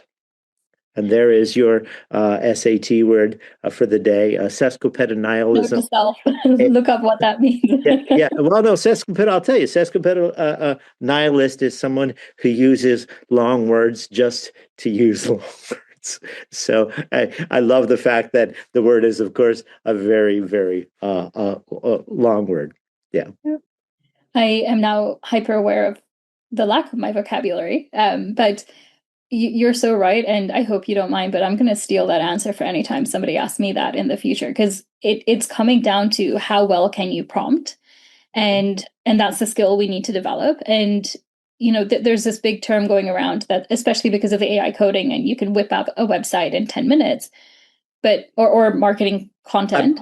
I'm building an entire AAA video game literally as we speak. I've created a workflow where it's generating voice assets from the dialogue that I've created that is running through Claude Code at the same time as I have Manus developing all of the art files while I'm on a call having a conversation. I've got 2 different apps getting developed while I'm on this call with you. But going back to that point you're making about the vocabulary, there's a really big common concept right now with non-developers, non-producers, non-graphic designers that are starting to use AI, where the term is AI slop, where if you don't know or you don't have the right vocabulary, you're asking AI to create, like, give me a graphic to design, or give me a graphic to market Daniel's latest album on Instagram. And unless you give it significantly more words, more vocabulary, more description, it's going to give you AI slop, which is just a basic image of the album and some basic text below it. And so it's that vocabulary, it's that description, that prompt that's going to be how you differentiate your AI slop to something that's really going to stand out and win in the AI noise. It's an interesting thing. So there are a whole lot of people who hate the concept of AI. So you must be aware, if you become someone who promotes the use of AI, you are going to have a whole lot of people who dislike you. It does not matter whether or not you can prompt the right way. There will be people calling anything that has even the slightest hint of AI, it's slop. This is slop, this is slop, this is slop. And you have to begin to also understand that this is a new form of bullying. This is a new form of, imagine if when the cell phone came out, everybody who had a pager walked around, and a pager is a little device that you have to call, and it rings and it buzzes in someone's pocket and it tells you a phone number that they have to go and walk and find a phone. Now imagine if all the pager people, every time you saw someone using a phone, said something that sounds kind of like a slur to them. Oh, that's slop. Right. So it's just something, be prepared for that, but you're not wrong. There is a difference. And the way I describe the difference is very, very, very simple. Every single one of us now has one of these, right? This has a camera on it. Does that make me a photographer? No. I can take pictures. What makes a photographer? Well, I can take pictures, right? But someone who has been trained in the art of taking a picture is going to get a better picture. I get a good picture 1 out of every 300. I get lucky, and the angle and the sun was right. But that does not mean that I can create art with it. It's the same thing with AI. Now that anybody can create a video, what sets your video apart? What's the story? What's the narrative? What's the emotional hook? Those are the things that you have to learn how to describe. Sorry, Daniel, to interrupt you. I would love to keep chatting for the next 2 hours, but I think we do need to pull Soyam back on. She has a few questions for us as well. Sure. This conversation is so exciting, and I can listen to both of you for days and days. I mean, you have had a fantastic conversation, and I've learned a lot from both of you. Thank you for sharing this. We're not yet done. I have a couple more questions, and to make it fun, it's going to be a fireside chat. So the goal is I will ask each of you a different question, and you can either choose to respond to the question in either one word or one sentence. Are we ready? My first question is for Ashni. What's something AI still cannot do well that people underestimate? Accuracy. It's still not 100% accurate, and people keep thinking it is. Amazing. Thank you. Daniel, what's one way you personally use AI that most people wouldn't expect?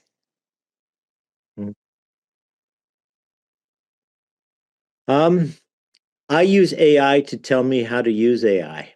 Yeah, I do too. Perfect answer. My little tip for anyone out there, when you're trying to do something, ask AI to ask you questions so you can give it enough context, and it's making fewer assumptions and it's giving you the right answer much faster. And use different AI models to teach you about the other models. See, it's very interesting. So I will use Claude to tell me what to do in ChatGPT, and then ChatGPT to tell me what to do in Claude, and compare their answers. And you will oftentimes find, one is better than the other. That's very true. And I've been privileged to be in one of Ashni's classes where she's teaching us how to use the different ones. But thank you for sharing that. That is really interesting. Ashni, you used to be a coder, you're still a coder. Is learning to code still worth it? I think so. I think learning to code is different today than what it was when I learned how to code 10, 15, 20 years ago. Going back to Daniel's earlier point, you need to understand the vocabulary. You need to understand how the code works and what the different parts you're connecting are so that it can be a more effective output that you're giving. And with code, it's usually a product you're shipping, and you want to make sure there's no security issues. So I have much more to say, but I'll leave it short at that. Thank you. Daniel, do you think AI enhances creativity or risks diluting originality? I think there's always going to be bad art being created, whether or not there's AI or not. I think AI has allowed the democratization of art, and that can be both good and bad. Amazing. Ashni, how should organizations balance efficiency from AI with maintaining human creativity and judgment?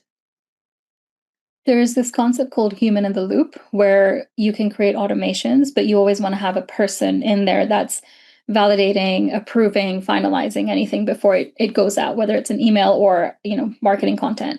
And so I think it's understanding where are those human in the loops essential, and who on your team are the right people to be those human in the loops. Oh, that's such a nice answer. Thank you for sharing. This is a very exciting one I have for Daniel. If we were having this conversation 10 years from now, what do you think would surprise us the most? That we wouldn't be having this conversation, that our AI avatars would be having this conversation for us as we were off doing something else. Oh, that is so true. And as we wrap up, I have a last question for each of you. What will always remain uniquely human, no matter how advanced AI becomes? Ashni. I think your experiences, good and bad, make you who you are as a human. And remember, AI is trained on our data. So as we have new experiences, as new things happen in the world that haven't happened in the past, for example, the Strait of Hormuz maybe being blocked off, that's creating different experiences. And I think that will always stay uniquely human. And will eventually become a part of AI, but it is your unique human aspect to start with. Oh, brilliant. And lastly, I have been very privileged to be on both of your AI workshops, and both of you are doing amazing jobs in how AI can work in the future and in a workplace and in so many other areas. And I would like Daniel to give us his closing. If you could give one piece of advice to young people navigating an AI-driven world, what would it be? Don't be afraid to dream. Don't be afraid to learn. And keep pushing the button until what you imagine becomes reality. Oh, thank you. Thank you for sharing, both of you. Thank you for being amazing panelists. Thank you for having an amazing conversation with us and teaching us a lot about this. If you want to get in touch with Daniel and Ashni, we will be sharing their profiles in the link below, and you can please, reach out to them anytime you need more AI advice in any form of your aspect. Thank you once again. I'm not really sure if I can do this. That's okay. Just start and we'll figure it out together.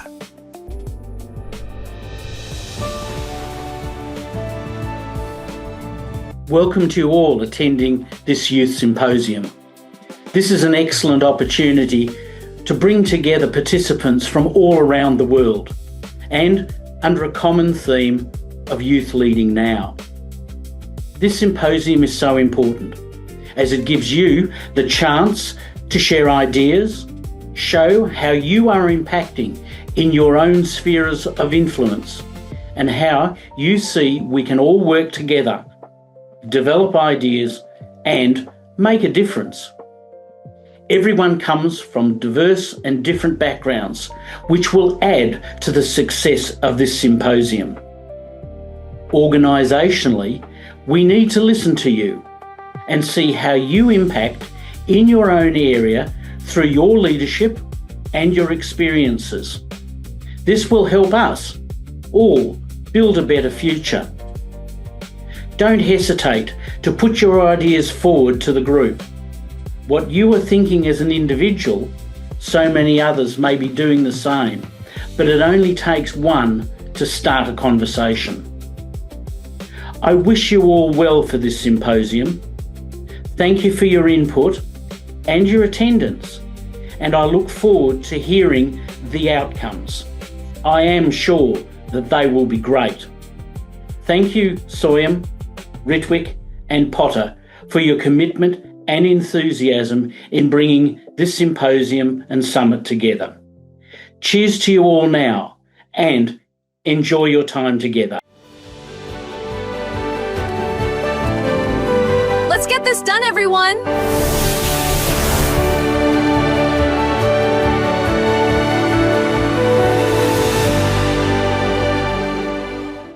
Hello, I am Lyon. I think being a Leo has enhanced my time management skills, project management skills, and interpersonal skills. Being a Leo can enable me to find my sense of belonging in the society, because when I see the happy smile from the service target, I find the value of myself too. Being a Leo Lion also have sharpened my leadership skills among working with different stakeholders, for example, service target and members in our team. Thank you, Elido. Thank you. It's a pleasure.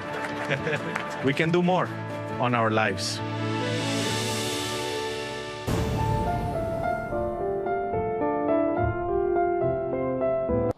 My journey as a Lion began in Swakop, but it was a Leo network that shaped my life. As a Leo, I discovered more than service. I discovered purpose, confidence, and leadership. It was the year that I found my voice, and I realized that even as a young lion, meaning less than 10 years being a lion, I could make a real difference. Through the journey, I grew into becoming a guiding lion, strengthened my leadership through RLLI, and become part of something far greater than myself, a global network of leaders and changemakers. From local indabas to international forums to the world stage at convention, I saw what is possible when you unite in service. But the true impact of Leos and Lions is not just where it takes us, it's in the lives that we shape. Every young person we reach, every Leo we mentor, we are shaping characters, confidence, and destiny. This journey has transformed my life, my leadership, my career, my friendships, and my deep commitment to service. Because being a lion is not just about serving the world, it's about becoming the person the world needs. How do you get youth to make good decisions, be on the right track, and stay focused, improving their mental and physical health? Well, you ask them to lead the way. The Monthly Focus is a teen-produced, interactive, live and live streaming show that educates the community on various social issues, from substance abuse prevention to healthy relationships, environmental protection to cyber safety, and more. Each show includes various segments that are interactive and informative. Shows include interviews with subject experts, pre-recorded PSAs and infotainment videos, audience discussions, and games based on the show themes, and more. By the end of the night, a community has bonded while learning tips on living happier, healthier lives. The community leaves connected, educated, and motivated. But the real magic of this program lies in the fact of what the teen producers gain while creating the show. A wide range of protective factors come together in a chorus of healthy behaviors, including surrounded by positive mentors, social emotional learning, and civic engagement opportunities. They become subject experts by researching and learning to teach. They improve their social and leadership skills by preparing and delivering the show. They internalize healthy habits and become role models for others while they shine the light on even more positive role models. It's community learning at its best, and it's led by teens. Prevention and mental health education has never been more fun or engaging. The Monthly Focus. Find episodes on the YouTube channel at Cause Community Network, or join us live in person for one of our shows. More information on causetheworld.com.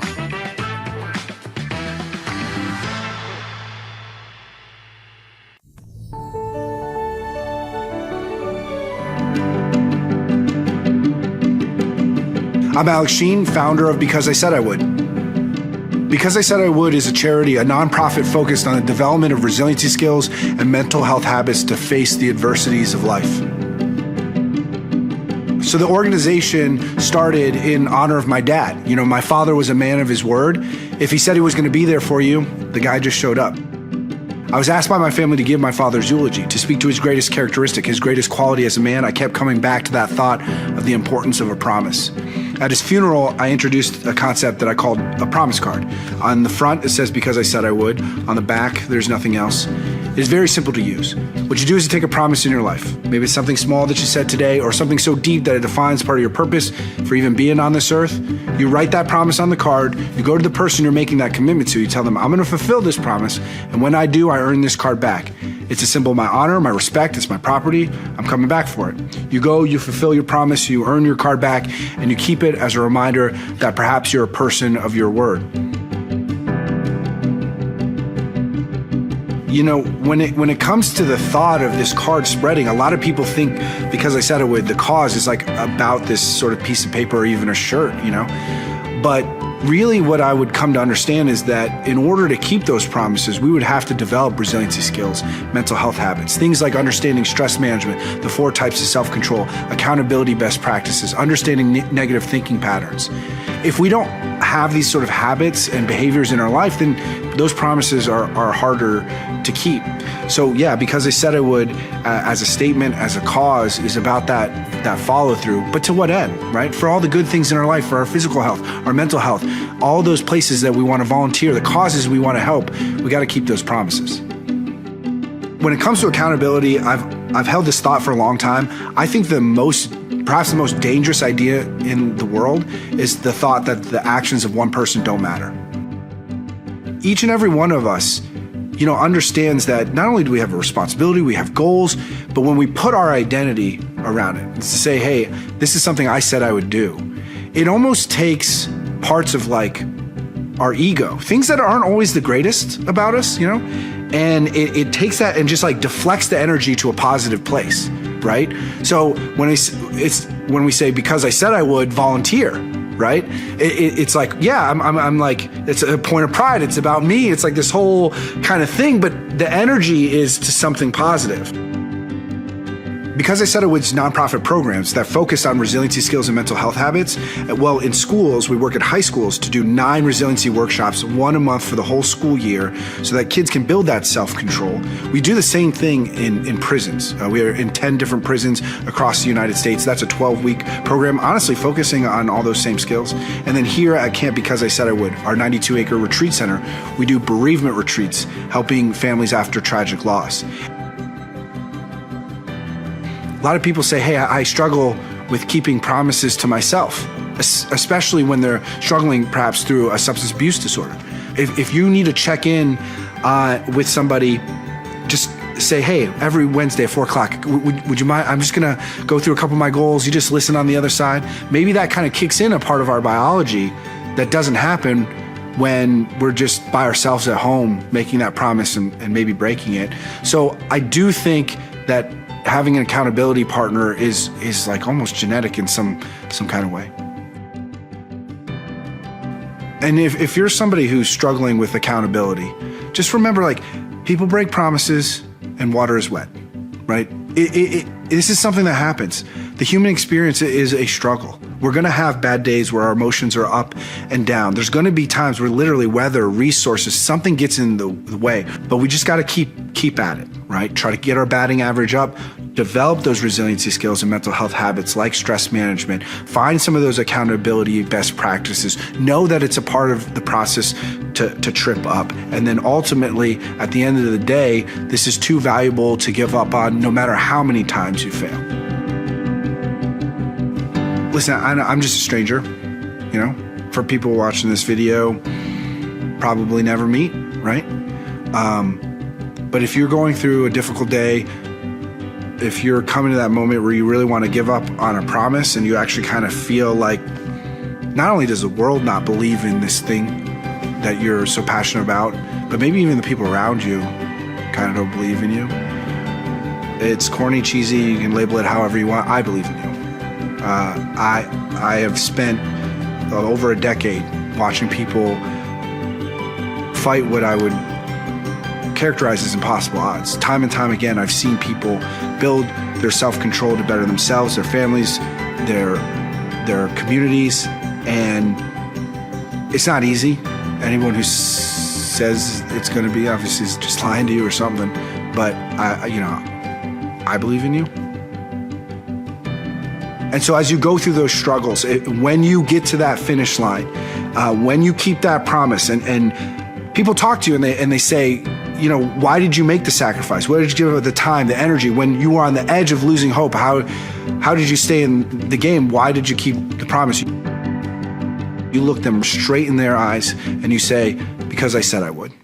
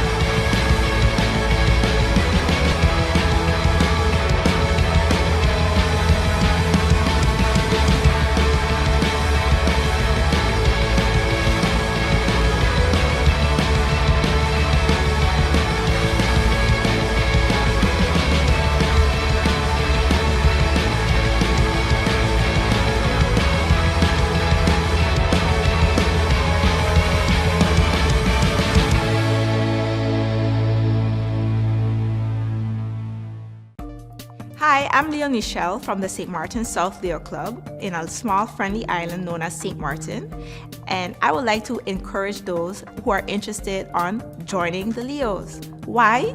We love to volunteer and we love to make new friendships and enjoy activities. Leos, we come together not only to serve our communities, but to also have fun.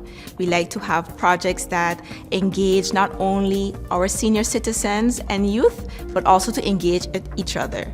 I became a member because I love to serve, but also to have fun and engage in new experiences. Are you interested in joining us?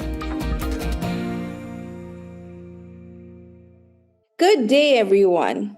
On behalf of the Lyon Board Liaison team, it is truly an honor for us, Soem and Ritwik, to be here with all of you today. Over the past few hours, we have witnessed something powerful. Not just ideas, not just discussions, but a global community of young leaders rising together. From leading yourself, to growing your journey, to creating impact, and finally, to shaping the future. This symposium has reminded us of one important truth. Leadership is not a destination, it is a responsibility.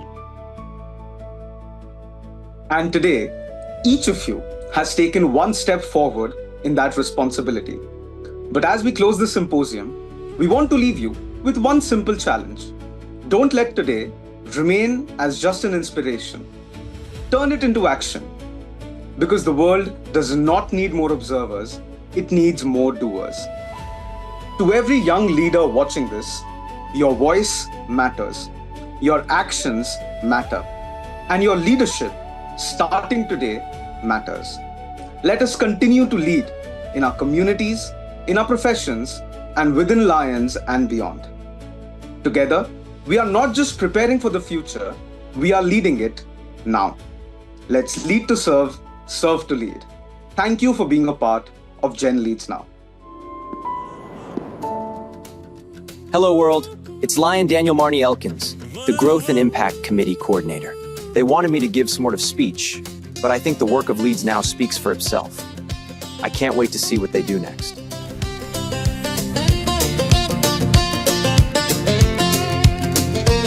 I'm a lucky man with my lunch and money and my family tree. Leaves and roots and branches are my friends, my folks and me. Meant to leave my thanks as I strolled out the door. Walking 20 miles before my feet hit the floor. Where I'm coming from will take me back there again. So sure am I to turn around and rejoice with old friends. I turn around, I turn around, I turn around, I turn around, I turn